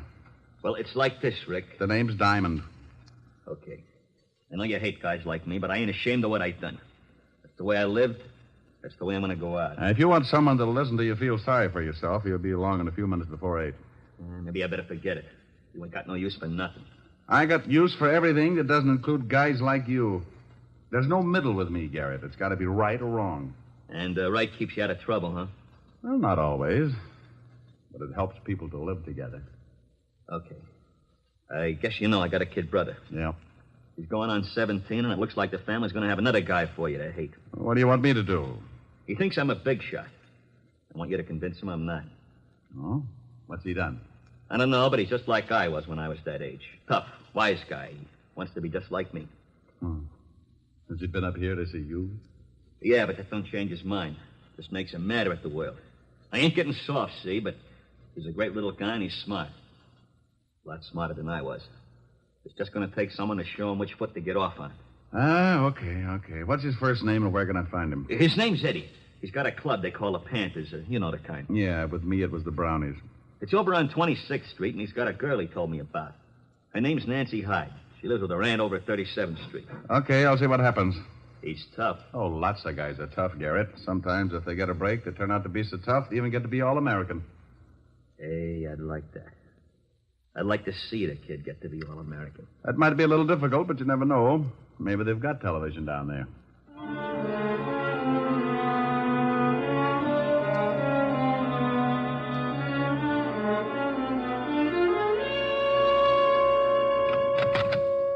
The kid's around here, boss. Okay, tell him to come in. Okay, Eddie, go on in. Thanks, muscle man. Hi, Mr. Parrish. Hello, Eddie. We took care of old man Thompson like you said. Good.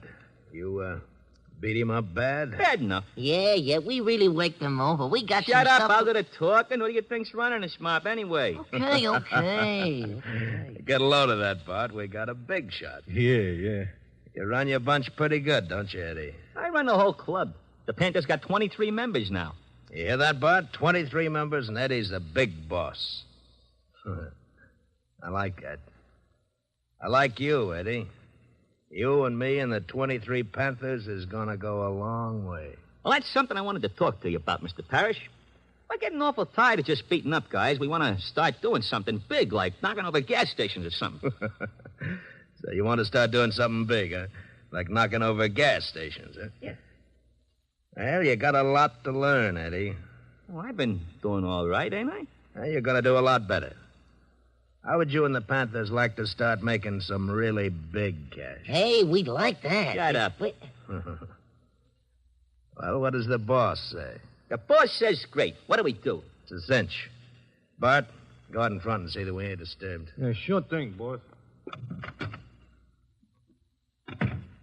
Bart carries a gun, don't he, Mr. Parrish? Yeah, Eddie. He carries a big one.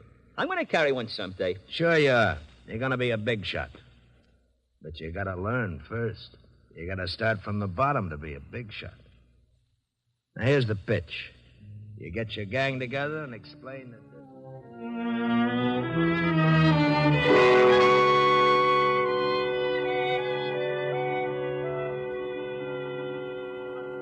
Says we swipe cars, so we swipe cars. I don't know, Ed. Beating up guys is one thing, but swiping cars is pretty dangerous. Look, it's a cinch. We go out on the road someplace, and one of us thumbs a ride. When the car stops, we all jump in. Later on, we knock the guy over the skull and take the car. Oh, stealing cars is a tough rap. If you get caught, but we don't get caught, see? If we catch a stoop out on the road someplace, it'll take him a long time to get to a phone. We drive the car to Mr. Parrish's warehouse and collect $50. Easy. I don't know. You better know. You're in the gang, and that means you're in on it whether you like it or not. Okay, Ed. You're the boss. Okay. We pull the first job tonight. I thought you had a date with Nancy. Oh, I got a date. I can break it. She does what I tell her. Yeah, but... Hey, what do you want? Yeah. This is a private club. I'm, looking for Eddie Garrett. Who wants him? Nobody for a present, but I'm still looking for him. Well, beat it. You smell like a cop. You got a good nose. That's pretty close. Hey, just some... Shut up. We ain't seen any. Yeah, that's right. We ain't seen him. Okay, but if you do, tell him I got a message from his brother. From my... From his brother? Yeah. Tell him that if you see him. Oh, wait a minute. I'm Eddie Garrett. Good for you. Proud of it? Oh, you're a wise guy, ain't you? I'll tell you later. Your brother says he thinks you're in trouble, are you? Trouble? That's a hot one. What made him think that? He runs around with it. He says you think you're a big shot. Maybe I do. Then you're in trouble, Sonny. Oh, what are you talking to this guy for, Eddie? He talks crazy. Why don't we throw the bum out? How are you going to do it? Grow 12 feet? Oh, you're a pretty wise guy, you are. You wouldn't act so wise on the other end of a shiv. Shut up, Jim. Come on, get out of here. What about this wise guy, Ed? You want to be left alone with him? Yeah. Okay, but I'd still like to work this wise guy over. Hey, what's the idea? You tripped me. Ed, you see that? That's wise guy tripped me. You're pretty clumsy, Sonny. Now beat it. No, why You hate him? Beat it. You're lucky you didn't pull that knife, Jim. You'd look pretty silly with a broken arm. Yeah? Well, okay, wise guy. I'll see you again. Now tell me what you want, and then you get out of here, too. Nice clubhouse you got. It's all right. It's 6 o'clock. So it's 6 o'clock. Doesn't it bother you? 2 more hours and your brother dies. So what? So he doesn't want you to end up the same way. Don't you worry about me, mister. Your brother's worried about you. He wants me to help you. How about it? I don't need no help. You're a copper. It's guys like you that sent my brother to the chair. I'm not a cop, Eddie, but I used to be. You ain't a cop? No, but if I was just a plumber and I had the chance to put your brother away for a killing, I'd do it. Yeah, I thought so. You look like the type. You're still a copper and you're no good. Now go on, get out of here. I don't need no help from a lousy copper. I don't need no help from anybody. Hey, Eddie. Didn't know you was entertaining. This guy's just going. Come on in, boy. Let's go, Eddie. What do you mean, let's go? I want to talk to you. We'll go up to my place. I ain't going nowhere with a lousy copper. Copper? Yeah, he's been in here preaching to me. Better leave, Flatfoot. Come on, Eddie. No, I ain't going nowhere. You heard what the kid said. Now, look. Yeah? Well. Guns and everything. Like it? Goes bang, bang. Hey, wait a minute, boy. I don't want no killing. Oh, don't worry, Eddie. I'm just going to put the Flatfoot to sleep. No. Hey, you slugged him with the gun. Mr. Parrish wants to see you about tonight. Huh? Okay. He ain't dead, is he? No. I just tapped him a little one. Come on.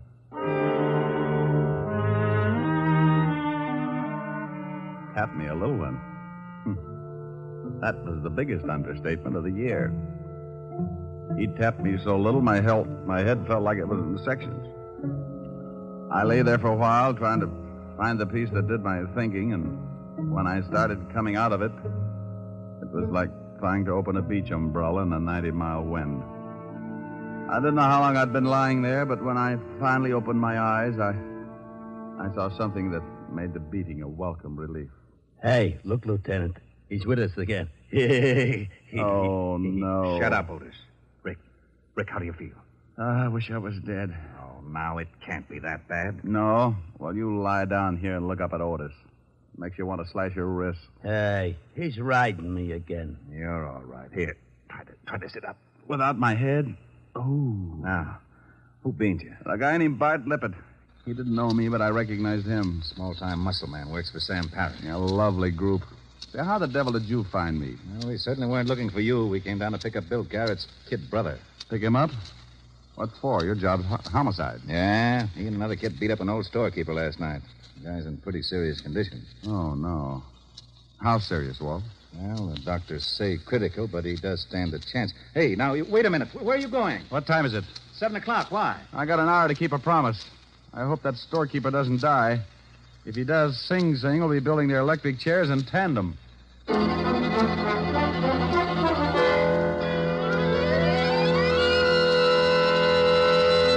In just a moment, we will return to Richard Diamond, Private Detective, starring Dick Powell.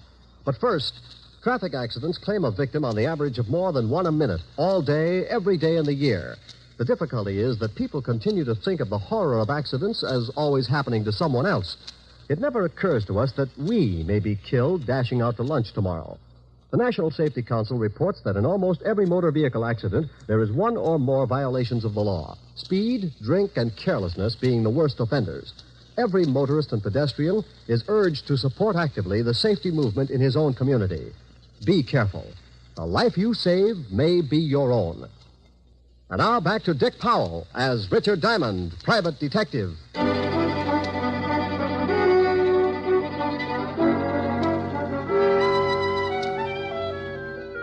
Well, the law was after Eddie Garrett, and I'd promised his brother that I'd keep him out of trouble. If the storekeeper died, Eddie was sure to get life. But if he lived, and I could make him give himself up, I'd stand a good chance of helping him. I remembered that Garrett had said Eddie had a girl, so I took off to 37th Street in a hurry. Yes? Are you Nancy Hyde? Why? Well, I'm looking for Eddie. Oh, well, I haven't seen him. Huh? You're a little nervous. Well, no, I'm just a little worried. About Eddie? Who are you? Well, I know his brother. He wanted me to find Eddie. Oh, his brother. Well, I don't know where Eddie is, and you stay away from him. You, don't approve of Eddie's brother? No, and I'm not afraid to say it. Eddie's a good boy, but he worships his big brother, and he thinks he's tough. So you can just go tell his brother that Eddie's not going to turn out like him. Not if I can help it. Well, he's not if I can help it either. I am a private detective, Nancy. My name's Diamond. You said that Eddie's brother wants you to find Eddie. He does, but he wants to keep Eddie out of trouble as much as you do. Oh, well, honestly, Mr. Diamond, I don't know where Eddie is. He called me a little while ago and said that he might be able to come over later. And he didn't say where he was? No. Well, if he does come, try to keep him here, and I'll get in touch with you later on. All right, Mr. Diamond. I went down the hall and back down the steps in a hurry. When I reached the street, I stopped and waited for a cab to come along. I took out a cigarette, was just about to light it when I spotted a shadow ducking in behind the doorways and making its way up the street toward me. I slipped back in the building and waited. Hey, what is this? Take it easy, Eddie. Oh, the copper. Let me go. That storekeeper you beat up may die. I'm taking you down to the station. What? That's right. He's in a bad way. Now, come on, let's go. I might have known it. But you said you wanted to help me. That's a laugh. This is the only way I can help you. Oh, sure. Well, if the law picks you up, you won't stand a chance. You may even get shot. Well, I'll take my chances. Not tonight, you won't. Let me go. Let go of my arm. Now, look, I don't want to hurt you, so stop kicking. Yeah, this is swell, this is. Everybody wants to help me. My brother's going to chair, and if that old guy dies, I'm going to prison. Please let me go. I just as soon get shot. I ain't got nothing to live for. Now, take it easy, kid. The old boy might not die, then we can work something out. What was that? That's Nancy. That's Nancy. Let me go. Come on. I turned him loose, and we both went up the stairs 3 at a time. We reached the door, and I got that lousy feeling.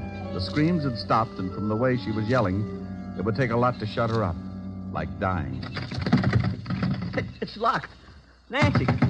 Nancy. She don't answer. Look out.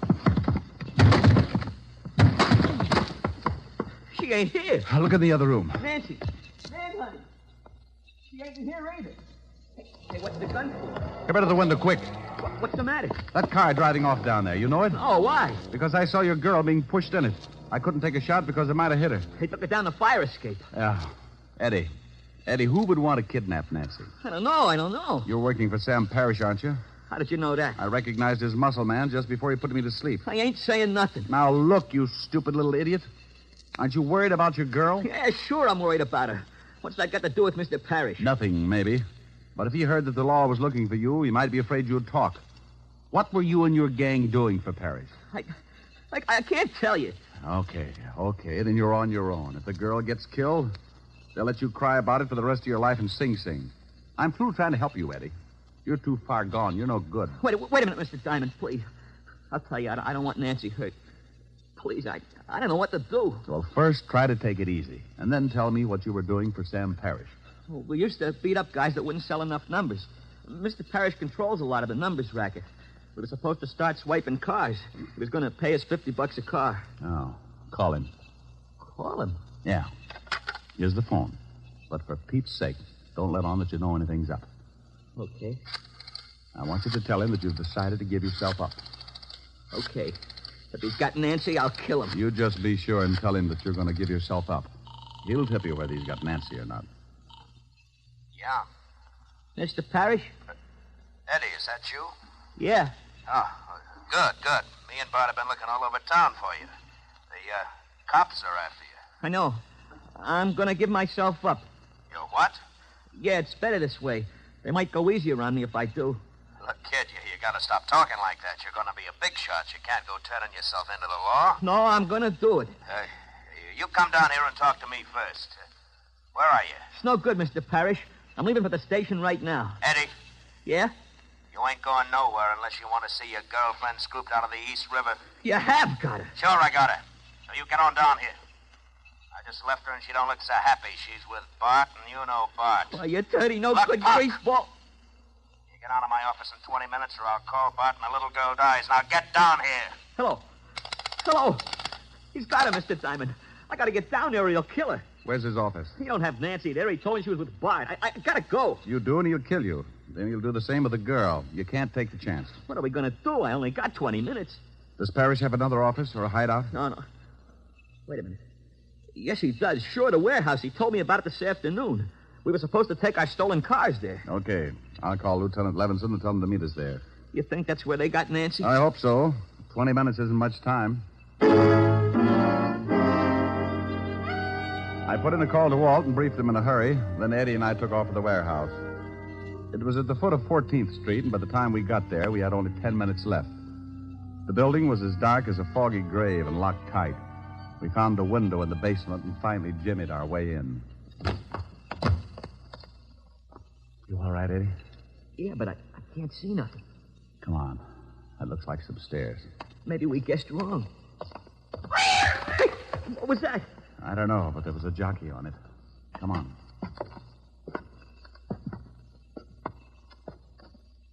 Hey, look. There's a light. Yeah, a little office in the back.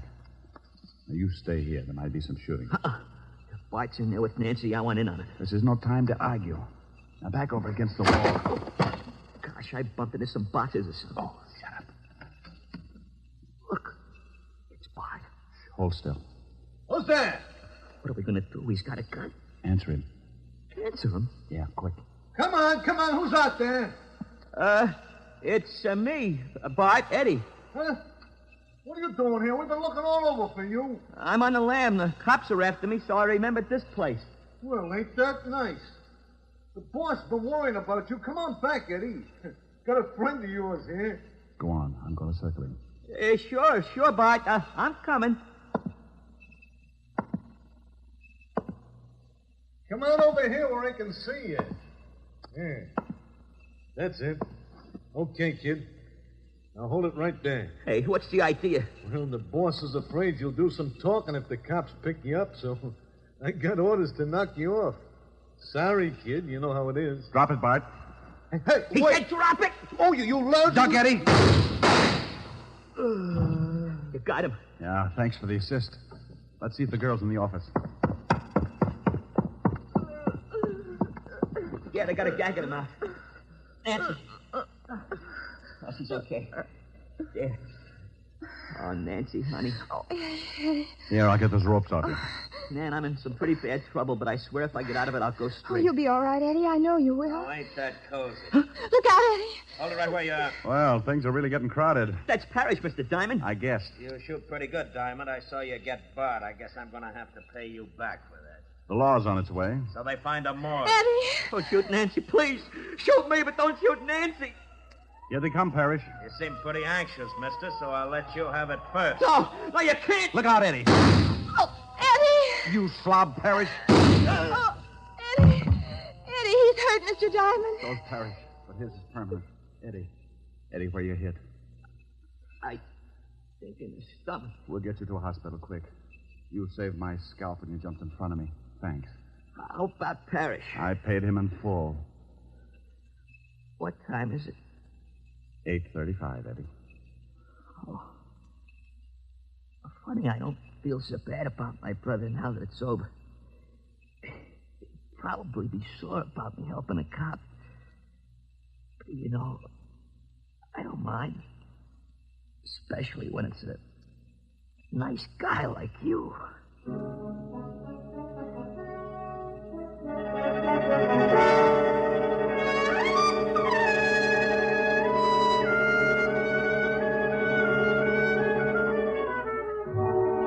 Well, Walt busted in. They got Eddie to the hospital.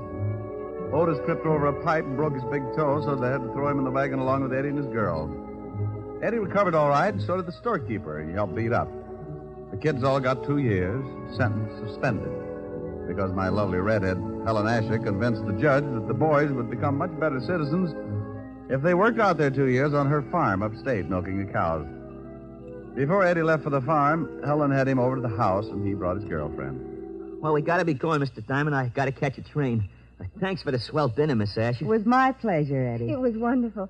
Oh, Mr. Diamond. Yes, Nancy? Miss Asher was telling me that you sing. Oh, Miss Asher is sometimes afflicted with an extreme case of blabitis.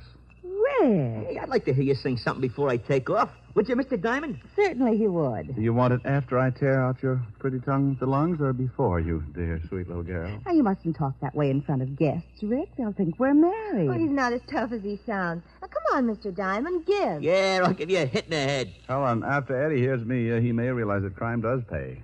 It's on your pretty head. Just sing. Stop making like a prima donna. What do you want to hear? Oh, something romantic. Oh, bless your little pointed head. You kids go sit on the sofa. Okay. Come on. Where are you now that I need you? Now that I want you so badly, I could cry. What's the new one? Where are you? Where did fate lead you? Funny how I dreamed you'd still be standing by. The pretty one. I had you at my beck and call. I called you any time at all. I guess I took you too much for granted. I never thought I'd lie, awake and sigh. Where are you now that I need you? Now that I love you so madly, I could die. Oh, how was that, kids? Rick, look. Well, how do you like that? They're stealing our stuff. Come on, Eddie, break it up now. You got to catch a train.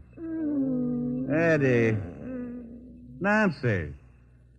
Oh, my goodness.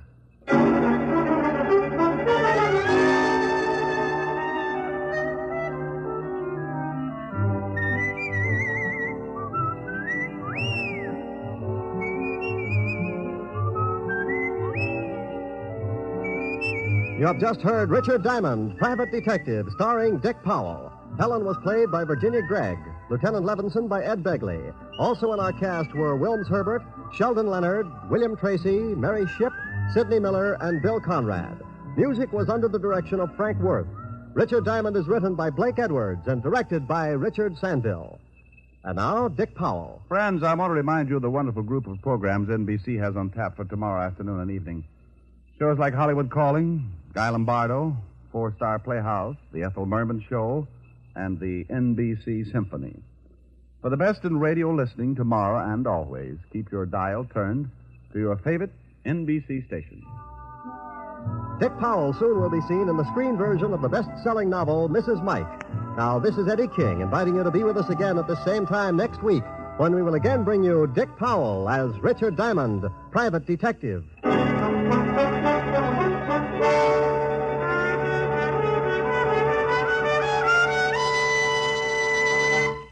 This program has come to you from Hollywood. This is NBC, the national broadcasting company. Buy wisely. Buy for flavor. Buy Del Monte.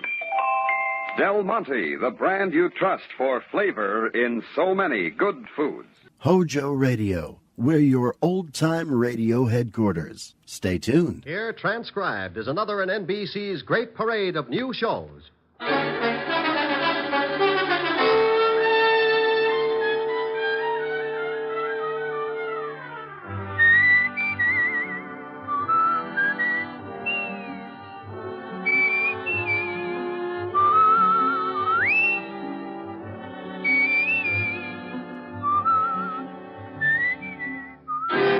And now, Dick Powell as Richard Diamond, Private Detective.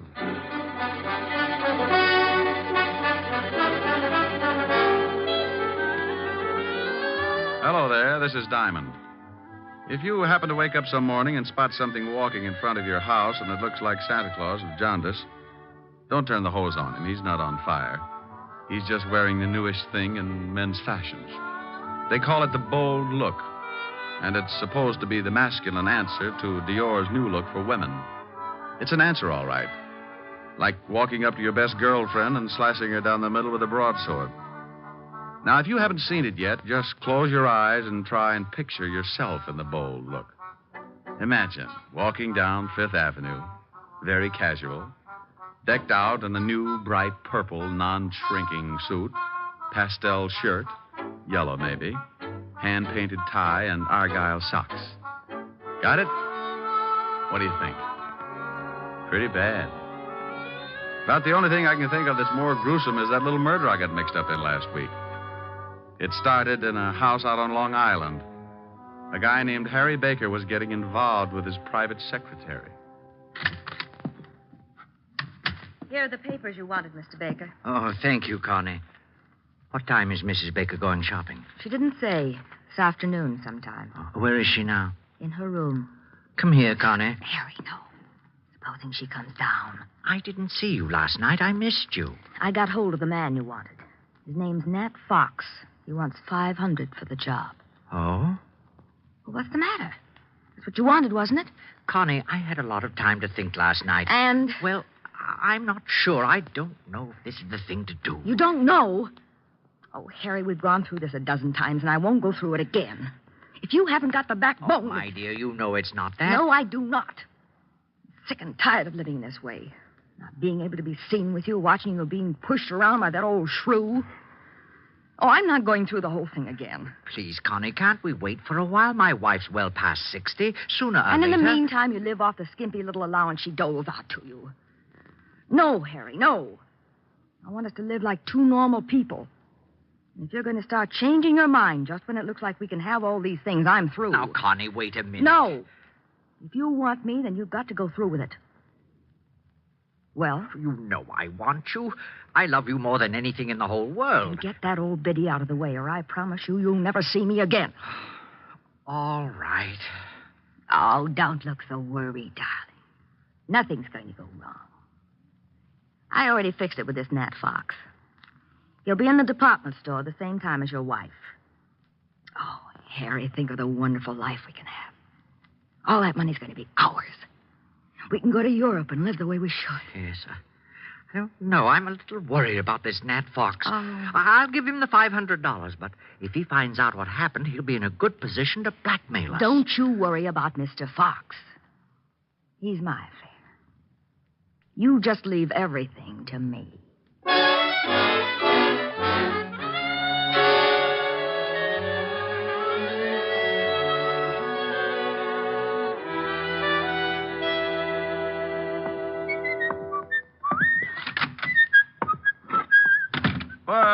Well. Hello, Otis.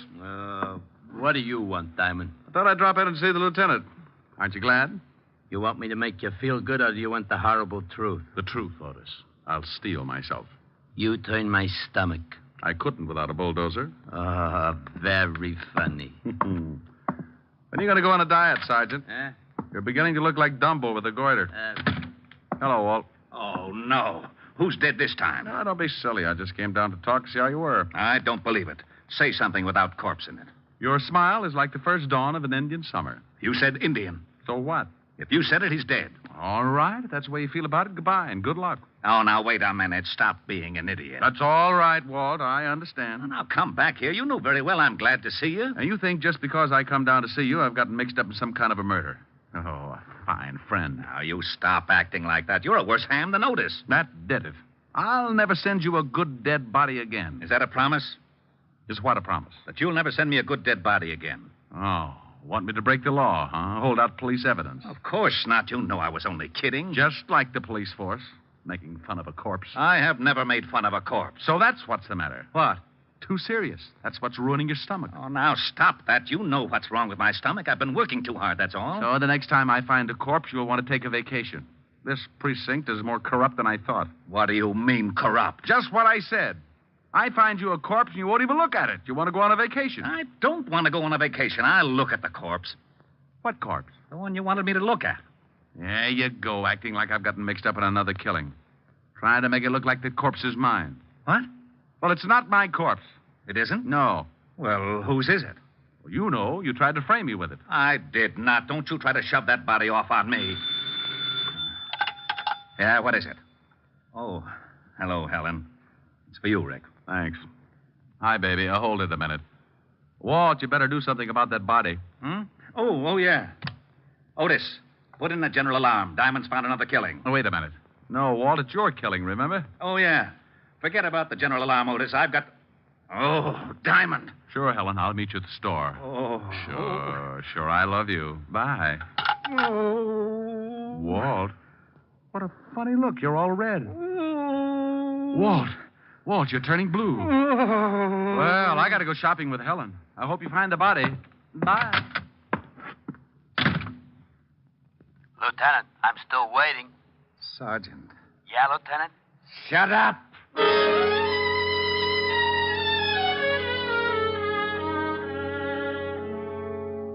I don't know why I do that to Walt, but I always get such a kick out of tying him up in knots. When he takes the bait, he goes for it hook, line, and sinker. It's a good thing Helen called and asked me to go shopping with her, or he might have blown a fuse. I don't generally like the idea of shopping, but she said it was Frances's birthday, and any kind of an afternoon with Helen could always work its way into a wonderful evening. What do you think I ought to get him, Rick? I'll get him some shirts or something. Hey, look at these. Rick, get away from that counter. What's the matter? My hips too big? Oh, I wonder if these come in baby blue. Rick, now stop that. People are looking. Is there something I can do for you? You seem to be interested in the lingerie. Is there something I can show you? Oh, I'm looking for something for a birthday. Oh, well, then may I suggest a nightgown, perhaps? We have some lovely numbers. This is for Butler. A butler? Yes. Oh, then you were thinking of getting something for the lady, too. No. Just seeing whether the baby blue went with my eyes. Well, really? Oh, come on, Helen. Rick, she must think you're crazy. 5 minutes more, and there wouldn't have been the slightest doubt. This is fun. Rick. That woman.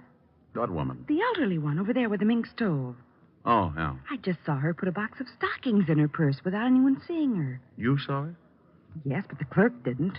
And she left the counter without paying. I know. You know? Oh, sure. I spotted her 5 minutes ago. Not a very good shoplifter. That's stealing. Shouldn't we tell the manager or something? Oh, the store detectives are sure to have her spotted. Why don't they arrest her? Point of law, baby. They can't put the arm on her until she steps out of the store. Now, look.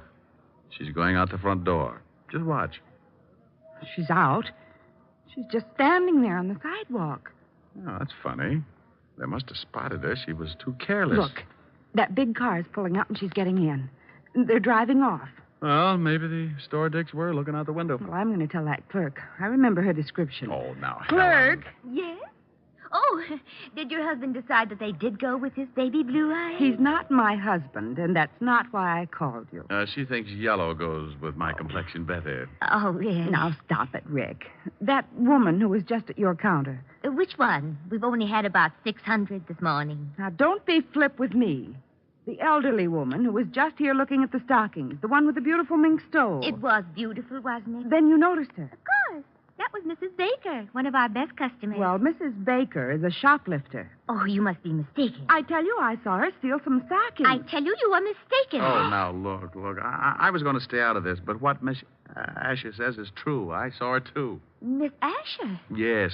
Oh, you have an account with us, don't you, Miss Asher? Until you started telling me I was mistaken about that woman. Oh, just one moment. Oh, Mr. Pennywig! Mr. Pennywig! What are you doing? I'm calling the manager. The manager? Yes, Miss Asher. I would prefer to have him explain it to you. Yes, Miss Phillips. What is it? Well, I'll tell you what it is. Don't ever put Miss Phillips in the toy department. She's so nearsighted, she's liable to think the electric train is the 8th Avenue subway and climb on it at 5 o'clock. I beg your pardon? Mr. Pennywig, this is Miss Helen Asher. Oh, how do you do, Miss Asher? I heard a lot about you. You're going to hear a lot more. Oh, is something wrong? Yes. Yes, something is wrong. Miss Asher here spotted a woman stealing some stockings, and when she reported it to your clerk here, she said she was crazy.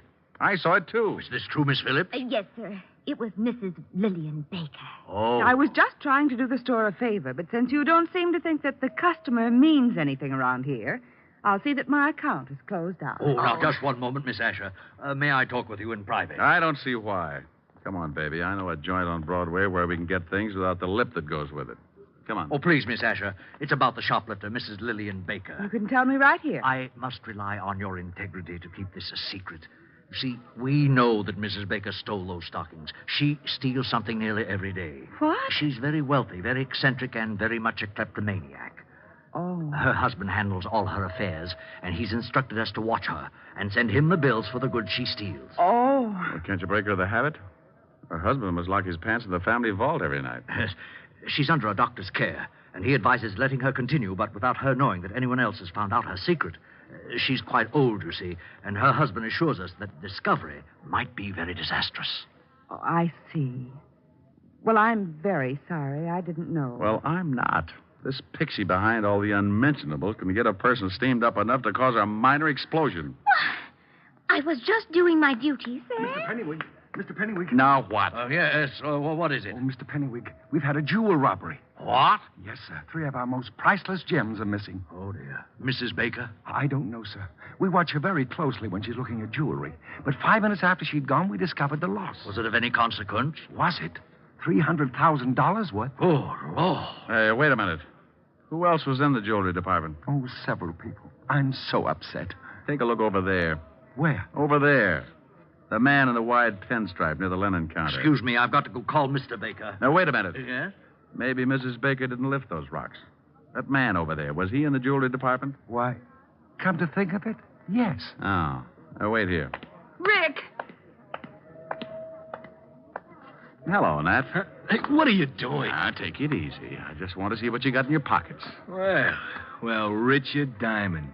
You must think you're still on the force. Someone just lifted some stones out of the jewelry department. You still in the racket? In a store like this? Are you crazy? No, but I thought maybe you were. Now, let's see your pockets. You ain't no cop. Go on and peddle your papers. You look pretty silly with a broken arm. Okay, you don't have to get rough. I'm clean. Now, well, that's better. Now, turn them inside out. Hey, what's going on here? Now, meet Nat Fox, one of the better-known jewel thieves. Yes. He was in the shop about the time Mrs. Baker was. Oh, I've quit the rackets. I just like to look now and then. Oh. Well, at least he hasn't got them on him. Oh. Now, what have we here? Gum wrappers. I like to chew gum. Ah, well, you chew a lot of it. Better call the law, Mr. Pennywig. Well, if you say right away. Go to the devil. What? Rick! He's getting away. Stop him. Oh, relax. We can always pick him up. I want to take a look at your jewelry department. Nat Fox didn't have the jewels on him, but as he did have a lot of gum wrappers, the first thing I wanted to do was to case everything in the jewelry department. It was an old stunt.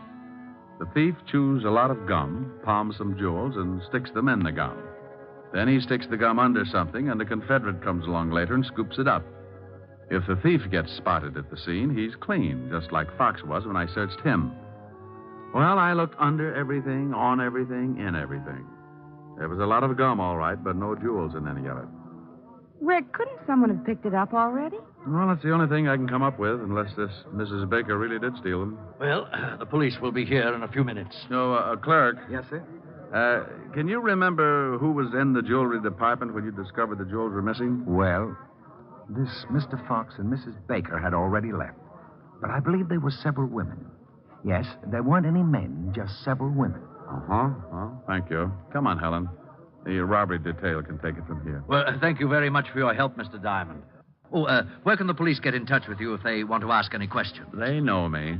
And if you ever need any guidance, just look me up in the book on the private detective. Can't miss it. The one with the biggest ad.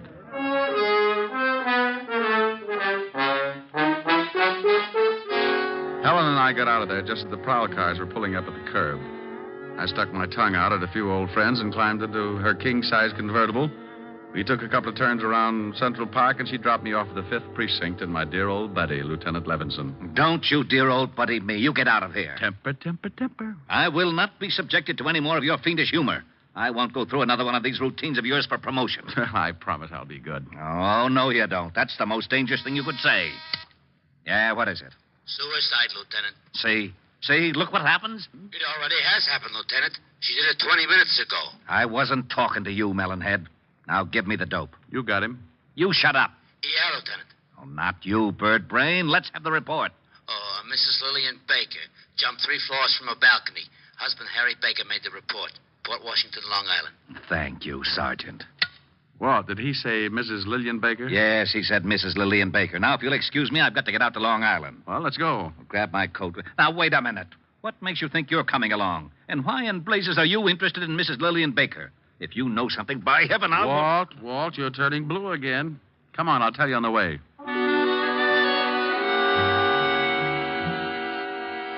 I briefed Walt on what had happened back at the store when Helen and I saw Mrs. Lillian Baker lift the hosiery.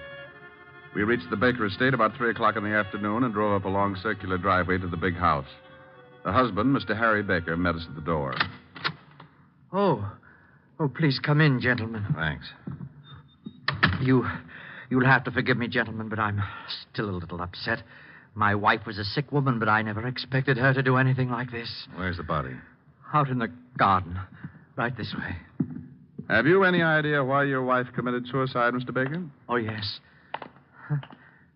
There's the body. You don't mind if I go back inside, do you? I want to ask you some questions, then you can. I understand that your wife was a kleptomaniac. Is that right, Mr. Baker? Why, yes. How did you know? Mr. Diamond here saw her steal something from the store today. You mean the jewels? No, I mean the stockings. Did she steal the jewels? Why, yes. I found them under her mattress after the store called and told me of the loss. She was a sick woman. She's been stealing things for years, but she didn't think anyone knew about it. I had an arrangement with the stores that I could take care of all the things she took, but those jewels were too much. I had to confront her with the evidence. And she broke down completely when she discovered we knew her secret. Harry. Oh. Wow. This is my private secretary, Lieutenant Levinson. Richard Diamond. Oh, Miss Constance Loring, Lieutenant Levinson, Mr. Dime. How do you do? Well, pretty good. I'd like to tell you about it sometime. Don't dead bodies make you a little nervous, Miss Loring? What? Miss Loring was here when my wife jumped. She's already gotten over the initial shock. Oh. She's been in the library calling some of my firms to tell them I won't be at work for a while. How long has she been here? Why, all afternoon she's been taking some dictation. With her hat on? Oh, well, you see... forget it. Tell me, did your wife jump from that balcony, Mr. Baker? Yes. 3 floors. About a 4-foot railing around the balcony. If you think that there's been any foul play, you can check with her doctor. He'll tell you she could easily take her own life if her secret was discovered. I'd like to talk to him. What's his number? Evergreen 54469.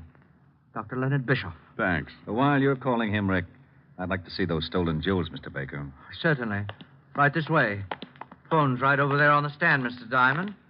Would you open the safe for the lieutenant, Connie? Mr. Loring?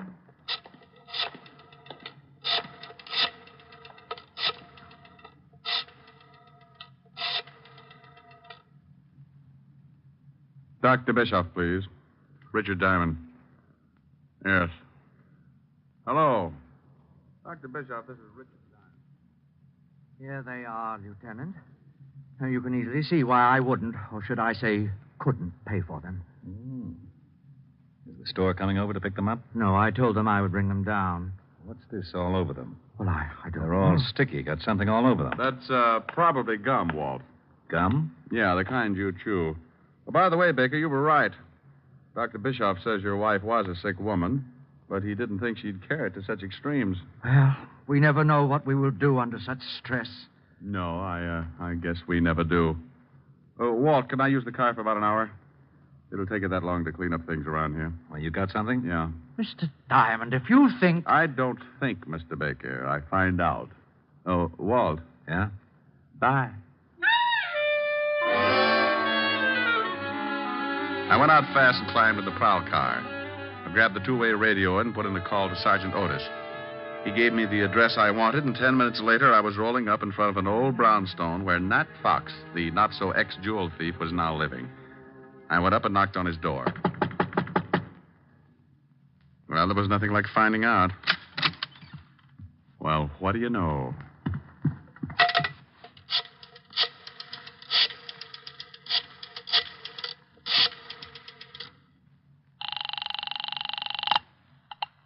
Baker's residence. Let me speak to Lieutenant Levinson, dear. He's right here.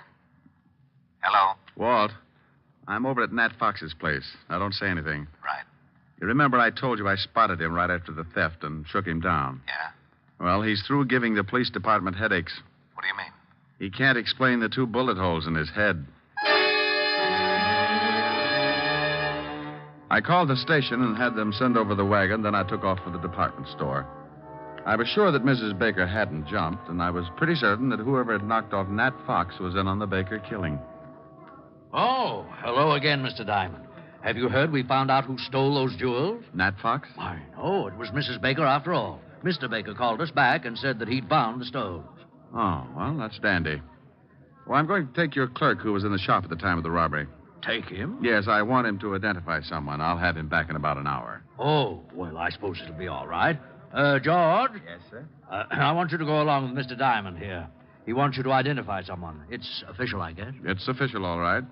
When you point out a thief and a killer, it's always official.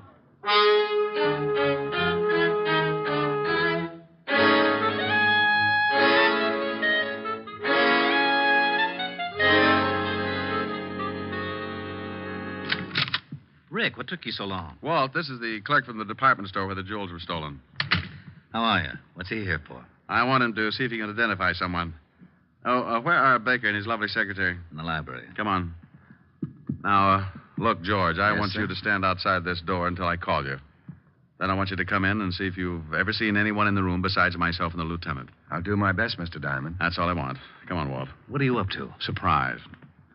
Well, hello. Why, hello, Mr. Diamond. Come in. Thanks. How are you, Connie? I see you've taken off your hat. You're very observing. I sure am. Why did you kill your wife, Mr. Baker? What? All right, I'll word it a little different. Mr. Baker, why did you kill your wife? Are you insane? Everybody asks me that. Maybe I should say a good doctor. Maybe you should. Like Dr. Bischoff, maybe? He's the best in town. Mr. Diamond, you're being ridiculous. I was with Mr. Baker when his wife jumped. You shouldn't have said that. Makes you an accessory. What do you mean? I mean, you're lying if you try and tell me Mrs. Baker wasn't killed. She jumped. Over a 4-foot railing? Yeah. What are you getting at? How old was your wife, Mr. Baker? Close to 70. Why? Pretty good health physically? Why, yes, of course. You say you were in the house and neither one of you gave Mrs. Baker a push off that balcony, Connie? Of course. Are you sure you weren't out putting 2 bullets in a cheap thug named Nat Fox? I don't know what you're talking about. Rick, what is this? Who has the money in the family, Mr. Baker? Why, my wife did. And who does it go to in event of a death? To me, naturally. Naturally. Walt, Mrs. Baker couldn't have taken those jewels. She was too much of an amateur. Helen and I spotted her swiping stockings at 50 paces. Whoever did lift those rocks was a professional thief. Well, why couldn't my wife have hired Fox to do the job? Who said anything about Fox doing the job? Why, you did. Harry. Shut up. I just said that Nat Fox was dead and that I thought Connie killed him. I didn't kill anybody. You were just coming back from it when you bumped into us. You hadn't even taken your hat off, and you were still carrying your purse. I was just going out. Let me see that purse. You stay away from that. Anything in it? Yeah, well, no gun, but she probably threw it in the river. Nice handkerchief. I'll sue you, Diamond. Look at the handkerchief, Walt. It's sticky. Give me that. Sit down, lover. Oh. Oh, I'm sorry. I thought there was a chair there. It's sticky, all right, Walt. That's gum. And gum on the jewels. She must have picked them up. Yeah, right after Nat Fox stuck them somewhere. Oh, you're both crazy. She was here with me all day. Yeah. George. Yes, Mr. Diamond. Who's this person? You just relax. I want to find out what's going on, too. Well, George? Yes, sir. That girl was in the shop right after Mrs. Baker. That's a lie. I wasn't. I didn't kill anybody. One of you hired Fox to steal the jewels, then you picked them up and brought them to Baker here. You killed Fox to keep his mouth shut. I did not. Yes, she did. Harry! We might as well tell them. You're right, but I didn't kill my wife. I can't get first-degree murder. Why, you dirty old man. You did kill her. You told me you were going to. You were up there and you pushed her off. Try to prove it. She jumped. No, she didn't. There was a 4-foot railing all around that porch. Well, she could have climbed it. That's right, Rick. She could have, but you should keep in touch with her doctor, Mr. Baker. When I was in the store today, I spotted your wife with a cane. A cane? Yes. Dr. Bischoff said she didn't want to tell you about it because she didn't want you to worry. Didn't want me to worry about what? She had arthritis, Mr. Baker. And Dr. Bischoff said she could barely walk upstairs, let alone climb over a 4-foot railing. He also told me that under the conditions, her age and everything, she couldn't have lasted more than a year. You were in too much of a hurry. Okay, Walt, you run with the ball from here on. I got a date.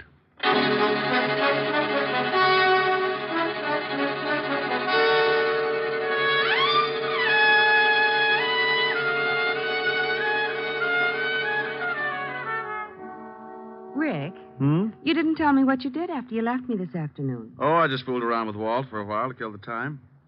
By the way, what did you finally get for Francis? Oh, I got him something in the newest fashion. It's It's called The Bold Look. What? It was pretty ghastly, but he loved it. Oh. Tell me what you got him. Well, a purple suit. Non-shrinkable. Yes, how did you know? It figured. Go on. A green shirt, one of those hand-painted ties. Rick, where are you going? Oh, I can't stand it. Oh, that's wonderful. What is it, Rick? What is it? I thought you were supposed to be bugged on South Pacific. Oh, is that what it's from? Yep. Goes on next to closing, right after Fink's Mules. It does? You better get those tickets again. See what it's all about. Well, give me a preview. You'll hate me in the morning. There's an answer for that. Yeah. Younger than springtime are you, softer than starlight are you, warmer than winds of June are the gentle lips you gave me, gayer than laughter are you, sweeter than music are you, angel and lover, heaven on earth are you to me. And when your youth and joy invade my arms and fill... Hey, what's that? What? That standing in the corner. Oh, Francis. That's Francis, Rick. What are the odds? Oh, yes, sir. It's me. Now, Rick, be careful what you say. That's the new Bold Look. Well, turn it off. It's getting bilious. Don't you like it, sir? Now, Rick. No, well, Francis, I think it's... yes, it certainly is. I think it's rather gay, don't you, sir? The gayest. Oh, my goodness, I forgot something. Does it look like a stomach pump? Forgot something? Yes, miss. The outfit wouldn't be complete without them. Well, hurry up. I'm going to black out any minute. What did you forget, Francis? The spats. Spats? Yes, sir. Seersucker spats. And they were lovely.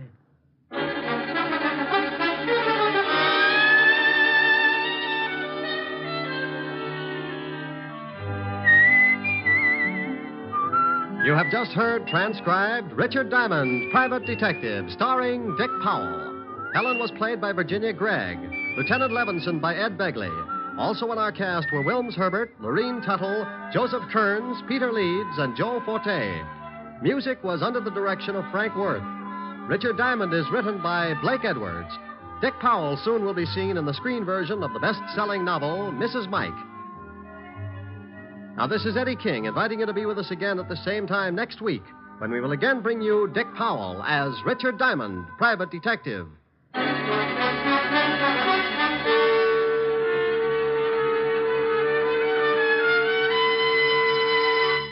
This is NBC, the national broadcasting company. In the blazing desert sun, no others dared to do it, so there could be only one. Just one that passed the killing grind of sun and wind and sand.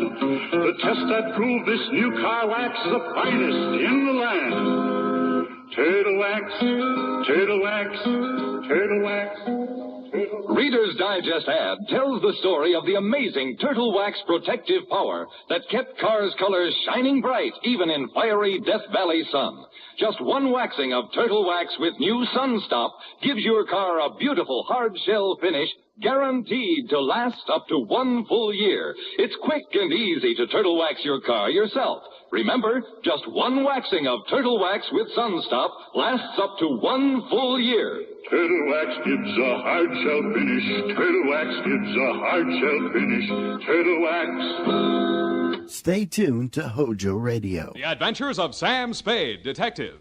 Brought to you by Wild Root Cream Oil Hair Tonic, the non-alcoholic hair tonic that contains lanolin. Wild Root Cream Oil. Again and again, the choice of men who put good grooming first.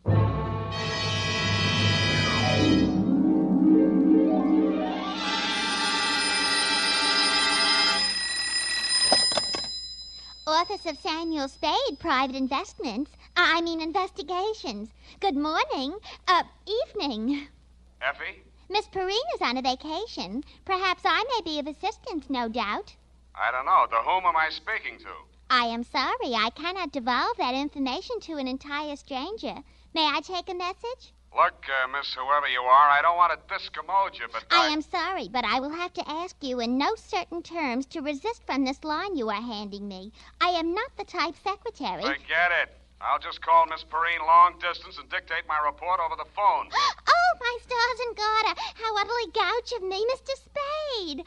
Oh, I'm Bernadine, Effie's relief. I mean yours. I could use some. Oh, shall I send out for some medicine? Yeah. The phone number's on the wall behind the water cooler. Tell them the 100 proof, bonded, and hang the expense. I'll be right down to dictate my report on the bail bond caper.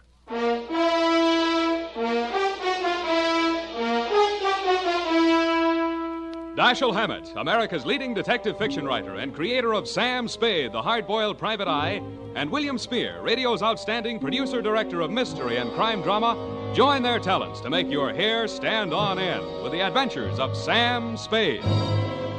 Presented by the makers of Wild Root Cream Oil for the hair.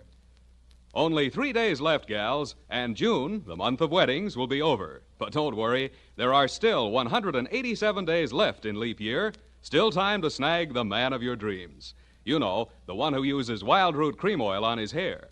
He and millions of other men use Wild Root Cream Oil daily because Wild Root Cream Oil grooms the hair so neatly and naturally, relieves dryness, and removes loose dandruff.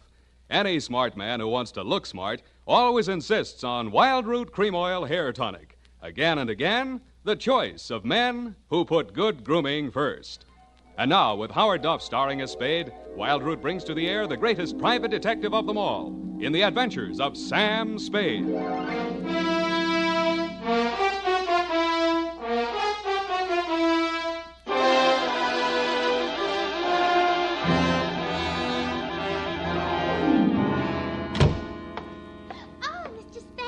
You are Mr. Spade. You just gotta be. Yes, but why? It was fate. I knew it was going to be like this. I had my qualms, too, Bernadine. Oh, that's good. I sent the other back. The other what? I called that number, but it was euphonious. They sent whiskey. Is something the matter? No, nothing at all. I'm perfectly calm. Well, I'm glad. My previous employer was very nervous, which is why I just happened to be tentatively at large when Effie reproached me about being a relief to her. Figures. Bernadine, now I'm not being fresh. Honestly, I'm not. But do you take shorthand? Yeah, but I don't speak it. What is that you speak? Don't answer. Ready? Rodney. I mean Roger. Date. I'll have to ask my mother. Down, Bernadine. Date, June 27, 1948, to Miss Effie Perrine, care of Perry's Lodge, Kanab, the Pearl of the West, Utah. What? Oh, wrong letter. I'll get to that later. Date, June 27, 1948, to Leo M. Scarlett, care of Leaf, Branch, Root, Knox & Wood, attorneys at law, 333 Pine Street, San Francisco, from Samuel Spade, license number 137596. Subject, the bail bond caper. Dear Leo, I'm sorry things turned out the way they did, Leo, and I'd like you to know how I got into it. It wasn't for the reward. I don't take rewards. I'm not in love with your wife, no matter what she says, and I wasn't sore at you about anything. I was just sitting in my office, minding my own business, when the door opened, and Vivian walked in. She looked every bit as beautiful as she did when she lived under me in Ma Tuttle's boarding house in 41. In fact, I didn't recognize her until she slithered out of her mink. Hello, Sam. Surprised to see me? Yeah, but I'm trying not to show it. What's on your mind? Is that all you've got to say to me, Sam? Well, you're here on business, aren't you? All right, I don't blame you. It all happened pretty sudden, Leo and me. I should have written or phoned you, I suppose, but somehow... Forget it, Vivian. Now, what do you need a detective for? You, thinking of divorce already? Oh, please don't, Sam. If it was a mistake, I'm the one who has to live with it, and I made up my mind when I married Leo. This time it's for keeps. No matter what. Mm-hmm. What's the what? He's in trouble, Sam. Well, that's nothing new. Well, this time I don't think it's his fault. When Leo went legit, he meant it. What's he say he's doing now? He's a bail bond broker. Judging from your new look, I'd say he's a success. Sam, a man called him on the phone today. I answered. He said his name was Holliday, but I recognized his voice. It was an old friend of Leo's, Charlie Rosenfoy. Charlie, huh? When did he get out? A couple weeks back. He was paroled. I don't know what he said over the phone, But Leo looked scared and sick. I don't wonder. The word around town was that Charlie took the rap for Leo. And I don't know anything about that. All I know is Leo's on the level now, and Charlie never will be. He did plenty on his own during that time he served. Well, I won't argue that, but from where I sit, it looks like Leo better start wearing a gun again. He has. That's what I'm so frantic about, Sam. You hear any of the conversation from Leo's end? He didn't say much. But I did hear him say, "All right, 10 tonight. I'll meet you there." That wasn't very smart of him. I know, but that's the way he is. It might be only for a payoff. I thought of that, too. But Leo hasn't got that kind of money. He's been dropping a lot at the racetracks lately. And even if he had it, he's not the type to pay blackmail. I don't like it. Why should I stick my neck out? Why did you have to come to me anyway? 'Cause I trust you, Sam. I know you were jealous of Leo. I was? Sam, if we ever meant anything... If you meant half the things you said to me when we were... Stop it. That's blackmail. Oh, I feel so lost and alone. I don't know where to turn. Okay. I'll see what I can do. Oh, Sam, I'll make it up to you somehow. You see if I don't. Sure you will. And tell Leo to stop dropping his money at Tan Ferran. This is going to cost them plenty.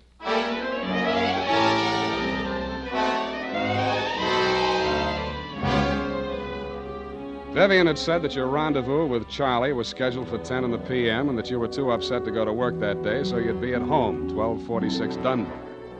I took a plant in your apartment building from a Sleepy Lagoon-type cocktail bar across the street called, you guessed it, the Sweet Leilani. Your wife joined me, and after a while, we got around to talking. At least she did. I bet you can't guess what I'm thinking about. Huh? Listen, Sam. You remember that night we drove to the Half Moon... Bay. Oh, you do remember. Oh, we used to do the craziest things. I should have married you, Sam. Please, not while I'm drinking. You know what? The trouble with crooks... They have to work day and night. Yeah. Hey, you're not listening. No, but everybody else in the place is. Let's talk about you, Sam. Did I ever tell you how I met Leo? No, and please don't. And then he opened a bucket shop. You know what a bucket shop is? Yeah. It's stockbrokerage. Yeah, that's right. Only it's crooked. That was the first business Leo started when he went legit. Mm-hmm. He had to shut it down on account of those securities somebody was always stealing out of the safe. Were they insured? Yeah, but they wouldn't renew his policy. So after the second nightclub burned down and he couldn't get any insurance at all, even on his own life. That's why I'm so frantic, Sam. Hey, give me a nickel. I want to play Sweet Leilani.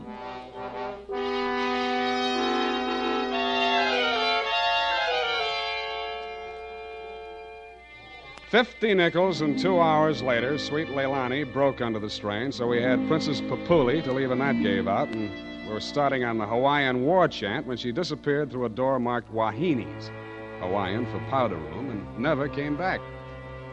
Around 9:45, I mumbled something to the bartender about the lady will pay, put on my smoked glasses, and strolled out and across the street. You came out of the building a couple of minutes later. You led me a zigzag course up Merchant Street to Salon, across Salon to Commercial, down Commercial to Drum, and made a lateral pass over Drum back to Dunbar. Your destination, I'd never have guessed it, was the Sweet Leilani. Happily, they were not playing Sweet Leilani. It was very, very quiet. The regular customers had taken a powder, and I didn't blame them. In the new crop at the bar, I counted 10 broken noses, at least 5 broken paroles, assorted knife scars, and 4 pairs of cauliflower ears, and 1 maverick. You slid into a booth at the end of the bar, took the gun out of your shoulder holster, and laid it down on the table in front of you. I walked over, turned it around so it was pointing at the jukebox instead of me, and sat down. Some other time, Spade.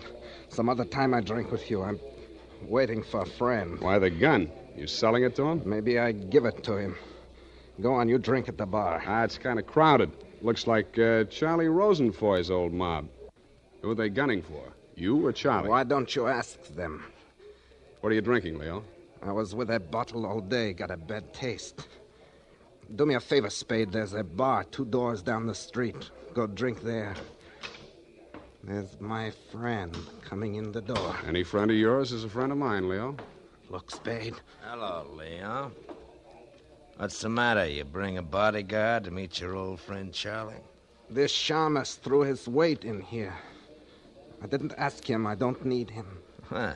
That sounds like the old Leo Scarlatti I used to know. The name is Scarlet. Oh, pardon me. I've been on the rock for so long, it's hard to catch up on all the changes. There's been a war, Charlie. Anyone tipped you to it yet?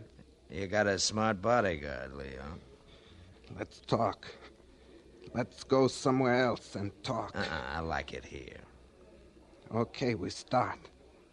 How come you tipped the mob we were coming here? You promised you wouldn't. Like the Shamas, they got a drink somewhere. All right, say what's in your mind and I'll go. Yeah, and if you don't mind, I think I'll do my drinking at the bar.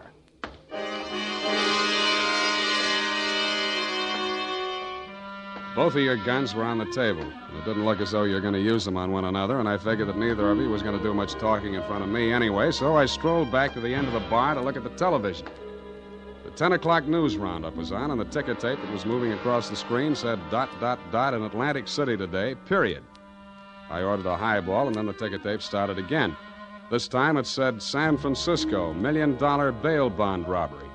$1 million in negotiable bonds is tonight in the hands of a group of daring hold-up men who commandeered an armored truck at the very portals of the police department in the Hall of Justice. Then it said, this concludes the 10 o'clock edition of the television news roundup. I had a slight hunch that if the television boys had had their cameras on the big bail bond robbery, that at least some of the characters would have been played by at least some of the bad actors that were foregathered in the Sweet Leilani. In fact, what you and Charlie were saying and doing when I walked back to your booth was almost too much to the point. You let me see the bulky portfolio Charlie shoved across the table at you. It looked like a carrying case for bonds, bank messenger type. But it was sealed with wax blobs bearing the imprint of the Great Seal of the state of California. I was impressed. Where'd you get this? You can read about it in the papers, and if I was you, I'd get this out of sight before them papers hit the street. One thing more. Don't try to clip none of them coupons. And one thing more in addition. Don't open it at all. Sure. Spade? Yeah, Leon? I think I hire you after all.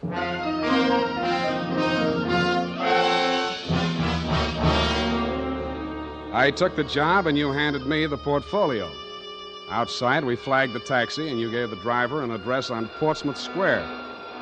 Your office, I hate to remind you, was behind one of a bunch of neon-lighted storefronts across from the Hall of Justice.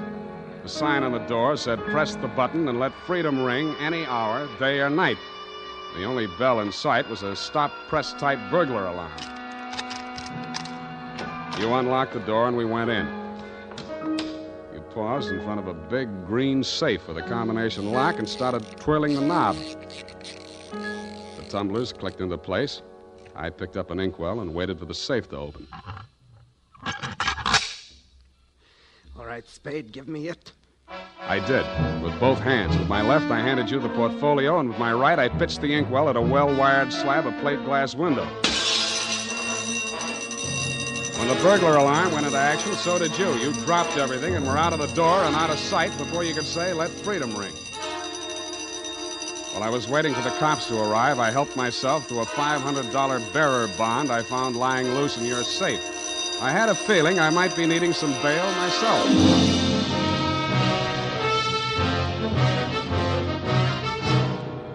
The makers of Wild Root Cream Oil are presenting the weekly Sunday adventure of Dashiell Hammett's famous private detective, Sam Spade.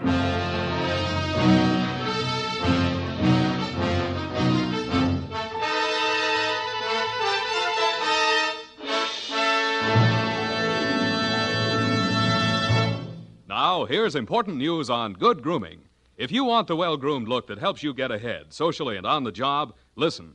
Recently, thousands of people from coast to coast who bought Wild Root Cream Oil for the first time were asked, how does Wild Root Cream Oil compare with the hair tonic you previously used? The results were amazing.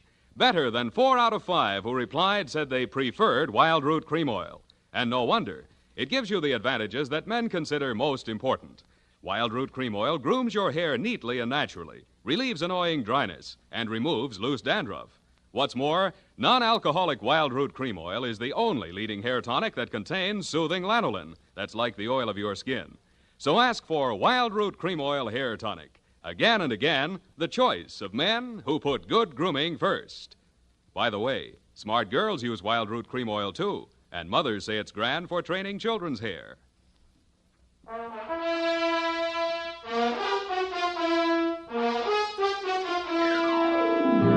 And now, back to the bail bond caper. Tonight's adventure with Sam Spade.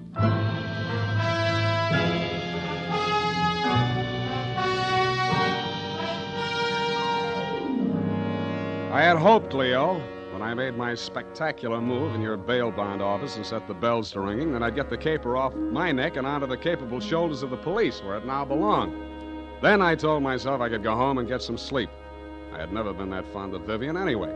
I was holding the $1 million portfolio, complete with its big official seals still unbroken, ready to hand it over with a flourish to the first boy in blue that rushed in. But then I saw something that dashed my hopes. There was a strip of Scotch tape across the bottom of it. It wasn't up to me to tamper with important evidence, but I didn't have to. It was only a question of what magazine had been cut up to replace the $1 million in bearer bonds.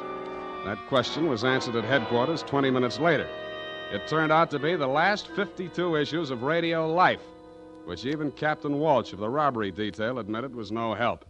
Neither was Captain Walsh.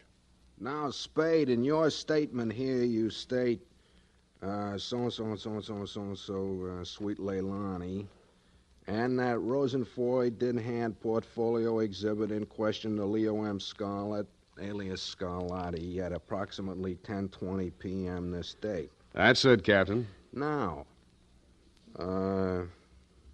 you sure you want to stick with this? You don't want to change any part of the statement? No, I just want to go home and go to bed. I'm afraid you're going to stay with us for a while.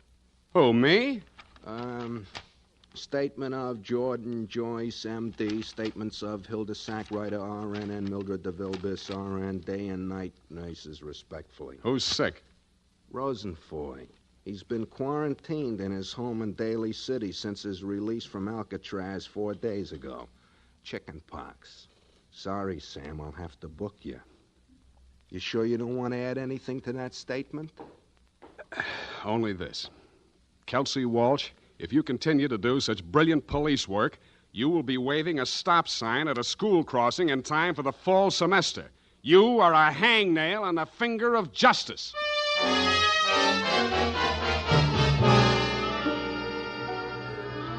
I thought I had been courteous and cooperative, but even so, it was the middle of the afternoon by the time they set my bail. $1,500. That made it life. But I hadn't had time to hang the curtains in my cell when I got even worse news. My bail had been posted by who? Vivian, a banana peel, and the steps of progress. She met me outside. Well, aren't you going to thank me? What for? Getting me in jail or getting me out? Getting you out, of course. It was all the money I had in all the world. Leo's money was impounded, you know. But, Sam, when I thought of what you and I once meant to each other, and maybe we still could... Yeah. Well, you'll get your money back. I'm not really guilty. Oh, I know that. What else do you know? I guess it's safe to talk. Leo phoned me today. Where is he? He wouldn't say. Some pay station. He kept putting in nickels. Sam, you've got to talk to him. You've got to convince him it's best to give himself up. Now you're beginning to make sense, sweetheart. But how can I get to talk to him? I've arranged it. He's to meet us at the Club Leilani. You know, where we had our reunion yesterday. That place on Dunbar? Yeah. Oh, that's great.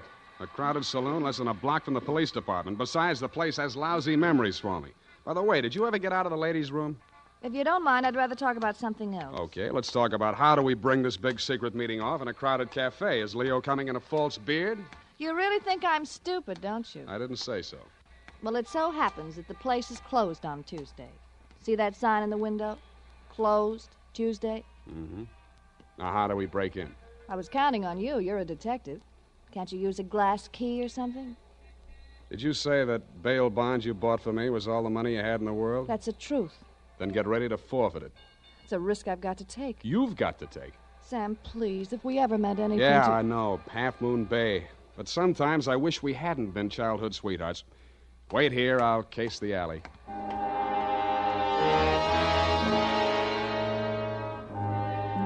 The alley wasn't much better. There were 2 windows, washroom type, all glass brick, except the 2 small ventilators big enough to put your hand through.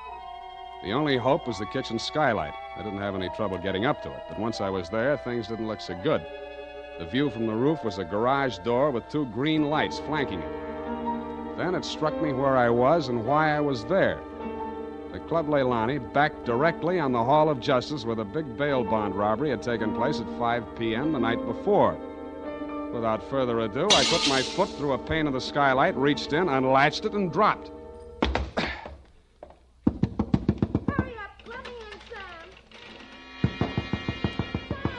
Up at the front of the building, I could hear Vivian clamoring for admittance. I decided to let her clamor for another minute or two.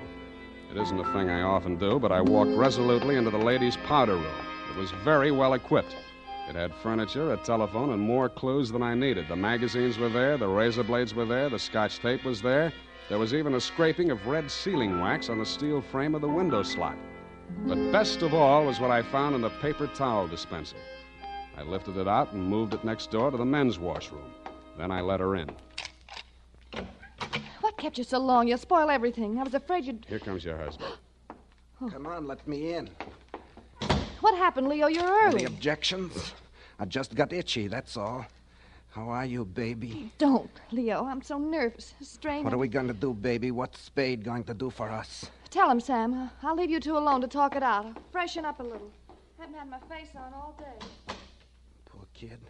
Well, Spade, let's have it. Yeah, she's right, Leo. I can do a lot for you. But you've got to do something for me. Spade, this is level. I never saw those bonds. I know that. Then what are you after? The truth. It's the only thing that can save you, and if you take this rap, I take it too. I'm in clear up to my neck. Okay. Charlie Rosenfoy came around to Vivian and made her this proposition. He was going to pull this bail bond job and plant the goods on me to get even for the rap he thought he'd taken for me. Mm-hmm. Vivian pretended to play along with him, only she got hold of the package long enough to take the bonds out and put the old magazines in instead. Yeah. The idea was the mob would think Charlie had double-crossed them, taken the goods for himself, and delivered a phony packet to their banker, which was supposed to be me. Cute. Only you had to get smart and set off that burglar alarm. Now I'm getting the squeeze on all sides. The mob, the law, Charlie are all gunning for me at once. Don't worry about the mob and the law, and don't worry too much about Charlie. What are you driving at? That'll be him now. Who tipped him I was here? Get back in the corner. It's dark in here. He'll never see you. I'll take care of him. All right. Hello, Charlie. Oh. Come on in. Oh! Good boy, Spade. Get his gun. You're my friend. Sure, I'm your friend. Come here. Yeah, sure, Spade. Pleasant dreams, fellas. Now I act. Hey, Charlie! No, Leo!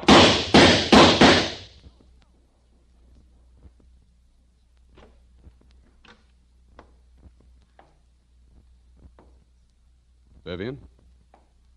Sam? That you? Yeah. The last of your boyfriends. You mean Leo? Charlie? Yeah. They just knocked each other off. Oh, Sam, I can't see. It's dark. Where are you? Right here in front of the jukebox. You sure? Hope to die.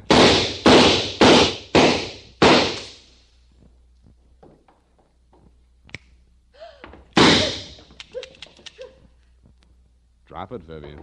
It's empty. Sam, Vivian, how could you? After Half Moon Bay.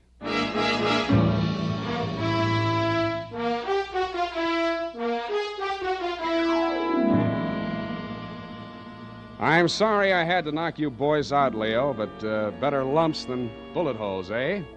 After she started wrapping up the caper, it wasn't too hard to figure what she was up to, providing you could keep her smoke out of your eyes. She told Charlie how to operate on you and told you how to operate on Charlie. $1 million for her and 2 dead gangsters lying on the floor of an empty joint where they'd shot it out. The secret of the missing bonds would have to be written off by the police as having died with either one of whichever of you ever had them. Period. End of something. Pardon me, Mr. Spade.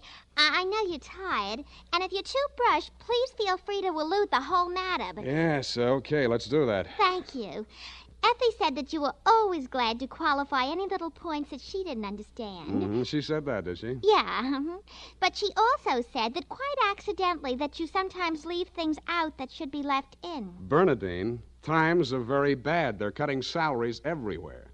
But where were they during the whole affaireous affair, if you'll pardon the expression? The bonds? In the paper towel dispenser. Didn't I say so? Oh, that's what you moved to the men's. But how did they get there? In the Walreenies, if you'll pardon the expression. Simple. When the thieves whizzed through the alley after the heist, Vivian had her well-manicured little lunch hook thrust through the window slot to receive them. Oh, that's how the red sailing wax got there. Bernadine, you're spectacular. Now go and type this up. You're making me nervous.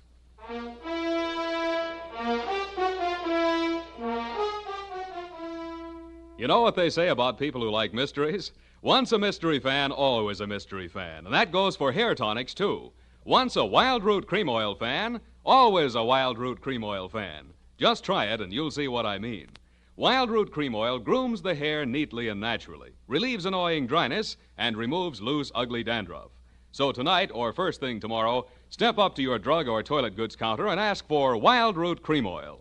Get the big economy bottle and the handy new tube that's easy to pack when you travel. Also, ask your barber for a professional application of Wild Root Cream Oil Hair Tonic. Again and again, the choice of men who put good grooming first. Well, here it is, Mr. Spade. I hope it's not too erroneous. Oh, I'm sure it's quite offensive. Don't you mean inoffensive, Mr. Spade? Have it your way. I don't want to sound imprudent, Mr. Spade, but I must say that your conduct through the whole thing was very brave and outrageous. Don't you mean courageous? Now I've got you doing it. You're going to be just like Mr. Cummel. Your previous employer, no doubt. Yeah, poor man. You know, he finally became completely erasable. They had to take him away. What were his symptoms? Well, when he ordered the puppy biscuits, I thought he was just being concentric. But after a while, he wouldn't answer to anything but Rover. I had to sprinkle his flea powder in the morning, you know? And then he had his little tricks. He always wanted to show off, you know, sitting up and rolling over. He could shake hands, too. What's so great about that? Any dog can shake hands. Yeah, but can you scratch your ear with your foot? If I set my mind to it. Now go home, Bernadine, or I'll report you to the SPCA. You can't frighten me. Effie told me that you bark is worse than you bite. Good night, Mr. Spade. Effie, in far-off Kanab, come home, sweetheart.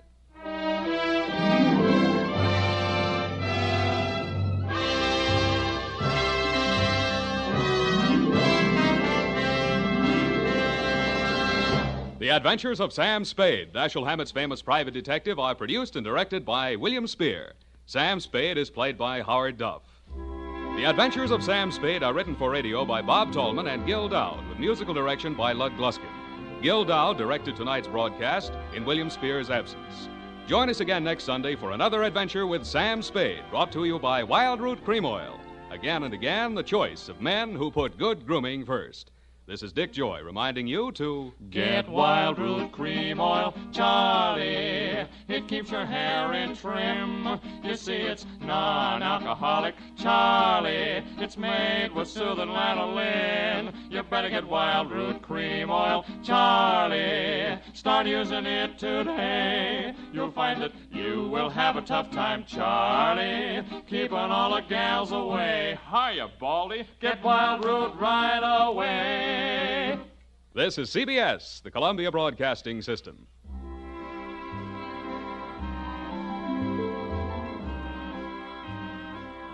A word of advice for those of you who suffer from acid indigestion, heartburn, or gas.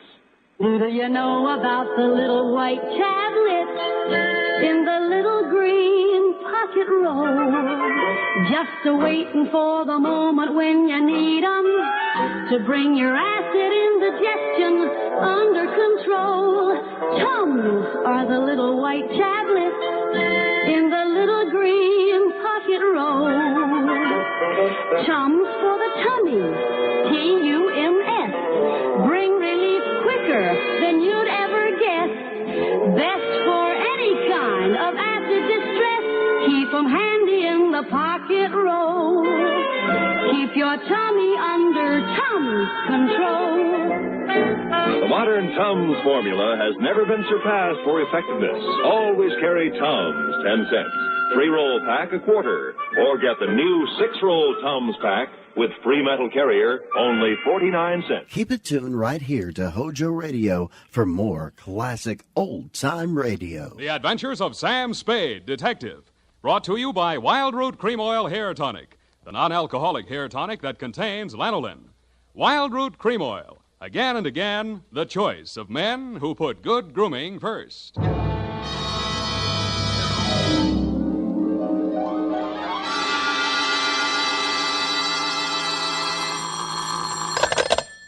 Sam Spade, Detective Agency. Good evening. That sounds funny in dialect. Good evening to you, and happy 4th of July, Bernadine Hemp. Oh, Mr. Spade. What was the capper? Don't you mean caper? No, the capper. The high point of the caper. The climax, the crescendo, the pinafore. Well, that's better. For a minute, I was afraid you were learning English. Oh, no. I'm studying Spanish. Soy infeliz que inicia... Yeah. Mucho interesting. Gracias. Shall I go home now? No, mal suerte. There's a little matter of murder in 2 languages, neither of which is Spanish, so stay where you are. I'll be right down to dictate my report on the Rushlight diamond caper.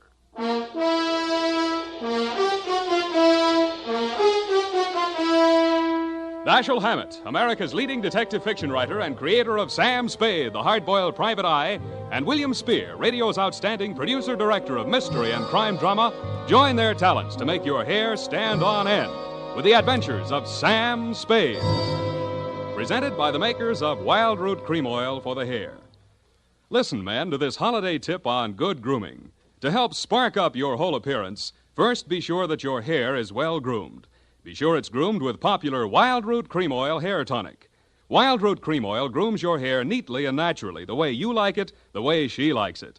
Wild Root Cream Oil also relieves annoying dryness, removes loose, ugly dandruff.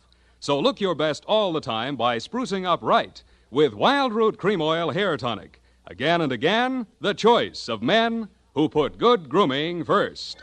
And now, with Howard Duff starring as Spade, Wild Root brings to the air the greatest private detective of them all in the adventures of Sam Spade.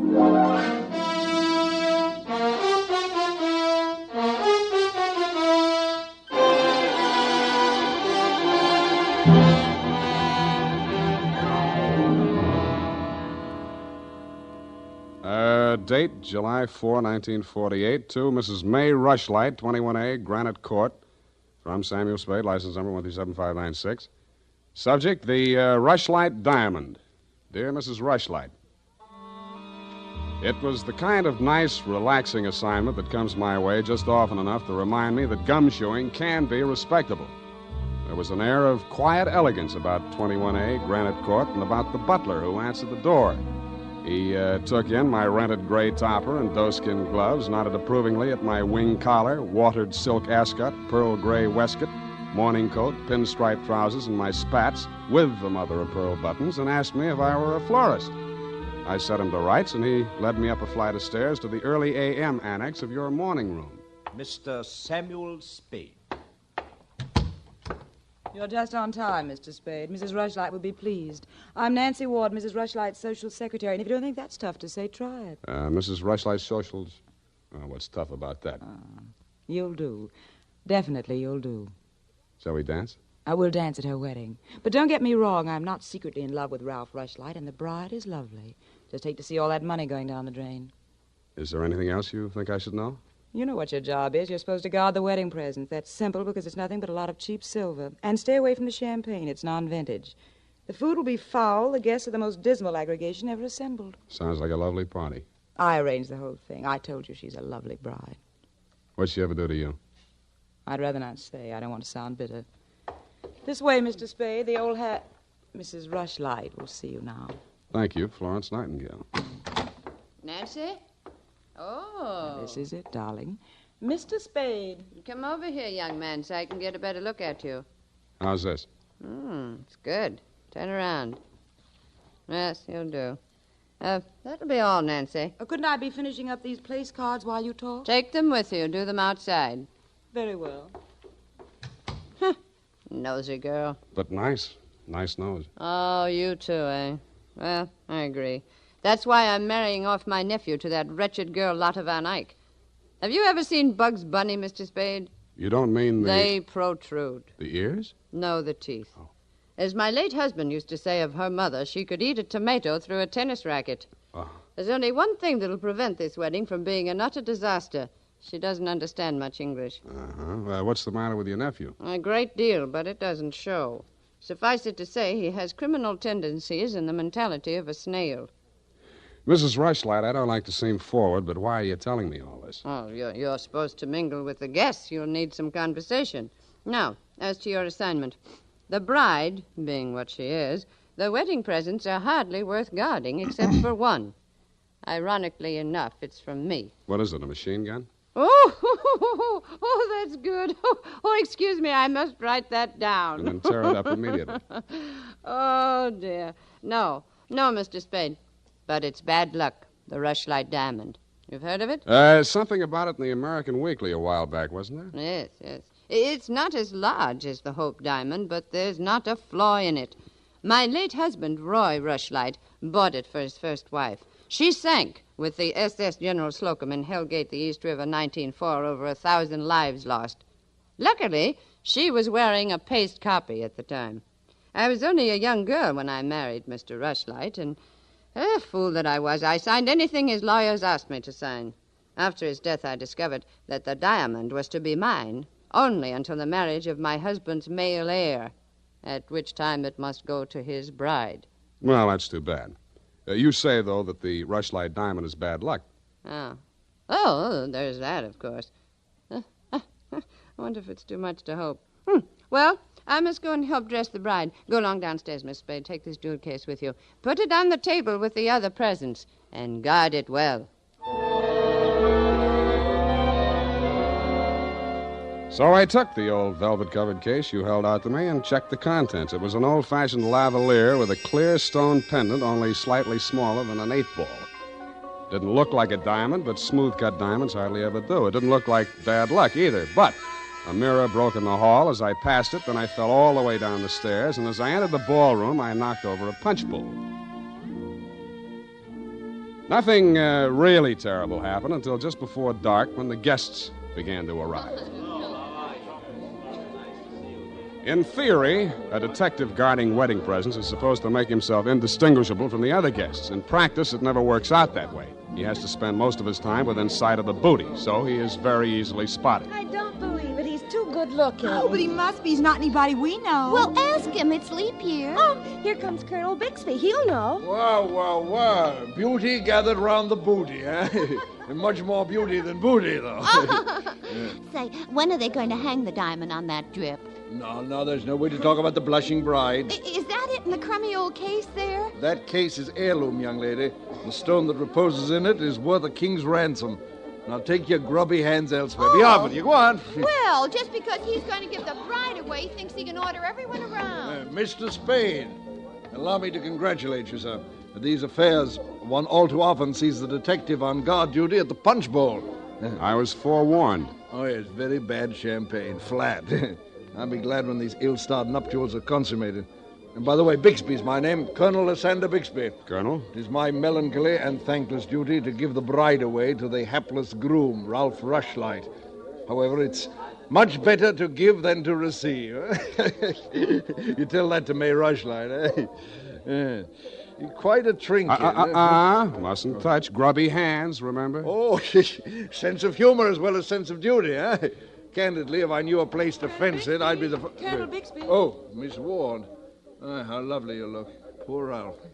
Mrs. Rushlight asked me to warn you to get ready. The bride will be down any moment. Good grief. Well, I suppose I must steel myself. Where did I leave my glass? Keep your eye on that old goat, Mr. Spade. I don't trust him. Who is he? He's the only one here who knows why this wedding's happening. He's the bride's foster father. You mean he's got something on the family? You'll never know how much until you kiss the bride. Look, Nancy, it's none of my business, but I... Oh, starving. I'll have to go in now. Now, wait. What? How does it go? Speak now or forever hold your peace? No, I can't do that. Thank you for understanding.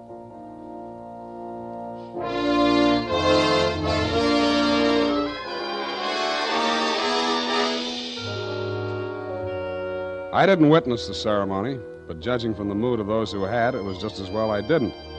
They shuffled back into the ballroom looking as if they'd witnessed an execution, and nobody seemed to be in a hurry to join the receiving line. After a few half-hearted handshakes, the groom left the bride standing alone, looking kind of bewildered, and came over to take inventory of the presents. Look at that junk. I'm Ralph Rushlight. Who are you? Spade. I was hired to guard this junk, as you call it. Sorry I'm wasting my time. The Rushlight dime. It's bad luck. Look at what it did to me. Look at her. Did you ever see anything? Keep it to yourself. Why should I? Because I'm liable to slap you clear across this room. Haven't I been punished enough? Go on, scram. Keep your hooks off that necklace. That's mine. I heard it's your wife's. Come along, you heard wrong. Come along over here. Oh, Mr. Spade, you haven't met the bride yet, have you? No. Thank you. I wish you a lot of luck, Mrs. Rushlight. You're going to need it. Thank you. Well, I suppose now as well as any time, Colonel. Oh, very well, my dear. Quiet, please. Quiet, everyone. Mrs. Rushlight, the elder Mrs. Rushlight, that is, has something to say to you. Mr. Spade. Yes? The necklace, will you please hand it to me? With pleasure. I'm tired of looking at it. Oh, you're not done yet. Stay close by my side. Dear friends, at this solemn moment, I want, first of all, to welcome this dear little girl into the Rushlight family. Thank you. Yes. And now, dear Lotta, I will place around your neck the gem which was my heritage when I became a Rushlight and which is now yours. Thank you. Oh, what's wrong? Lotta, come back here. Lotta! I'll go out to the carport and head her off. Oh, you leave her alone. I'll take care of her. Whose wife is she, anyhow? Lotta, come back here. Lotta, bring it back!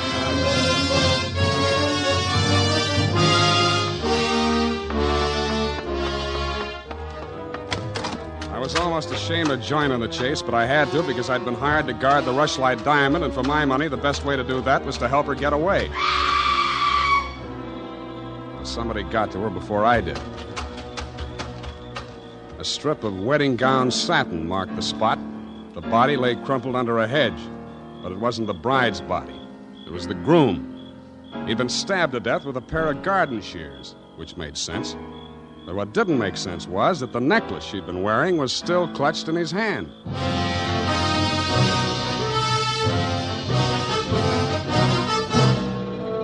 The makers of Wild Root Cream Oil are presenting the weekly Sunday adventure of Dashiell Hammett's famous private detective, Sam Spade.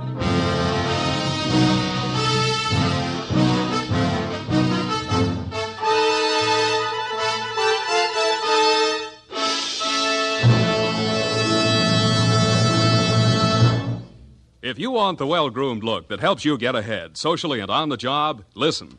Recently, thousands of people from coast to coast who bought Wild Root Cream Oil for the first time were asked, how does Wild Root Cream Oil compare with the hair tonic you previously used?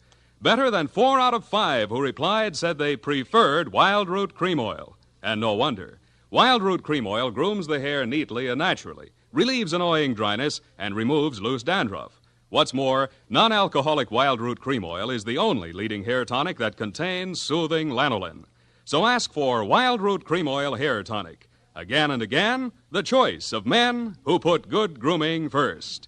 By the way, smart girls use Wild Root Cream Oil too, and mothers say it's grand for training children's hair.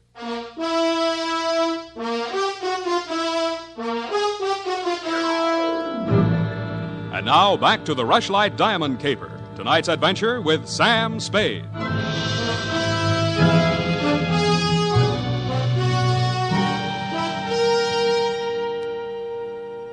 Number 21A Granite Court was teeming with motives and suspects. But the police were primarily interested in locating Lotta, the missing bride and widow of Ralph Rushlight. So was I. She looked like less work than the rest of you because if she had killed him, it was self-defense, if she knew enough English. By 10 in the a.m., when I checked in at my office, she was still successfully eluding the police dragnet. That was because nobody, including me, had thought of looking in my office. Wow. Good morning. Thank you. Is that all the English you know? Thank you, no. I want my necklace. The police have it. You go with me. Tell them who I am. Okay, but first I have to know who you are. Where you came from, what your connection with Colonel Bixby is. I am in Macassar being born. In Macassar? Dutch colony. Uh-huh. My father there 7 years ago dying is, when I 13 years old have arrived. I see. Colonel Bixby in San Francisco, the financial representative from my father was. I am adopted to him, not for a father, but so he takes care of my monies, which coming of age am I a rich Dutch woman. Uh-huh. But legally, he's your foster father. Yeah. Also, legally, I'm the wife of Rushlight. I want my necklace. You married him for the necklace? Yeah. Why did he marry you? For one half of necklace when we sell. But everything to take he wishes. You and Ralph were going to divvy the take from the Rushlight diamond, you thought. Yeah. And what was the colonel going to get? Money's for Mrs. Rushlight. Oh, no, wait, that doesn't make sense. Mrs. Rushlight stood to lose a small fortune by that marriage. Why should she pay the colonel to promote it? You the detective are? You said that. Where my necklace are. That I say. Yeah, well, look, I'm not as sure as I was. Wait just a minute, I'll check on it. Homicide, Lieutenant Dundee. Spade, Dundee. Yes, Sam. What's new on the Rushlight caper? Oh, you know I can't talk about the case, Sam. Oh? I got a line on that girl. Oh? Where is she? You know I can't talk about that, Dundee. Oh, you can't you? Well, let's see if this doesn't change your mind. The necklace we found on Rushlight's body was a phony, a paste copy. Uh-huh. Does that make her guiltier than she was before? Well, now she's got a motive. Throws all our previous theories into a cocked hat. Now, where's the girl? She's in my office, Lieutenant dear. Come and get her. Thank you.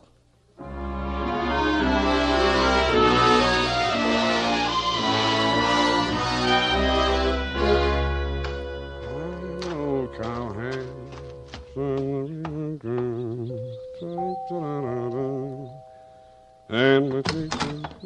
Oh, it's you, Sam.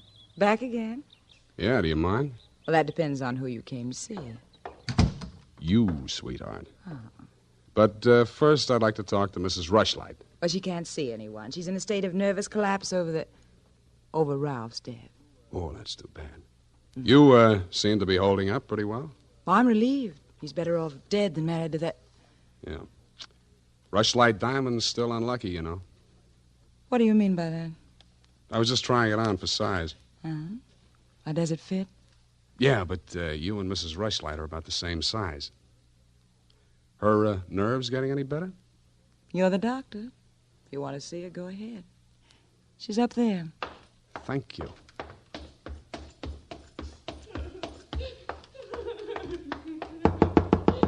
Mrs. Rushlight. Go away, I'm ill.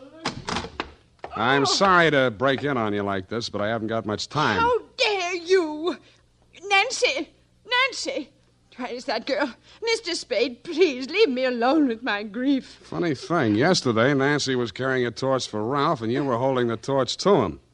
Today it's different. Oh, good heavens, you don't think I'm grief-stricken over Ralph. Good, that's one less mystery. Mr. Spade, what do you want? Your nephew's killer. Oh, does it matter? It does to me. Somebody getting knocked off right under my nose is bad for private detectives everywhere. Oh. For a moment, I thought that... Say, wouldn't you rather make some more money? I refuse to marry Lotta. Oh, no, nothing like that. It's the necklace, Mr. Spade, the genuine. What is? I don't know. All I know is the other one isn't. Who told you that?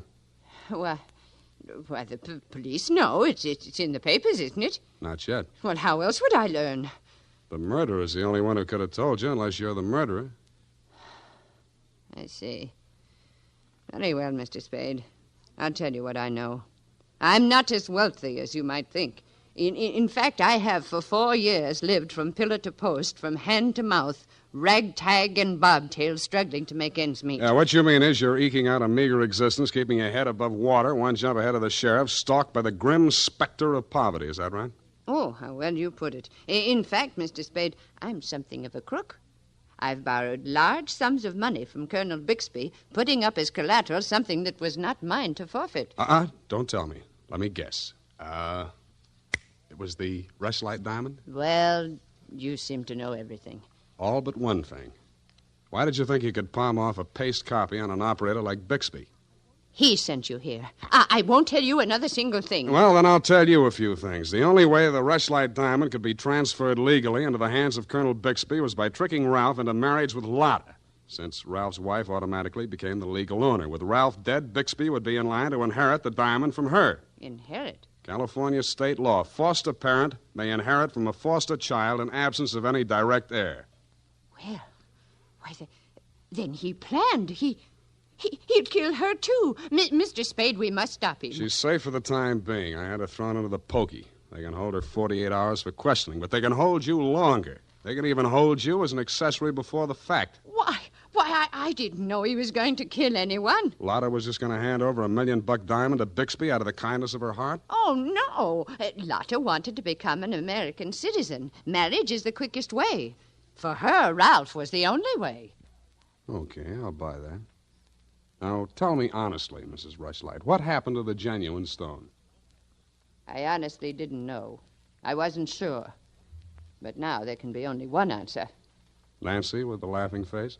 She went with me when I went to the bank vault to get the Rushlight diamond to present to Lotta after the ceremony. Uh-huh. She looked after all my jewels, including the paste copy that I habitually wore. Homicide, Lieutenant Dundee. Spade again, Dundee. I think I got the Rushlight caper all wrapped up. I'm heading for your office now, so wait for me. And whatever you do, don't let that Lotta dame out of your sight. Thank you. Goodbye. Wait a minute, Sam. Wait a minute. Yeah? The Lotta dame, she's already gone. Escaped? Bailed out. Custody of her foster father. Wait a minute. I got the name here, sir. Bixby. He's a colonel, and no wonder you're only a lieutenant. Mr. Spade, can't you stay for tea? Not thirsty. Nancy? Nancy, where are you? Oh, here I am, Sam. I was waiting for you. You got the keys to that car out in front? Why, yes. Do you want to borrow it? Yes, with you in it. Why, Sam, wait till I put my face on. Let it go. It's as good as lost anyway.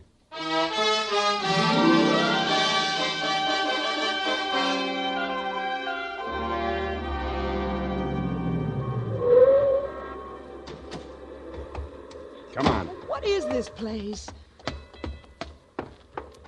Where are you taking me? Never mind. Just hang on. I'll fly you up to the second floor. Sam, that was a shot that sounded like Lotta. You stay here. Don't come in until I call you. Spade, what are you doing? Get back in there. Okay. Drop it. No. Drop it or I'll crack your elbow. That's better. Now sit down. I want to look this over. Looks real cute. Uh-huh. Powder burns, gun beside the chair, and what's this? Well, a note in Dutch. It's a suicide note. She killed herself. I can almost believe that. You've handled this very well, considering the bad breaks you've had. Only one thing wrong. Do I scent a bargain? I don't have to bargain. I've got the diamond. All you've got is 2 murders rapping on your thick noggin. Don't be absurd. I know who has the real necklace. Then you better talk to her directly. You can come in now. Sam, was that... Oh, that poor, homely little dame. What did she ever do? Stop, you're breaking my heart. She committed suicide. You know better than that. She committed suicide, if the colonel's price is right. Oh, I see. I'll put it to you directly. It's not easy to fence. It'll have to be cut. That'll decrease the value considerably. Say, $10,000, no questions asked. Pardon me, that suicide shot, it's ringing in my ears. I can't hear you. 20,000. 50. All right, 100,000. Sam, don't be a fool. Take it. I'll give you a real break, Colonel. That's the cops coming after you. No, anything, Spade. What do you want me to do? I want you to try and get out of here. What are you going to do? There's the door. Go ahead. All right. Thank you, Colonel. All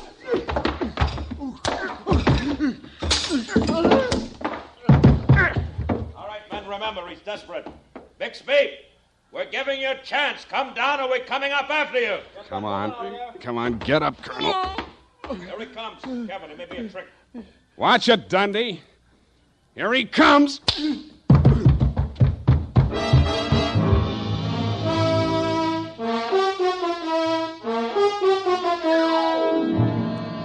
And that, Mrs. Rushlight, is the crop. For a man that went down fighting, Colonel Bixby didn't need much persuading once they got him under the lights down at headquarters. He confessed to everything, and the murders weren't the worst of it, the way I figure. The worst of it was the cruel way he victimized the poor little ugly duckling, Lotta Van Eyck. It's tough enough to be whipped before you start. Period, and a report. My goodness, that was muy triste. I mean, I'm beginning to see why Effie gets so repressed sometimes. Effie, depressed? That little doll told you that? Only between she and I and the lamppost. She's so sensitive, you know. Not like I, of course. I invariably cry at weddings. You don't say, Bernadine. You attend weddings often? With high frequency, Mr. Spade. You mean frequently? No. The last time it was FM. You know, frequency moderation. Oh, yes. Moderation in all things, I always say. You mean you attend radio weddings? Oh, yeah. I've been married 6 times. My next date is television. You've been married 6 times? Well, to each his own, Mr. Spade. You mean 6 men have... Oh, no. No, I only marry my husband. Repetition is the spice of variety, I always say. Is that legal? If it's not after 6 weddings, what isn't? To each his own, as you say. Well, we don't presume to make a career out of it. As soon as we get the mangler and the deep freeze, we're going on our honeymoon. Well, congratulations, and type this up when you have the time. Mrs. Bernadine Hemp.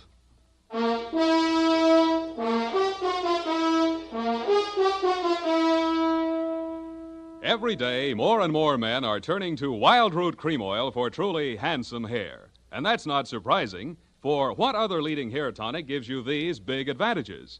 It grooms the hair neatly and naturally, relieves dryness, removes loose dandruff.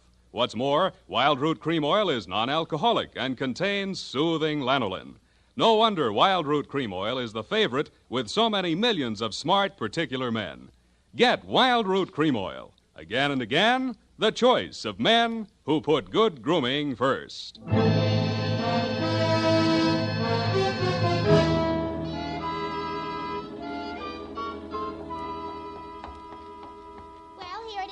Spade. I'm sorry it took so long, but I kept relapsing into Spanish. Yes, I know how to. And Effie's typewriter doesn't have any upside-down question marks.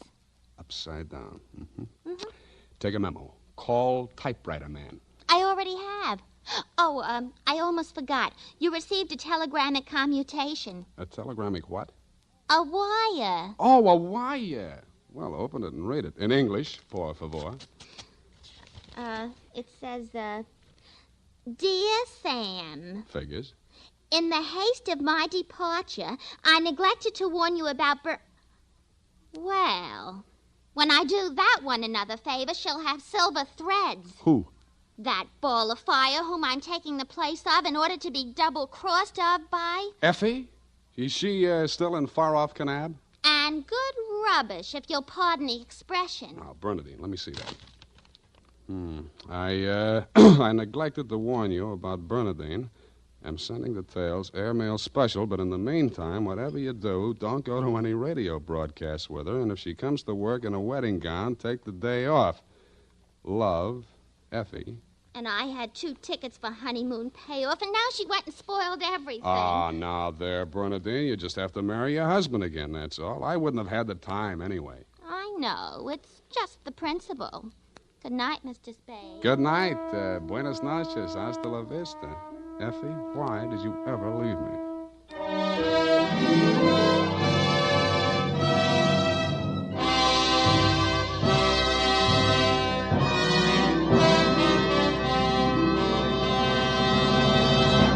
The Adventures of Sam Spade, Dashiell Hammett's famous private detective, are produced and directed by William Spear. Sam Spade is played by Howard Duff.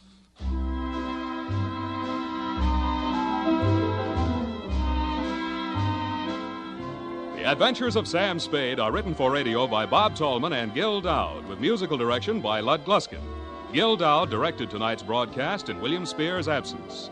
Join us again next Sunday for another adventure with Sam Spade, brought to you by Wild Root Cream Oil. Again and again, the choice of men who put good grooming first.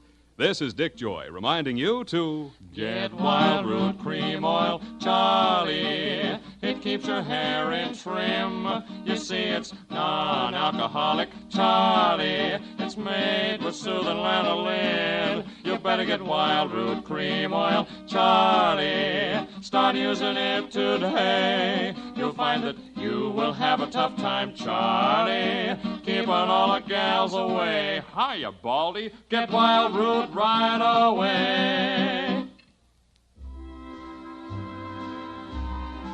This is CBS, the Columbia Broadcasting System.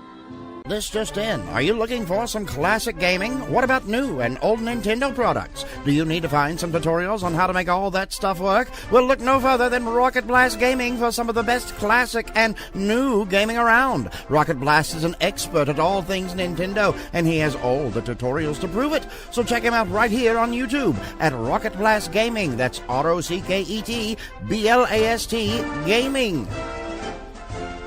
Thanks for listening to Hojo Radio. More classic old-time radio coming your way next.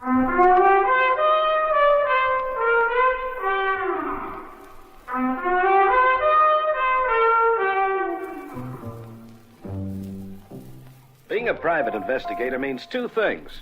You can be sure you'll run into trouble, and you can never be sure you can get out of it. Well, there's not much you can do about it, I guess, except, like Julie always says, walk softly, Peter Troy.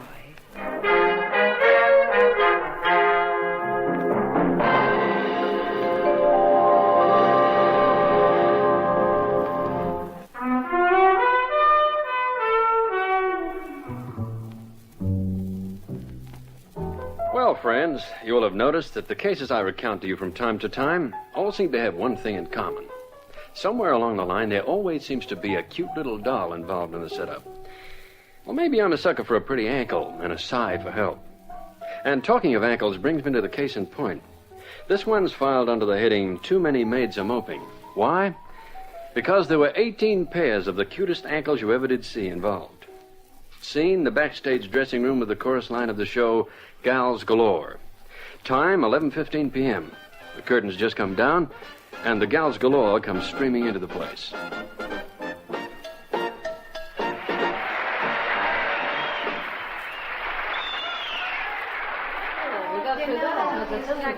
Oh, the management of this broken-down theatre don't do something about the draft on that stage. What are you going to do, Abby? Sue them? Oh, we've got enough troubles without having to endure a cold north wind cutting right across the footlights. Trouble?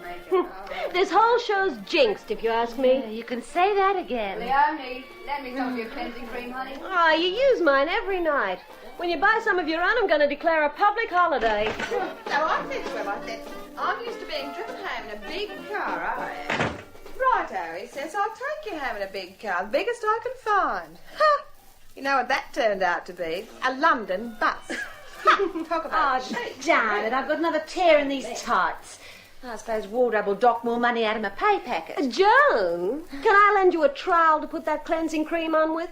After all, there's no need to go sparingly with it. It doesn't belong to you. Corn's giving you trouble again. Oh, now, look, you for listen Pete's here. sake, don't start squabbling again, you two.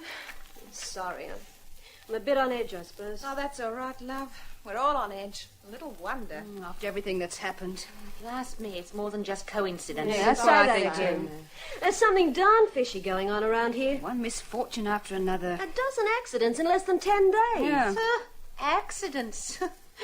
Funny sort of accidents, if you ask me. Well, I'm just about ready to quit, I can tell you. That's what I same think. way I can tell Oh, you know, when that sandbag fell from the flies, it missed me by inches. If I'd have been under it, it would have killed me. And that faulty wiring on the switch to the dressing room? I could have been electrocuted. And when the safety curtain collapsed, the whole lot of us could have been mangled.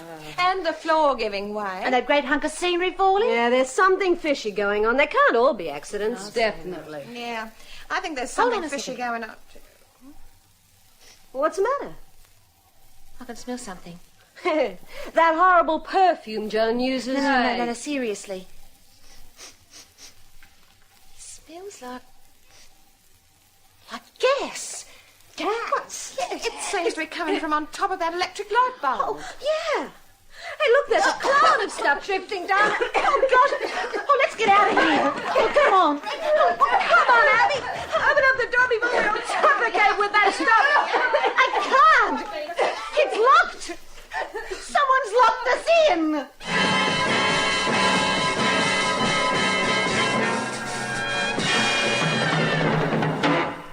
You'll be pleased to know that none of the gals suffered because of the gas. Some bright spark threw a shoe through the window, and a couple of the stagehands heard the ruckus and broke down the locked door. But the ladies were a bit unnerved by their experience. The latest in a long line of mishaps. Now, it so happens I knew one of the Corrines quite well. Abby, Miss Abigail Peters. She begged me to look into the matter. Well, next night, found me backstage with Julie. Watch it, Pete. Your eyes are bulging again. Huh? Oh, you're going to just love this assignment, aren't you? A whole gaggle of chorus girls in distress. Well, just a favor for an old friend, Julie. Old friend. Well, just because she wears spangles and tights. And peroxide hair and false eyelashes.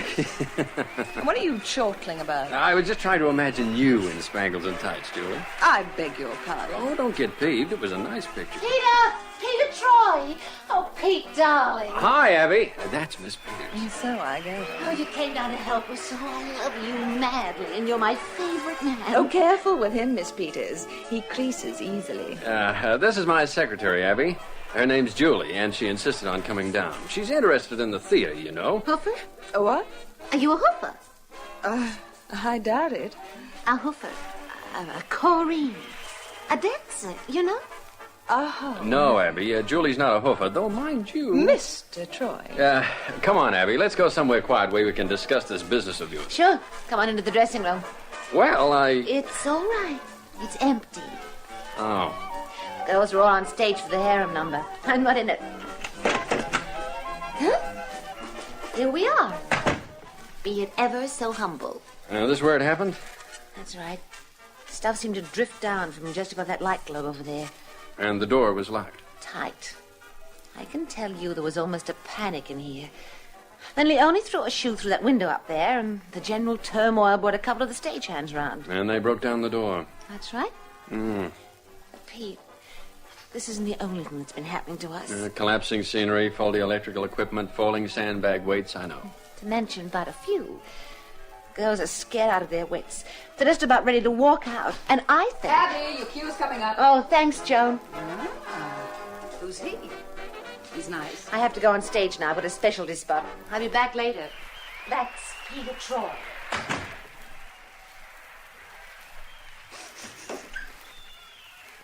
You know, I can still smell a trace of that stuff. That's not gas. Well, whatever it is, it's darned unpleasant. It reminds me of school days. School days? That's right, school days. It's a stink bomb. We used to manufacture them during chemistry sessions. Oh, what nasty little boys you must have been. Yeah, on top of the light bulb. Mm-hmm. Oh, you hit on something? I think so. Yeah. This is the stuff, all right. Cute idea, but not original. Mm-hmm. Stick a pellet on top of the light bulb when it's out. Yeah. Then when you switch on the light, the heat from the globe activates the pellet. That lets off the smell. It's not dangerous, but it's pretty unpleasant. But for all the girls knew, it could very easily have been a poisonous gas. A particularly vicious practical joke, if you ask me. Yeah.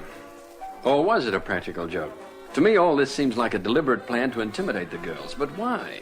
And there's another point. Yeah? Why haven't they called in the police yet? Yeah, remind me to ask Abby that. In the meantime, we've at least solved the mystery of the gas. Now, let's have a look at that door. It was locked when they tried to get out, wasn't it? Mm-hmm. Uh-oh. What's the matter? It's happened again. The door? Locked. Wait, you mean we can't get out? That's right. Now, I wonder... What are you looking around for? For something to happen, honey bun. Last time that door got locked, a stink bomb was let loose in here. Now, this time... Pete? Yeah? I can smell something burning.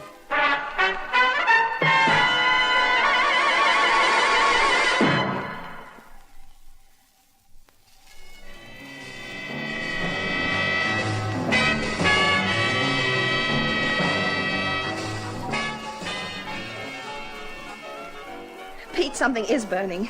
Oh, where is it? Over by that smashed window, see? From the trash can. Oh, can you get it out, Pete? Uh-huh. Hand me that dressing gown. Oh, be careful. That's okay. I spotted it in time, I think. Oh, Pete. How did that get started? Let's have a look through this rubbish. This looks like it.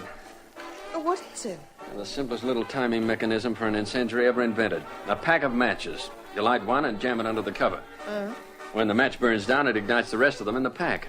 Well, someone must have thrown it through that broken window. Correct. The pack's pretty charred. You'll see here on the cover, there's something LIS Club. LIS? Police Club? Yeah. Well, we'll come back to that later. Now, in the meantime... Someone wants to get in. Hey, what's the big idea of locking the door? Oh, there's smoke. Hey, what's been happening? That's a long story, Cherub. But the locked door. Now, you'll notice it was locked from the outside. Someone must have dropped a cigarette into this rubbish Oh, can. let's get rid of some of the smoke. Yeah. Pete? Pete? Huh? I think the ladies want to get changed. Oh, oh, yeah, of course.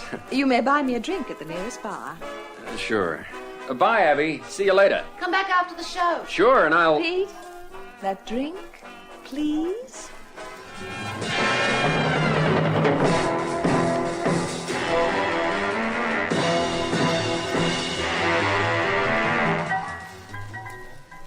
Oh, honey, that little attempt at arson was designed specifically to scare yours truly away from the scene.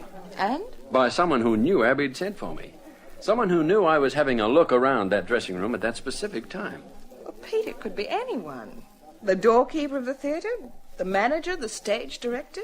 They all knew. Julie, that list of people you just rattled off. Yeah. All men. So? Why? What do you mean, why? You think there's a man behind all this? Oh, well, I don't. But if you... I think it's a girl. Maybe even a Coraine. Oh. Now, why do you say that, Perry? Perry? Oh, sorry. Mr. Mason. If a man had wanted to scare me off the case, he wouldn't have dropped a match into that rubbish can. He'd have waited in some dark alley as I was leaving the place. Used his fists or blackjack as an argument. That's logical. But that incendiary effort... Woman's work? I think so. Then who? And why? I don't have the answer to either of those questions. But I could take a guess. I'm listening. Someone wants that show to fold. It's a thought. But why? Someone wants the show to flop. So they figure the best way of making a girly show full of pieces is by scaring the girlies half out of their poor little cotton-picking minds.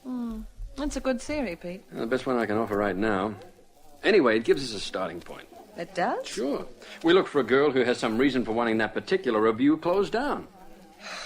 Oh, I think I could use a cigarette. Oh, match, please, Pete. Sure. Thanks. Oh, careful, you'll burn your fingers. Hey. Hey, what? Hey, this pack of matches. Where do they come from?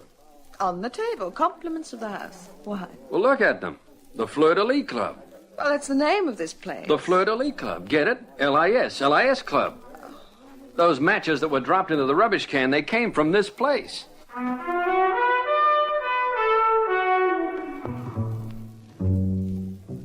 Maybe the clue wasn't all that important, but I added it to the rest of the information I'd gathered. The Fleur-de-Lis Club was right next door to the theater, and I guess most of the cast and staff would drop in there at some time or other. So maybe the pack of matches wasn't all that significant. But I clutched at straws, on account of I really had so little to go on. And there was that ugly feeling at the back of my mind, the feeling that this was only the prelude. The vicious little jokes were going to get more serious. There was a pattern building up. I'd seen this sort of thing before. Sometimes it ended in murder.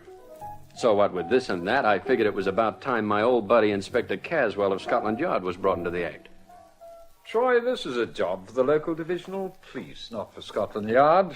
There's someone committing a nuisance at that theatre, that's all. Now, you're so right. Setting fire to the joint is certainly committing a nuisance, all right. Now, Troy, don't exaggerate. Exaggerate? I nearly got myself incinerated.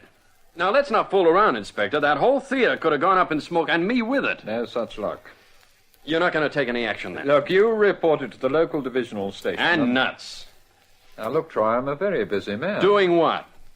You know, from somewhere I got the crazy mixed-up idea that it was Scotland Yard's job to combat crime in this city. The constable on the beat can handle this particular crime very nicely, thank you. Now, look, maybe I haven't got this across to you. I have a bad feeling about this deal. Try bicarbonate of soda. Now, this is no time to be making with a funny patter. Oh, be a good fellow. And don't slam the door as you go out. Oh, go find some old lady's lost poodle. Thank you, Troy. Oh. Oh, hello. Inspector Caswell here. Put me through to Superintendent Hayden Marshall, will you? Thanks. Oh, hello, Super? Caswell here. I've just had a very irate private investigator in here. Yeah, that's right, Peter Troy. Seems he's been putting in some time down at the Islington Empire Theatre. Yes, and from what he says, it would seem that our man's made his move. No, Troy doesn't know the score, yet. But I'll wager it won't be long before he stumbles onto something. He, has a habit of doing that, you know. Yes, I think we'd better double our watch on the place. Anything's liable to happen now.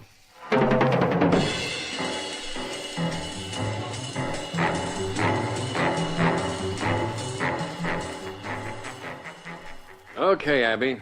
Let's go over it all again. Oh, but Pete, sweetie, I've told you every single little thing 100 times. Once more, Petal. The manager himself is backing the show. The man who owns the theater. That's right. Harold Bajan. Nice fellow. Go on. Well, the rumors have it that he's sunk his last penny into this review. It goes bang and he's had it. So there we have a motive. Motive? Someone wants the show to fold, so Harold Bajan loses his shirt. Well, now, what would anyone gain from that? He'd lose his own money and his theater. And his theater? Why, yes. And who'd want to buy a theater these days? There's dozens of them lying around empty all over London. Now, look, Abby, all these things that have been happening to the girls. Did you find out who's responsible? No, but I'll bet it's one of the Coreens that used that dressing room. Oh, now, Pete. We were all locked in there when that gas came. Now, that door's got a two-way lock, Abby. It can be locked from the outside, as well I know. And it can be also locked from the inside. You mean... I mean, with all that ruckus going on in there, you could have missed seeing one of the girls turn in the key from the inside. Yes, but what about the gas? Well, she'd get herself gassed as well as all But of it wasn't gas, Petal. It was a rather, obnoxious chemical, but quite harmless. It did what it was supposed to do. It threw an awful scare into 15 of those 16 girls. Oh, yes, but... The chemical was in the form of a pellet which was stuck on top of the electric light bulb when the light was off. Now, who else but one of those Coreens would have had the opportunity of putting it there? Well, we're mostly on stage all at the same time. Except me. I have that specialty number. Oh, Pete, you don't think it's me? No, of course not. But I do want to know this, Abby. You called for me to clear all this up. Now, why didn't you send for the police? Oh, well, we had a sort of round-table conference, and we discussed it, but, well, the motion was vetoed. Why? Pete, jobs for chorus girls don't grow on trees. Oh, I see. We didn't want to start any trouble. And Bajan has been pretty decent to us. Mm-hmm. So? So, someone suggested we keep the police out of it for as long as possible. Who? What? Who suggested you keep the police out of it? One of the girls. Well, which one? I don't remember. We were all talking at once, you know. Well, is it important? Well, it could be. I'll try to remember. Mm-hmm. One last thing, Abby.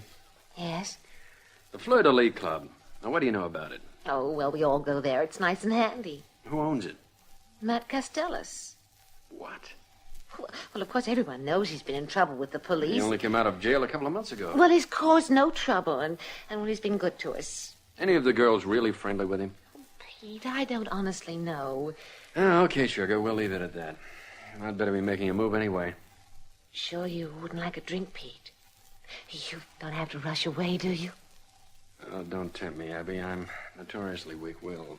Pete? Night, baby. See you at the theater, huh? Night, Pete. Night.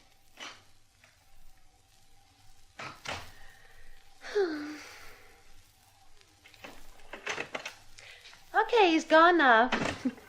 Why you didn't want him to see you, I don't know. Pete's sweet and a lot of fun and... Hey, what's the matter? What are you looking at me like that for? What's the matter? Get back. Get away from me. Have you gone crazy? Get away from me!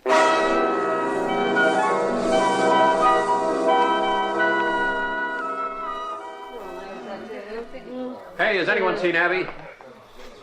Abby, Abigail. Oh, what's the matter? Haven't you heard, Mr. Troy? Well, heard what? There's been an accident. Abby? Yes. What happened? She fell out of the window of her apartment. When? About an hour and a half ago. Hey, is she She's in hospital. They still don't know how badly she's hurt. an hour and a half ago? But I was with her then. She was all right when I left. Fell out of the window. We don't know whether she fell out or was pushed out. And you were with her? Oh, yeah, but... Well, all right. But don't look at me like that. Oh, I'm sorry. I suppose we're all a bit jittery. Abby was a good kid. I know. And this was the final straw. We're through, Mr. Troy. Finished. Finished? Yeah, that's right. No one will go on now. We're just waiting for Mr. Bajan to pay us our money. And then we're leaving. No show tonight, huh? Nope. But... That old saying about the show must go on, there are exceptions. This is one of them. Then Bajan's finished. Yes, I'm afraid so. So they succeeded. What? Nothing, just thinking aloud.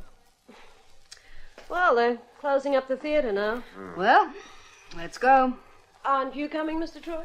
No, They'll lock you in. that's right. Will you be here all alone? I don't think so. I'll be waiting for someone. You'll, have a lonely wait. But not for long, I hope. Well, I hope your guest turns up, Mr. Troy. Good night. Oh, they'll turn up, all right. I'm sure of it. Very sure of it.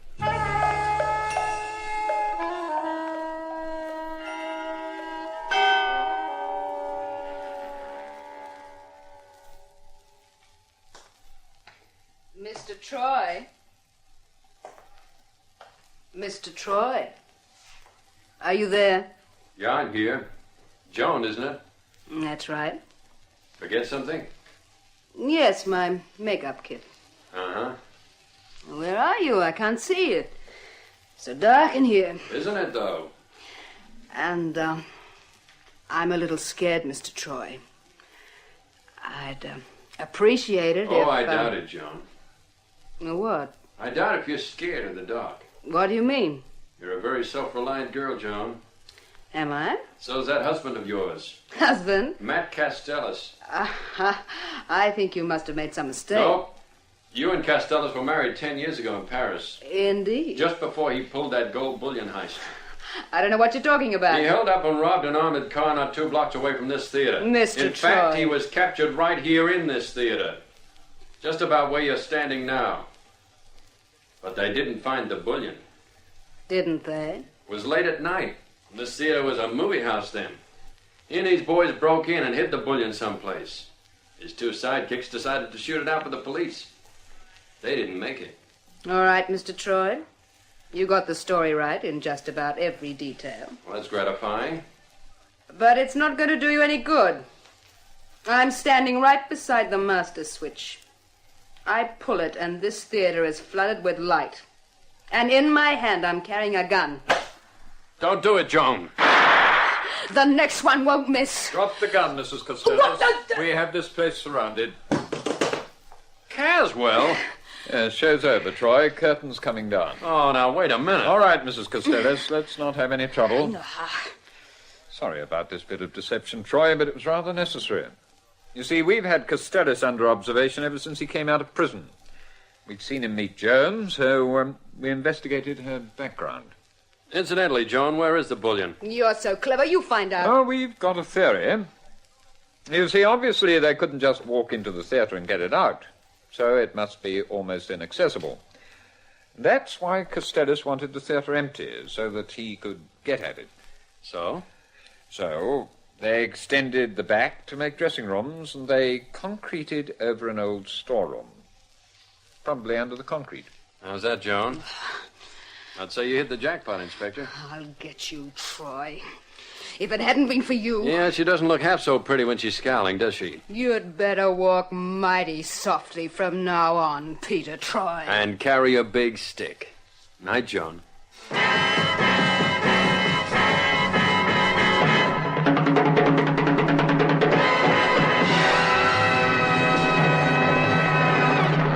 This is the United States Armed Forces Radio and Television Service. The Spry Treat of the Week.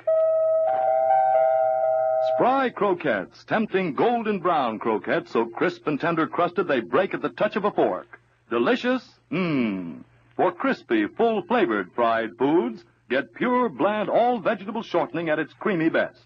That's Spry. S-P-R-Y. Stay tuned to Hojo Radio. Hello? Yes, this is the Falcon speaking.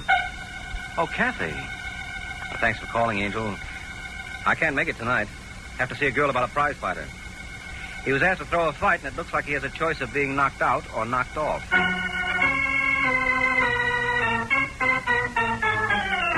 The Adventures of the Falcon, starring Les Damon. You met the Falcon first in his best-selling novels. Then you saw him in his thrilling motion picture series. Now join him on the air when the Falcon solves The Case of the Worried Champion.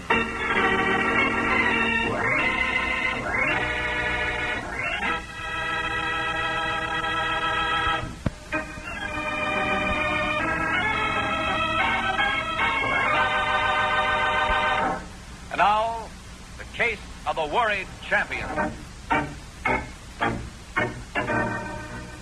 It's Sunday in New York, and this particular Sunday happens to be the birthday of boxing champion Tommy Foster. So Foster's manager, Luke Whitney, is throwing a big celebration at the River Steakhouse, and a good time is being had by all, when suddenly Foster's jaw tightens and he scowls as he stares across the room. Whitney notices. Oh, what's the matter, kid? Look who just came in. Who? Well, what do you know? Steve Cortez. It was in the paper you having a party for me here. That's why he came. So what? Don't let it get you. I know what he's trying, Whitney. He wants to get my ghost. So you don't let him. You laugh it off. Burns me up. The way he's been yapping in the papers about... Part of the game, kid. You should know that by now. Well, he didn't have to come here. Look, if you're going to let him get you like this... Hey, here he comes. Over to this table. All right, just sit tight. Let me do the talking. Save the fireworks for the ring. Well, if this isn't a coincidence. Is it, Cortez? I suppose you didn't know Whitney was having a birthday party for me here tonight? No kidding, champ. Well, happy birthday to you. If I'd known, I'd have brought a cake. Well, why don't you sit down, Cortez? Join the party. Well, thanks, Whitney, but I don't think the champ would like it. To keep reminding him what's in store for him. Now, look, if you think I'm afraid of you, Cortez... Now, where would I get an idea like that? Just because you've been dodging me for 2 years? I wasn't dodging. Just because the only reason you finally agreed to meet me was the commission threatening to suspend you if you didn't? That's a lie. Hold it, Foster. Never mind, Whitney. I'll quit riding Foster. I see he's the excitable type. So I won't upset him anymore. Until we get in the ring. Oh, yeah? Now, that's what I call a bright remark. I'll show you who's bright. Get on, will you? think I'm scared of you? Let go with me. I'm not taking any more of his life. All right, Cortez, you've been asking for it. Try this on for size.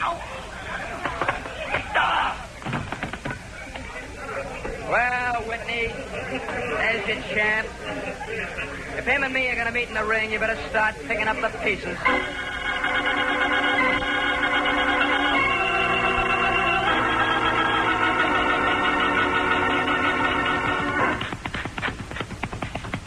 All right, Cortez, you're in good form. You can lay off the bag for a while. How are you, Rich? You disappointed me, son. You disappointed me badly. Yeah, how? The little fracas with Foster the other night. He started it. Of course he wasn't goaded into it, Cortez. You wouldn't dream of needling him. He's punchy. He blows his top easy. Did you know something, son? What? I had $75,000 invested in you to take Foster, and then this ridiculous incident. Most disappointing. How do you figure that? I flattened him in 10 seconds. Looks to me like you invested smart. Where's the disappointment? The odds, son, the odds. You've jumped to a 1-5 favorite.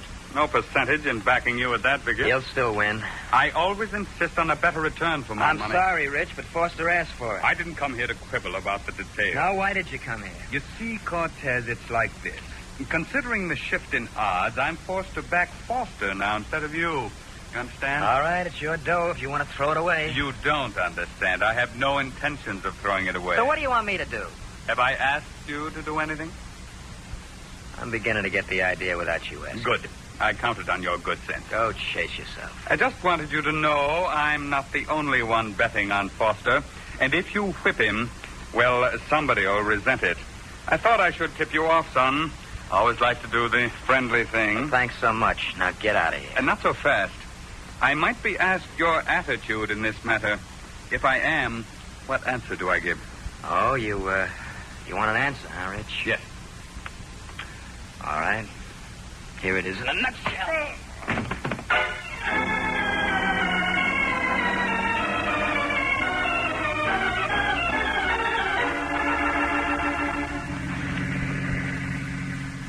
So you slugged Rich. Yeah. For a fellow who makes his living by fighting, it seems to me you're giving away an awful lot of free samples. They asked for it. Even so, Rich wanted me to take a dive. I don't go for that. Gonna report him to the boxing commission? I can take care of myself. I don't need the commission. But I thought you're supposed to report any gambler who asks you to throw a fight. Look, leave me handle it my way, will you? Sure, Steve, sure. You sure are touchy lately. I got things on my mind. What things? Don't tell me the fight's bothering you. Foster, don't make me laugh. And what is it? It's nothing. But you just Look, said... what are you, a detective or something? No, Steve, I'm just All trying the time you gotta act suspicious. Well, I wasn't suspicious, but now I'm beginning to wonder. Oh, now you're beginning to wonder. Yes, I am. Come to think of it, you broke 3 dates with me last week. I told you, training. Gotta get to bed early. One of the nights was the night you had that fight with Foster. You break a date with me and wind up in a nightclub? Not a nightclub. It's a restaurant, that's all. I gotta eat, don't I? Act like I never take you nowhere. You're beginning to act like maybe you don't want to. Steve, what's the matter? Is there somebody else? It don't mean anything. Just a couple of dates. Oh, then there is something. Now, don't get any ideas. It's you getting ideas I'm worried about. I told you, it don't mean anything. It's you and me, baby. You know that. Yeah, you and me and how many others?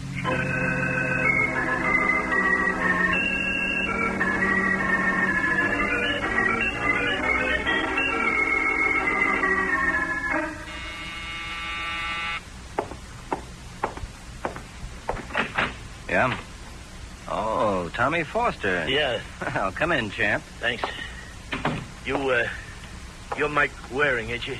Detective? Mm-hmm. They call you the Falcon. You're supposed to be good. Well, they call you the champ. You're supposed to be good, too, but Cortez flattened you. I didn't come here to get ribbed, Waring. Why did you come here? I just heard Don Rich called on Cortez the other day. The gambler? The gambler. He asked Cortez to throw the fight. Where'd you hear this? From Margot Marino. She's Cortez's girl, only they had a fight. And she says Rich propositioned Cortez? Yeah. Well? Well, I want you to check, see if she's on level. Why? Well, Cortez should have reported Rich to the commission, and he didn't. So if Margot was shooting straight, Cortez could get himself suspended. You mean you could get him suspended? What's the matter? You afraid to meet him? Why, you... No. Careful, Foster. Slugging me is no way to get me to work for you. Everybody thinks I'm scared of Cortez. Look, I want to meet him, you understand? I've been ready right along, only Whitney wouldn't sign me up. Whitney's your manager? Yeah. So Whitney's scared of Cortez. He said Cortez wouldn't draw flies. Well, maybe you will after Cortez gets through with you. Funny, man. I ought to... Now, look. You came here to get me to help you out of the fight with Cortez. You can't expect my overwhelming admiration. You got it wrong. I just want a fair fight. When I lick him, I don't want nobody saying that he took a dive. That's not the way you put it before. Well, that's the way I meant it before. Now, you're going to take the job, or ain't you? You want me to check with Cortez's girl, find out if she was telling the truth about Rich? Huh? Yeah. Well, why not just report what she said to the commission and let them investigate? Well, I don't want to stick my neck out if she's lying. Mm-hmm. What's the girl look like? Oh, really? Yeah. All right, Foster. I'll take the job.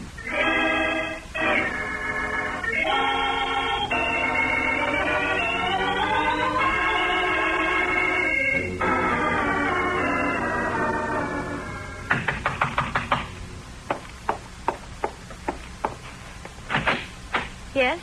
Margot Marino? That's right. Foster was right. About what?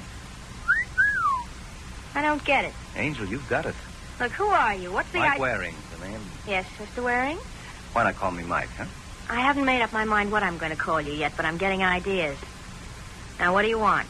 In? Not so fast. Oh, sure, so fast. Hey! Well, this could be the beginning of a beautiful friendship, Angel, so let's get started. Shall I close the door? I'm warning you, I've got good lungs. You won't need them. I'm here on business. Oh? What business? Why did you tell Foster that Don Rich tried to buy off Steve Cortez? Because it happens to be true. You and Cortez had a falling out, didn't you? Suppose we did. Couldn't it be you're just trying to put him on a spot to get even? Could be, but it's not. Can you prove it? If I had to. What's it to you? Well, you've made a serious charge. I can back it up. I still want to know why you're interested. Who told you what I said? Tommy Foster. Oh. Who are you, a reporter? Not exactly. Then... Say, wait a minute. I'm waiting. You work for Don Rich? How'd you guess? Why'd he send you here? To threaten me? Buy me off? Well, as a matter of fact... Just a minute. Hello? Oh, it's you, Steve. No, I haven't changed my mind. Now, look, lover boy, if you want to play the field, just don't expect me... Steve! What happened, Steve? What's the matter? I don't know. He was talking to me, and then all of a sudden I heard a noise. It was like a shot. A shot? Yes. Steve gasped, and then he wasn't talking to me anymore. Well, we'd better get to him right away and see what Steve has to say about it, if anything.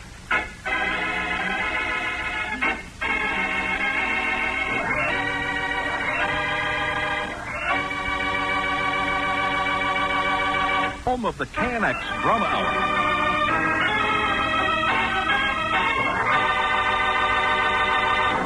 Now back to the adventures of the Falcon. A minute has passed since a phone call from Steve Cortez to Margot was interrupted by what Margot said sounded like a shot. Now Margot and Mike Waring have rushed down to the street to look for a taxi to take them to Cortez. There's a cab. Taxi! Taxi! Come on, Margot. All right. All right, Angel, get it. Hey, driver, where'd she go? Right, there she is, mister, running across the street. Margot! Hey, come back here! Oh, the crazy. Margot, look out! Brother, was that close? Yeah, just missed. Well, there's no use my following. I might not have her luck in traffic.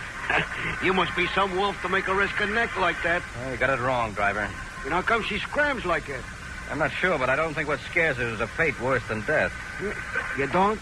No, what I think scares her is death. All right, driver, let's go.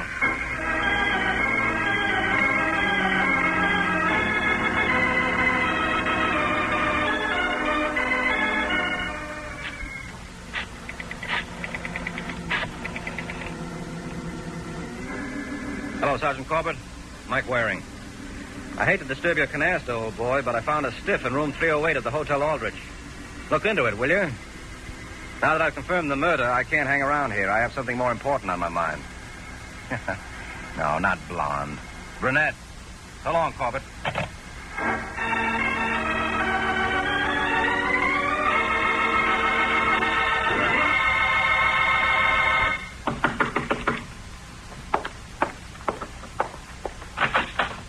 Oh, hello, Waring. Come in. Thanks, Foster. Well, any luck, Waring? Yeah, lots of luck. You're not going to have to fight Cortez. What, you mean he's suspended? I mean he's dead. Eh? Murdered. Holy smoke. Who done it? Well, Foster, you just had a mouthful. Hey, me and him had that row the other night. You think anybody get the idea that Probably. You gotta help me. That's my business. Okay. You got yourself another job. Right. Did I hear somebody say Cortez was murdered? Yeah, Whitney. Waring, this is my manager, Luke Whitney. Hello, Whitney. Hello. What's this about Cortez? Was he really... Yeah, really and truly. Champ, do you realize what this means? What does it mean? There goes our gate. We were sure of a sellout, no question about it, but now... I thought you said Cortez wouldn't draw flies, Whitney. When did I say that? Well, you said it. Oh, you mean last year, Champ. Sure, but now things are different. Cortez has a rep. We'd have cleaned up a sellout, no question. In fact, you might have had a double sellout. Huh? Sellout at the gate, and maybe Cortez would have sold out in the ring. That's why you hired me, wasn't it, Foster? Yeah, well, was that Marino dame on the level? So it would seem. Hey, then that's the way it ties up. Rich dickers with Cortez. Cortez gives him the air, so Rich knocks off Cortez. No. Let's not get ahead of ourselves, Foster. Right now, I'm interested in the girl. Do you think she killed Cortez? Hardly, Whitney. She was with me when it happened. Oh, well, then why bother with her? Because she's making with an offbeat routine. First of all, Foster, how come she told you about Cortez and Rich? Her and Cortez had a row. She wanted to give him the business. She could have gone to the commission. Well, she didn't know none of the commissioners, but she knew me. And she figured I'd take it from there. I see. You know where I can find her? Yeah, I know her address. Yeah, she's not there. Have any idea where she'd go to hide out? Hide out? Who's the girl hiding out from, Waring? From me, Whitney. You? Yeah, and if this is the kind of results I get, I'm going to ask Dale Carnegie for my money back.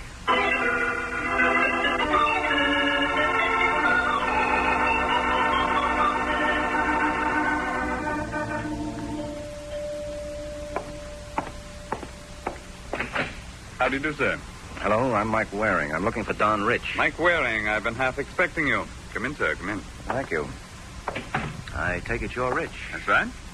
How come you were expecting me? Before we go any further, a conversation like this can never get anywhere unless one of the participants has the initiative. Therefore, allow me. All right, Rich. The gun gives you the initiative. Now what? Now you raise your hand above your head. That's it. And now we walk into the living room. Go ahead. Walk into my parlor. You may sit in that easy chair. Well, thank you. And if you like, you may put your hands down, one on each arm of the chair. As long as you keep them just like that, there'll be no trouble. You comfortable? With that heater pointed at my middle? Sure, I feel fine. It's necessary for the moment. I understand you're working for me. Oh, you found Margot. Where is she? Look, son, I drew this revolver so that I should do the interrogating. I want to know why you said you were in my employ. I didn't. You just admit it. The girl said so. It was her idea. What's your connection with her? I've just been wondering the same thing about you. But I have the gun. Oh, I haven't forgotten. Then answer my question and don't move your hands. All right. I won't move my hands. How about my feet? Oh, no, I'll take that gun. No. Yes. There we are. All right, son, you win. Oh, don't look so grim, Rich. Don't tell me you didn't get a big kick out of it. I'm in no mood for humor. All right, as long as you're still in the mood for conversation. Only this time I have the initiative. What do you want to know? Your tie-up with Margot. There isn't any tie-up. She ran out on me. She blabbed to you. Because she thought you were working for me. Well, what's that got to do with it? Why not ask her? Where can I find her? At her apartment, probably. Well, that's the last place. She knows I might look there. She doesn't care anymore. How do you know? She was afraid of me. She thought you were employed by me. Now that misunderstanding has been cleared up... She's not afraid of me anymore. How about you? Not afraid of me either. I made it clear she had no reason to be.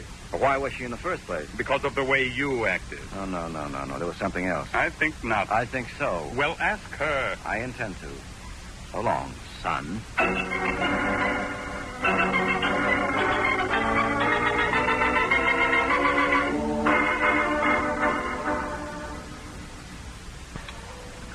Hello, Margot. Oh, you, Mr. Waring. Mike. Well, still in the soup course, huh? I'll join you. I was up at your place. The man at the desk said you'd be here. Oh, that'll cost him a nutsack come next Christmas. I thought you straightened things out with Rich. Not with you. Why did you say you work for him? I didn't. You did. Who do you work for? Freelance. And what did you want with me? I told you, checking the yarn about Rich and Cortez. Suppose I tell you I was just lying. Steve and I had a fight and I wanted to make trouble. Look, it was a fool thing to do, but I was upset. Mm-hmm. How much did Rich pay you? What? To get you to switch your story. Nothing. You know, Angel, if you build up that fight between you and Cortez, you're just strengthening your motive for the murder. What of it? Well, you wouldn't want people to get the idea you killed Steve, would you? I couldn't have killed him. I was with you at the time. Oh, yes, that's right. Why do you say it like that? Like what? Sarcastic. I was with you. So you were. Well, then? I'm afraid I'll have to skip dinner with you after all, Angel. And there are a couple of points I want to check. I'll be seeing you. Don't count on it, Mr. Waring.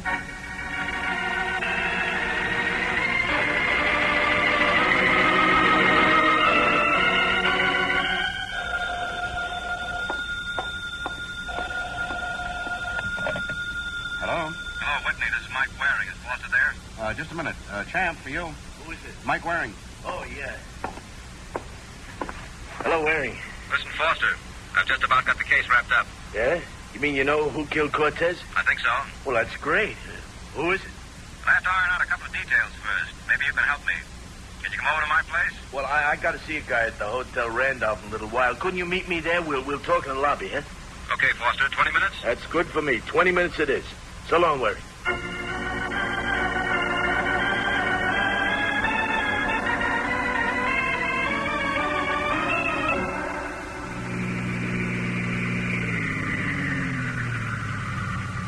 Okay, mister, here you are. Hotel Randolph.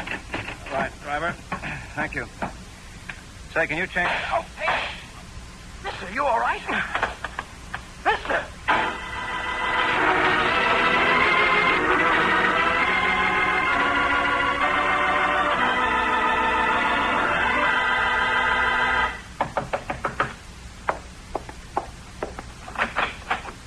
Oh, no, not you. Well, that's funny. I could have sworn it is. I read in the paper you were shot. In the leg. It's not fatal. Oh, too bad. I'm coming in. No, you're not. Now, look, I'm in no condition to argue about it. But if you don't cooperate with me, you're taking a big chance. How so? Well, somebody tried to kill me. Next time you may succeed unless I wrap this up quickly. Oh, you're breaking my heart. Well, now, don't you forget, Angel, I'm your alibi. What? Your proof that you didn't kill Cortez is that I was with you when he was murdered. But if I'm not around to admit... I see what you mean. All right, come in. Thank you. Now, how about the truth? What truth? About you and Rich. I don't know what you mean. As soon as Cortez was murdered, you ran to Rich. I didn't. There's no use denying it. He knew about me. He said he got it from you. Well, I phoned him, that's all. Why? I thought you were working for him. I wanted to know what it was about. The next time I saw you, you changed your story about Rich and Cortez. How did Rich get you to do that? He didn't. Rich didn't go up to see Steve. I lied about it. And later I decided to tell the truth, that's all. You've got it backwards. Now, if you want my help, you've got to level with me. I am. No, you're not. You're afraid. Yeah. All right, now listen. Rich won't hurt you. I'll see to that. But you're in a spot, Margot, a bad spot. And the truth is all that can help you. So now let's have it straight, or I'm getting out of here, and don't count on me for an alibi. All right, you win. What do you want to know? Why you switch stories? Well, when Steve was killed, I thought Rich might kill me, too. Oh, you thought Rich was the murderer? Well, naturally. So I escaped from you and called him. I swore I wouldn't say anything about his going to see Steve if he'd only leave me alone, and he promised. You accepted his promise? Well, what else could I do? Now, come on, Margot. Where are we going? I want to wrap up this case, and I'd like you to be along. What can I do? Well, you can hold my hand, Angel. Let's go.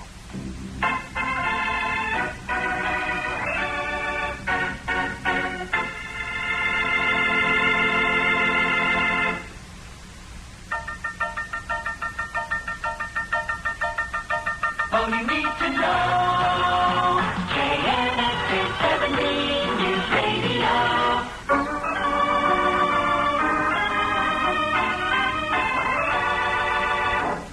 Now back to the adventures of the Falcon. Only a few moments have passed since a limping Mike Waring took Margot by the hand and led her out of the apartment. His goal, to wrap up the case. Now we find Mike at the local steakhouse that serves as Foster's hangout. Hello, Foster. Whitney. Oh, Waring. Margot. Oh, sit down. Join us. Thanks, Whitney. Don't mind getting off this leg. I heard you were in the hospital. Yeah, Foster, overnight. Well, just what happened to you anyway? Whitney, I went over to the Hotel Randolph to keep an appointment with Foster here. When I got out of the cab, somebody was waiting for me in the alley next to the hotel. He plugged me, that's all. Do you know who it was, Waring? Yeah, sure, Foster. Well, you mean you seen him? No, but I know him. Who? Same person who killed Cortez. Bullet was from the same gun. But do you know who killed Cortez? I think so, Foster. Who? Well, you're the one who told me to go to the Hotel Randolph. Now, wait a minute. You don't hang this on me. All this I said. You know, I was in a taxi on my way over when you got it. I didn't get there till after the shooting. Now, if you don't believe me, you can check with the driver of my cab. I already have. Huh? I called a taxi company and found the driver who took you over. Well, what did he say? He said you arrived a few minutes after the shooting, so you must have been in this cab at the time of the shooting. All right, then. Yeah, Foster, all right for you. Well, Mike, you've cleared Foster and you've cleared me. Cleared you? Well, you were with me at my place when Steve was killed. Was I? Well, of course. What are you I checked on that, too. The exact time of his death hasn't been determined. But we know the exact time because he phoned. Well, he was on the phone when he was shot. At least you say he was on the phone. All we have is your word for it, Margot. Oh, but it's... Are you trying to say I'm lying? No.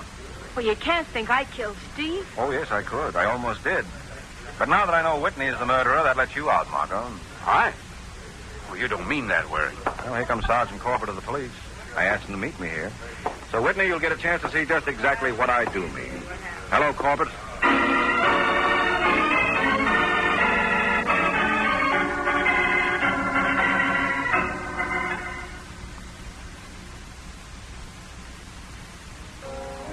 Why did Whitney do it, Mike? Well, he was sure Cortez could beat Foster. So when the boxing commission forced the match, Whitney killed Cortez to get rid of the threat to Foster's title. He figured Rich would take the rap for it. But the match was a sellout. Think of the money Whitney lost by killing Steve. Peanuts compared to hanging on to the title. There'd be other matches. And Foster had a good chance of whipping anyone but Cortez. I see. Well, why did Whitney try to kill you? Because I said I had an idea who the murderer was, and Whitney thought I meant him. Well, didn't you? No, not at the time. It was his shooting at me that put me straight. How? Well, the person who shot at me was waiting in the alley next to the Hotel Randolph. That meant he knew I was going there. Uh-huh. Well, Whitney was with Foster when Foster made the appointment to meet me at the Randolph. And they were the only ones who knew. So, had to be one of them. And when the cab driver cleared Foster, that left Whitney. All right, Mike. Only one more question. What's that? You insisted on bringing me along when you nabbed Whitney. Why? I didn't help you. Well, Angel, suppose all I'd ask was for you to have dinner with me tonight. Would you have accepted?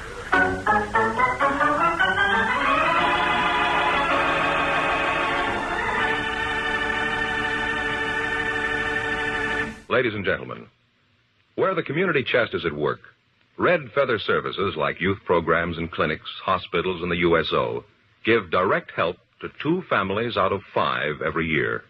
And indirectly, everybody benefits. Because community chest services make America's cities and towns healthier, happier places to live. So give generously to your community chest.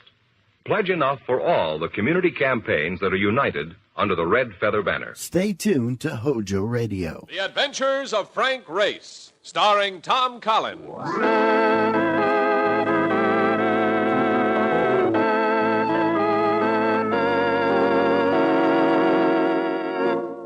The war changed many things, the face of the earth and the people on it. Before the war, Frank Race worked as an attorney, but he traded his law books for the cloak and dagger of the OSS. And when it was over, his former life was over, too. Adventure had become his business. The Adventures of Frank Race.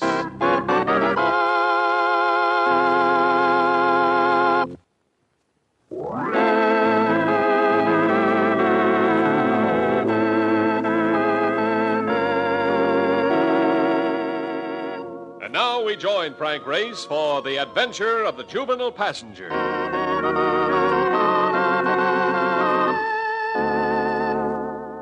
The evening had been a turkey. Following a dull dinner, I'd been collared by my hostess, a woman with about as much depth as a wading pool. The conversation had been a 3-hour filibuster, with me effecting my escape only after a farewell scene that would have odorized any little theater in the land. So now I was settling into bed with a sigh of relief. The windows were open, the light was out. I could call it a... No. Yes. Well, about time you got home. Where you been? Let's not talk about that. What do you want? I'll be parking a cab in front of your place in about 5 minutes. Will you come down? For heaven's sakes, why? I got trouble, Race. I need your help. No, bring your trouble up here. I'm in bed. That's just it. I can't. You gotta come down, Race. I need you. Oh, we'll make it 10 minutes.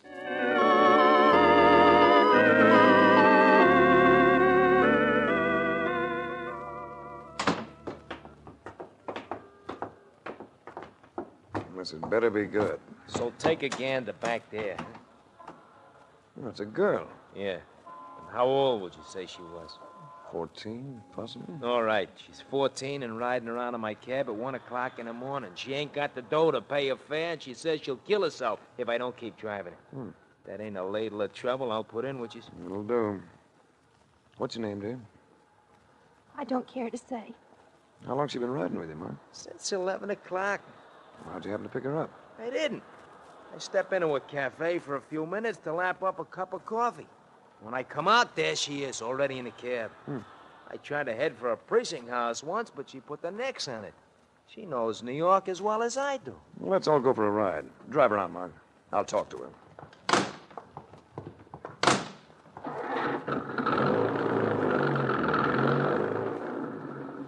You could tell me your first name. That wouldn't give anything away.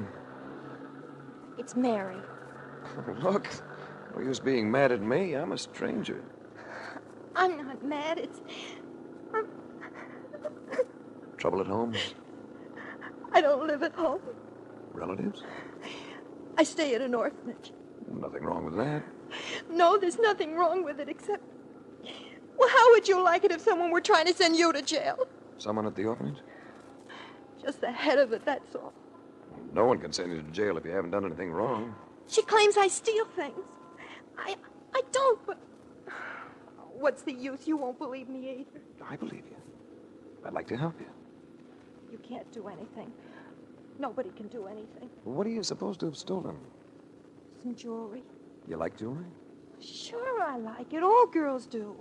But I didn't take any, even if they did find it in my mattress. Then tell them so. Well, let me take you back. No. Well, you can't keep riding around in this cab all night. Nobody wants to help me. Nobody. I said I'll help you, and I will. We'll forget about going back to the orphanage. But you must have friends, someone with whom you can spend the night. Then, tomorrow... I don't know anyone. Except Pharaoh Gillis. I'm afraid a man won't do. Oh, Ferris Gillis is a lady. She's swell. She came to the orphanage a couple of times and told me to come and see her anytime I wanted to. You know where she lives? We could find it in the phone book.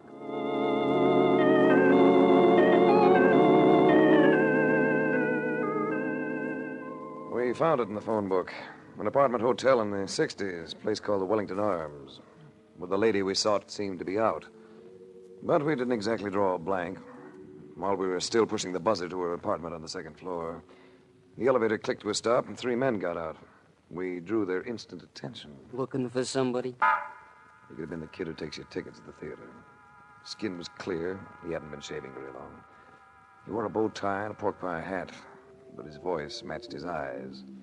And his eyes had all the warmth of wet pebbles. You heard me. You can turn off that look of inspection. I ain't liking it. We came to see Pharaoh Gillis. Who's the kid? Her name's Mary. Mary what? What difference does it make? It's all right. I'll tell him. It's Leonard. Mary Leonard. Reads like an act to me. Vinny, you and Lou take him down to the car. Fogle might want to look at him. I'll go through the apartment. You may as well all go through the apartment. The youngster and I are going down by ourselves. What are you trying to do, act hard? I figure you ought to go downstairs with the boys. What do you want, a written invitation? I just want to be understood, clearly. I have an automatic in my pocket. I'm gripping it. Take the elevator, Mary. Get onto the cab. Tell Mark I may be able to use him. Scoop. All right. You don't think you're going to make me stick, do you? I'm willing to try. What's the matter, Vinny? Need a smoke? Keep your hands where they are. You can wait. You know, I figure you do have an iron in that pocket. Clever of you. But I'm figuring something else, too. You didn't expect to run into us either. Who'd want to? So I'm betting the iron ain't loaded. You go to a lot of trouble, don't you? Why don't you relax, boy? We're strangers. We've never seen each other before. If we just nod, go our respective ways, we'll both stay happy. Now I'm sure you ain't got that gun loaded. He had me. And here was a boy who plainly liked violence for its own sake. There's nothing left for me but the stairwell, so I vaulted the banister and got a decent fall. Hey, what goes? I was just coming up. Come in. Let's go. Where to? To that orphanage. This youngster's taken up enough of our time tonight.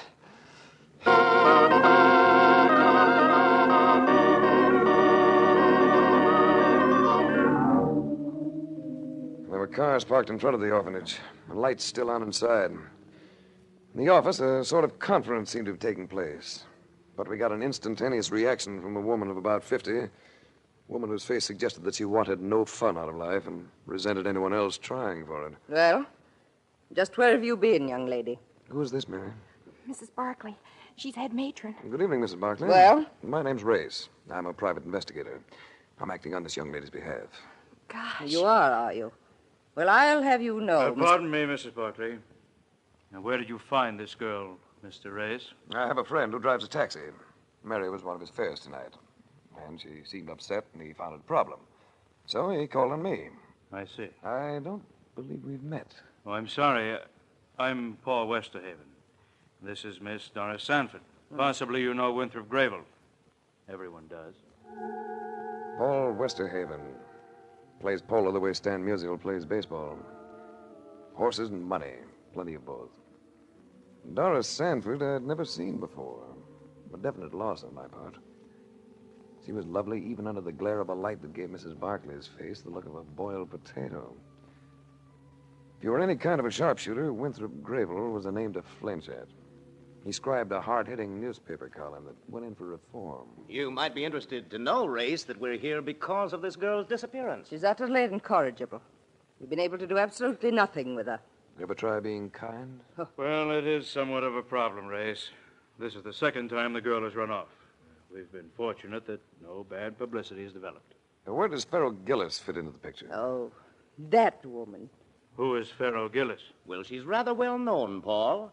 Operates as a gambler. As far as I'm concerned, she's a pretender and a liar. Why do you have that opinion?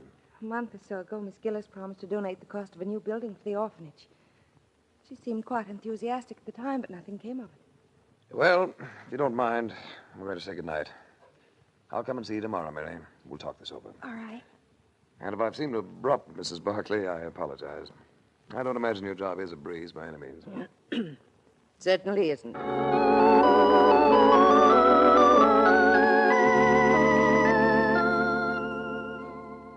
Next morning, I went back to the apartment hotel that housed Pharaoh Gillis. The manager, pink-skinned man with a mouth that puckered as he talked, was still agog over the shot that had been fired the night before, but didn't connect me with it. When I mentioned Pharaoh Gillis, he puckered and shook his head. No, she hasn't been here for a week. She often goes away like that, but never tells us where. Or know anyone else who might know where she is? No one. She's a very strange woman. Gambles, you know. How about her lawyer? I don't believe she has one. Know where she banks? She doesn't. I know that for a fact. Everything in cash with Miss Gillis. It's an idiosyncrasy of hers. Always carries cash. Pays us in cash, pays everyone in cash. It must be a gambling instinct. Yeah, quite likely. Well, thanks. Oh, that's all right, Mr. Race.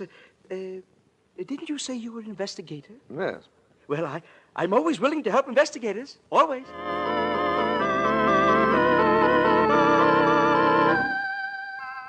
The house in which Doris Sanford lived had the look that spells lots of family background. The size that spells money. I was curious to know if Miss Sanford would appear as lovely by daylight as she had the night before. She did. And then some. I can say one thing. You don't look as grim as you did last night. It was a rough evening. You care for a drink? Well, it's a little early. I'd rather wait.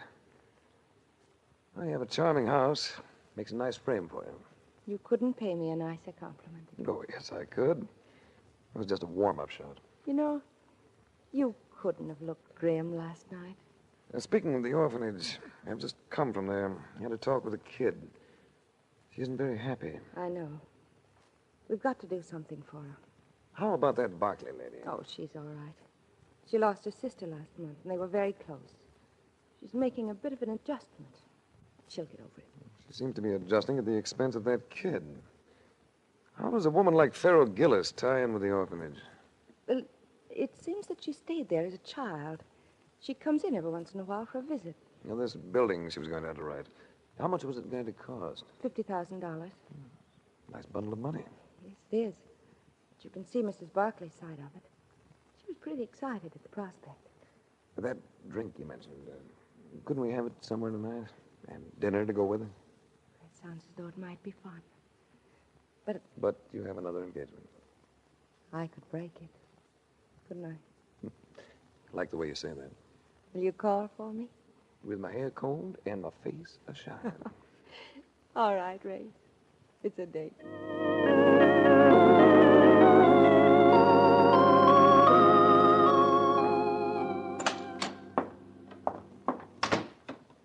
What have you been doing, shopping? Oh, hello, Mike. I didn't know you were here. Well, after last night, I thought you'd be home early, so I come up. What'd you buy? A black felt hat for evening wear. I thought you had one of them. I do. But when I pulled it out today, I found a bullet hole in it. Huh? Wonder where you got that. Hey, a guy called about 15 minutes ago. A fella by the name of Tully. Tully? Yeah. Oh, he's the manager of the Wellington Arms. Yeah, that's the one. Said to tell you Pharaoh Gillis is back. Does that sound important? It might be. I've still got a couple of free hours, Mark. Drive me over there, will you?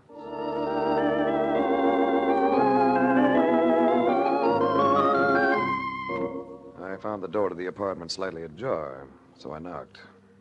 I thought I heard a voice say, "Come in," so I did. She was reclining on a divan, a woman of perhaps 60. She had a theatrical look. Her skin was heavy with makeup, her hair tinted a flamboyant red. She was smiling at me, and the set of her features indicated that she was used to smiling. There was only one thing wrong with the picture. Someone had stabbed a knife into her chest. She was dead.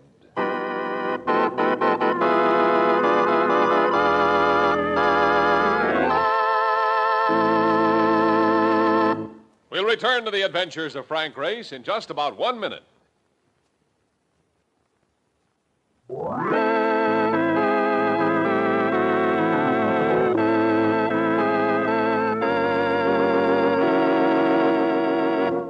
And now, back to the adventures of Frank Race.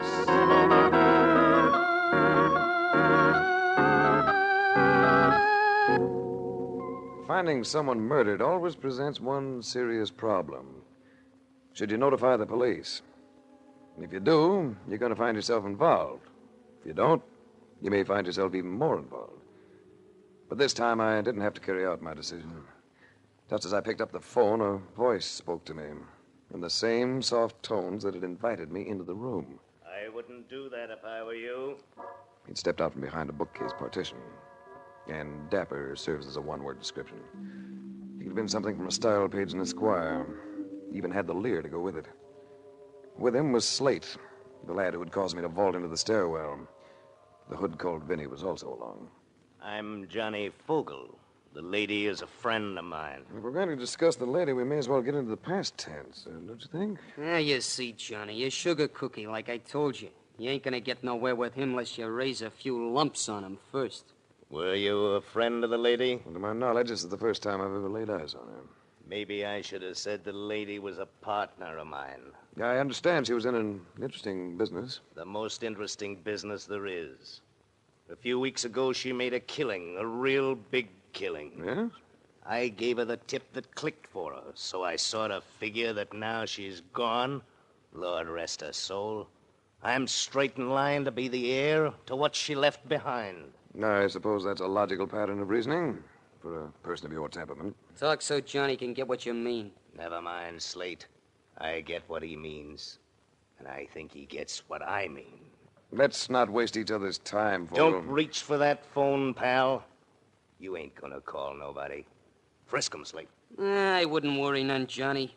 He's got a gun, but it's never loaded. I'd take it just the same and keep it for you, chum. You see, Race? It's like this. You coming in here made it kind of embarrassing. A little embarrassing for us, more embarrassing for you. Because it ain't gonna be sensible for me to let you go walking out, is it? You want something, Fogel. What is it? Pharaoh's dough. I happen to know she was healed with better than 50 grand. And by the way every drawer in the apartment seems to have been so neatly emptied, I'd say you'd been looking for it. Pharaoh wouldn't have been keeping the dough here.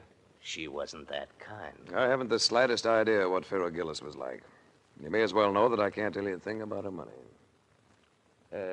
That's the trouble with you guys. You always want to play a lone hand. Let's get him out of here, Slate. Start moving, Race.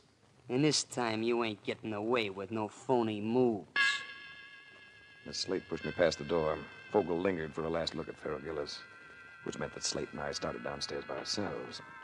He insisted on walking right behind me, so after about 6 steps, I simply sat down in front of him. He instantly went over me and crashed on the landing below. I leaped after him, but there was only time to regain my pistol before Fogel appeared at the top of the stairs. Drop that gun, Race!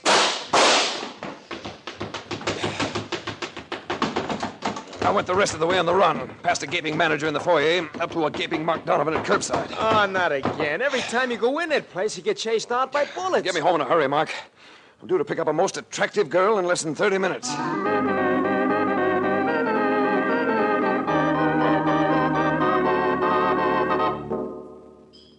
Candlelight.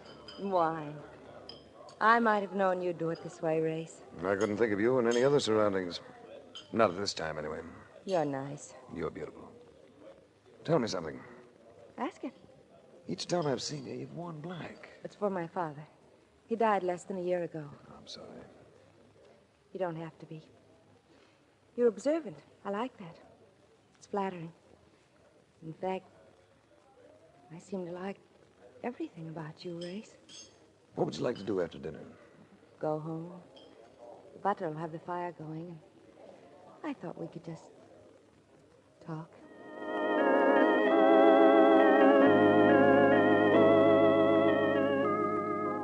Fire was going, as she'd promised. And for the first time in years, I munched freshly roasted popcorn dripping with butter. I love this house, Race. My father left me a fortune, but out of everything, I think I appreciate this house the most. This house and all the things that go with it. Look, these are some linens my mother received when she was married. Aren't they beautiful? She looked unbelievably lovely in the firelight. She gracefully showed me the fabrics, then carefully folded them, placed them on a nearby table. It's the last one. Now it's your turn. What would you like to do? Take you in my arms. You think that's going to be hard? Might lead to complications. You know, you show signs of being a very domestic young lady. Why don't you kiss me? You'll find I have other qualities, too. I beg pardon, Miss Sanford. Mr. Grayville to see you. I'm just going to barge in, Doris. Oh, I didn't know you had company. It's Mr. Race. You remember Winthrop? You met him last night. Oh, yes. Of course I remember.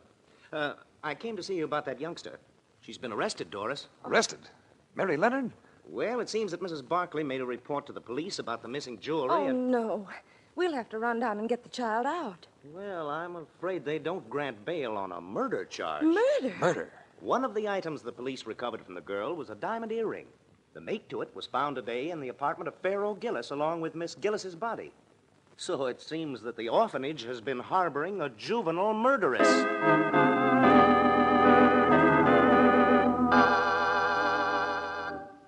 I saw Mary Leonard the next morning. She had no tears for me. She was terribly quiet, terribly white. I told you no one could do anything for me. Didn't I, Mr. Race? Well, I haven't been able to do much, have I, Mary? But I want you to know that I've got an idea about this affair. It's just an idea, and a pretty hazy one at that. But it might lead somewhere. I'll keep in touch with you.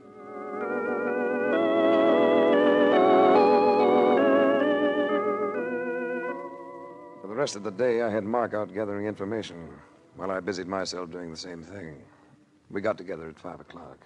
You know something? You were right about that Gillis dame. She flipped all around like nothing. And the moolah she give away, I should have known that lady. Did you visit Mary Leonard? Yeah, I saw the kid. Yeah, Ray, she's scared. She's really scared. They're gonna have to let the newspapers in on a deal unless you turn up some.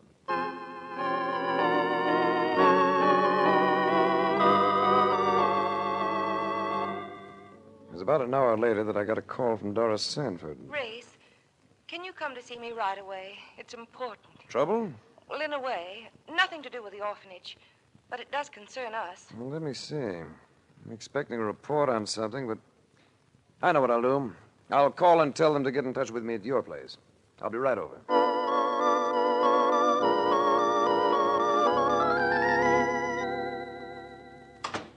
It's Winthrop Grayville, Race.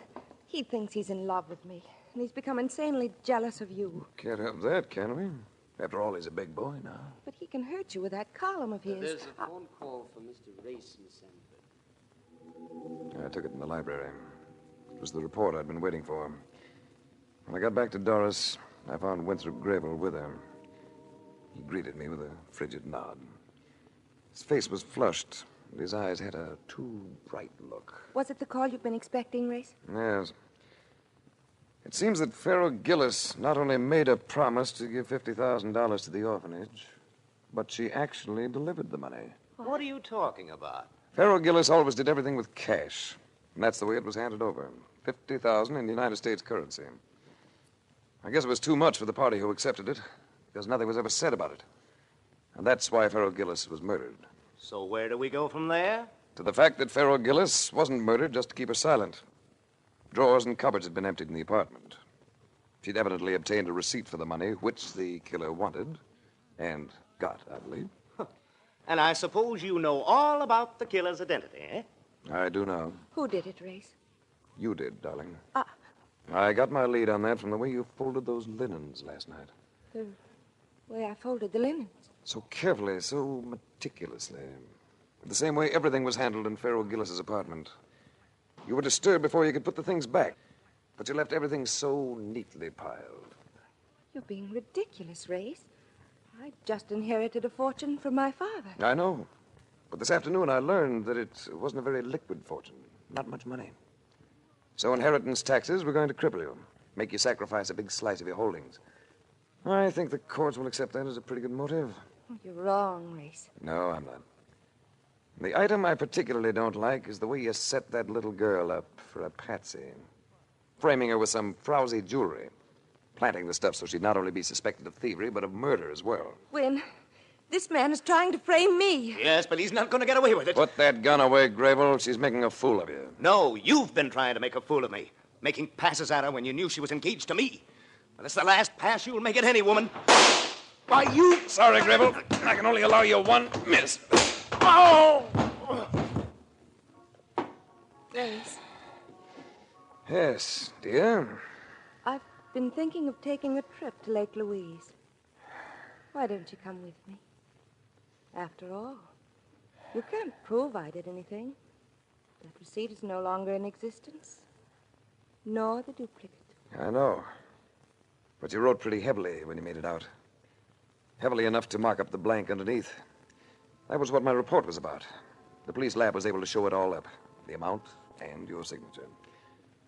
And you can put down that poker, darling, before I forget I'm a gentleman.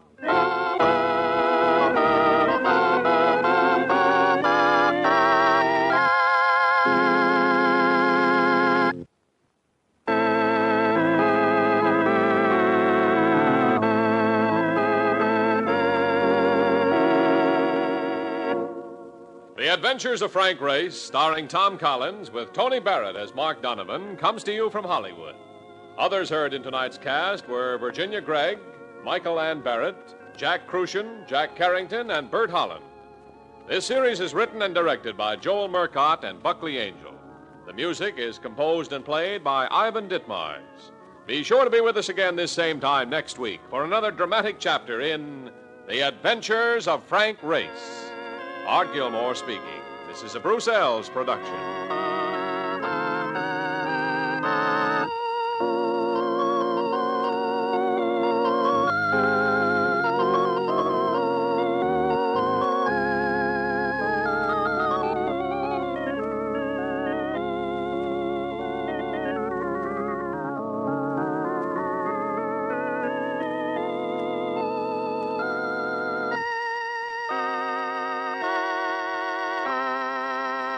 Make your bath a real pleasure and a beauty bath at the same time with white floating Swan soap. You can because Swan's exclusive super creamed blend gives you a wonderful new kind of beauty lather for your bath. Rich, creamy lather that cleanses gently, then rinses away so completely your skin is left fresh, smooth, lovely as ever. Yes, it's the perfect bath soap. Super creamed Swan soap. Thanks for listening to Hojo Radio. We'll be back again very soon.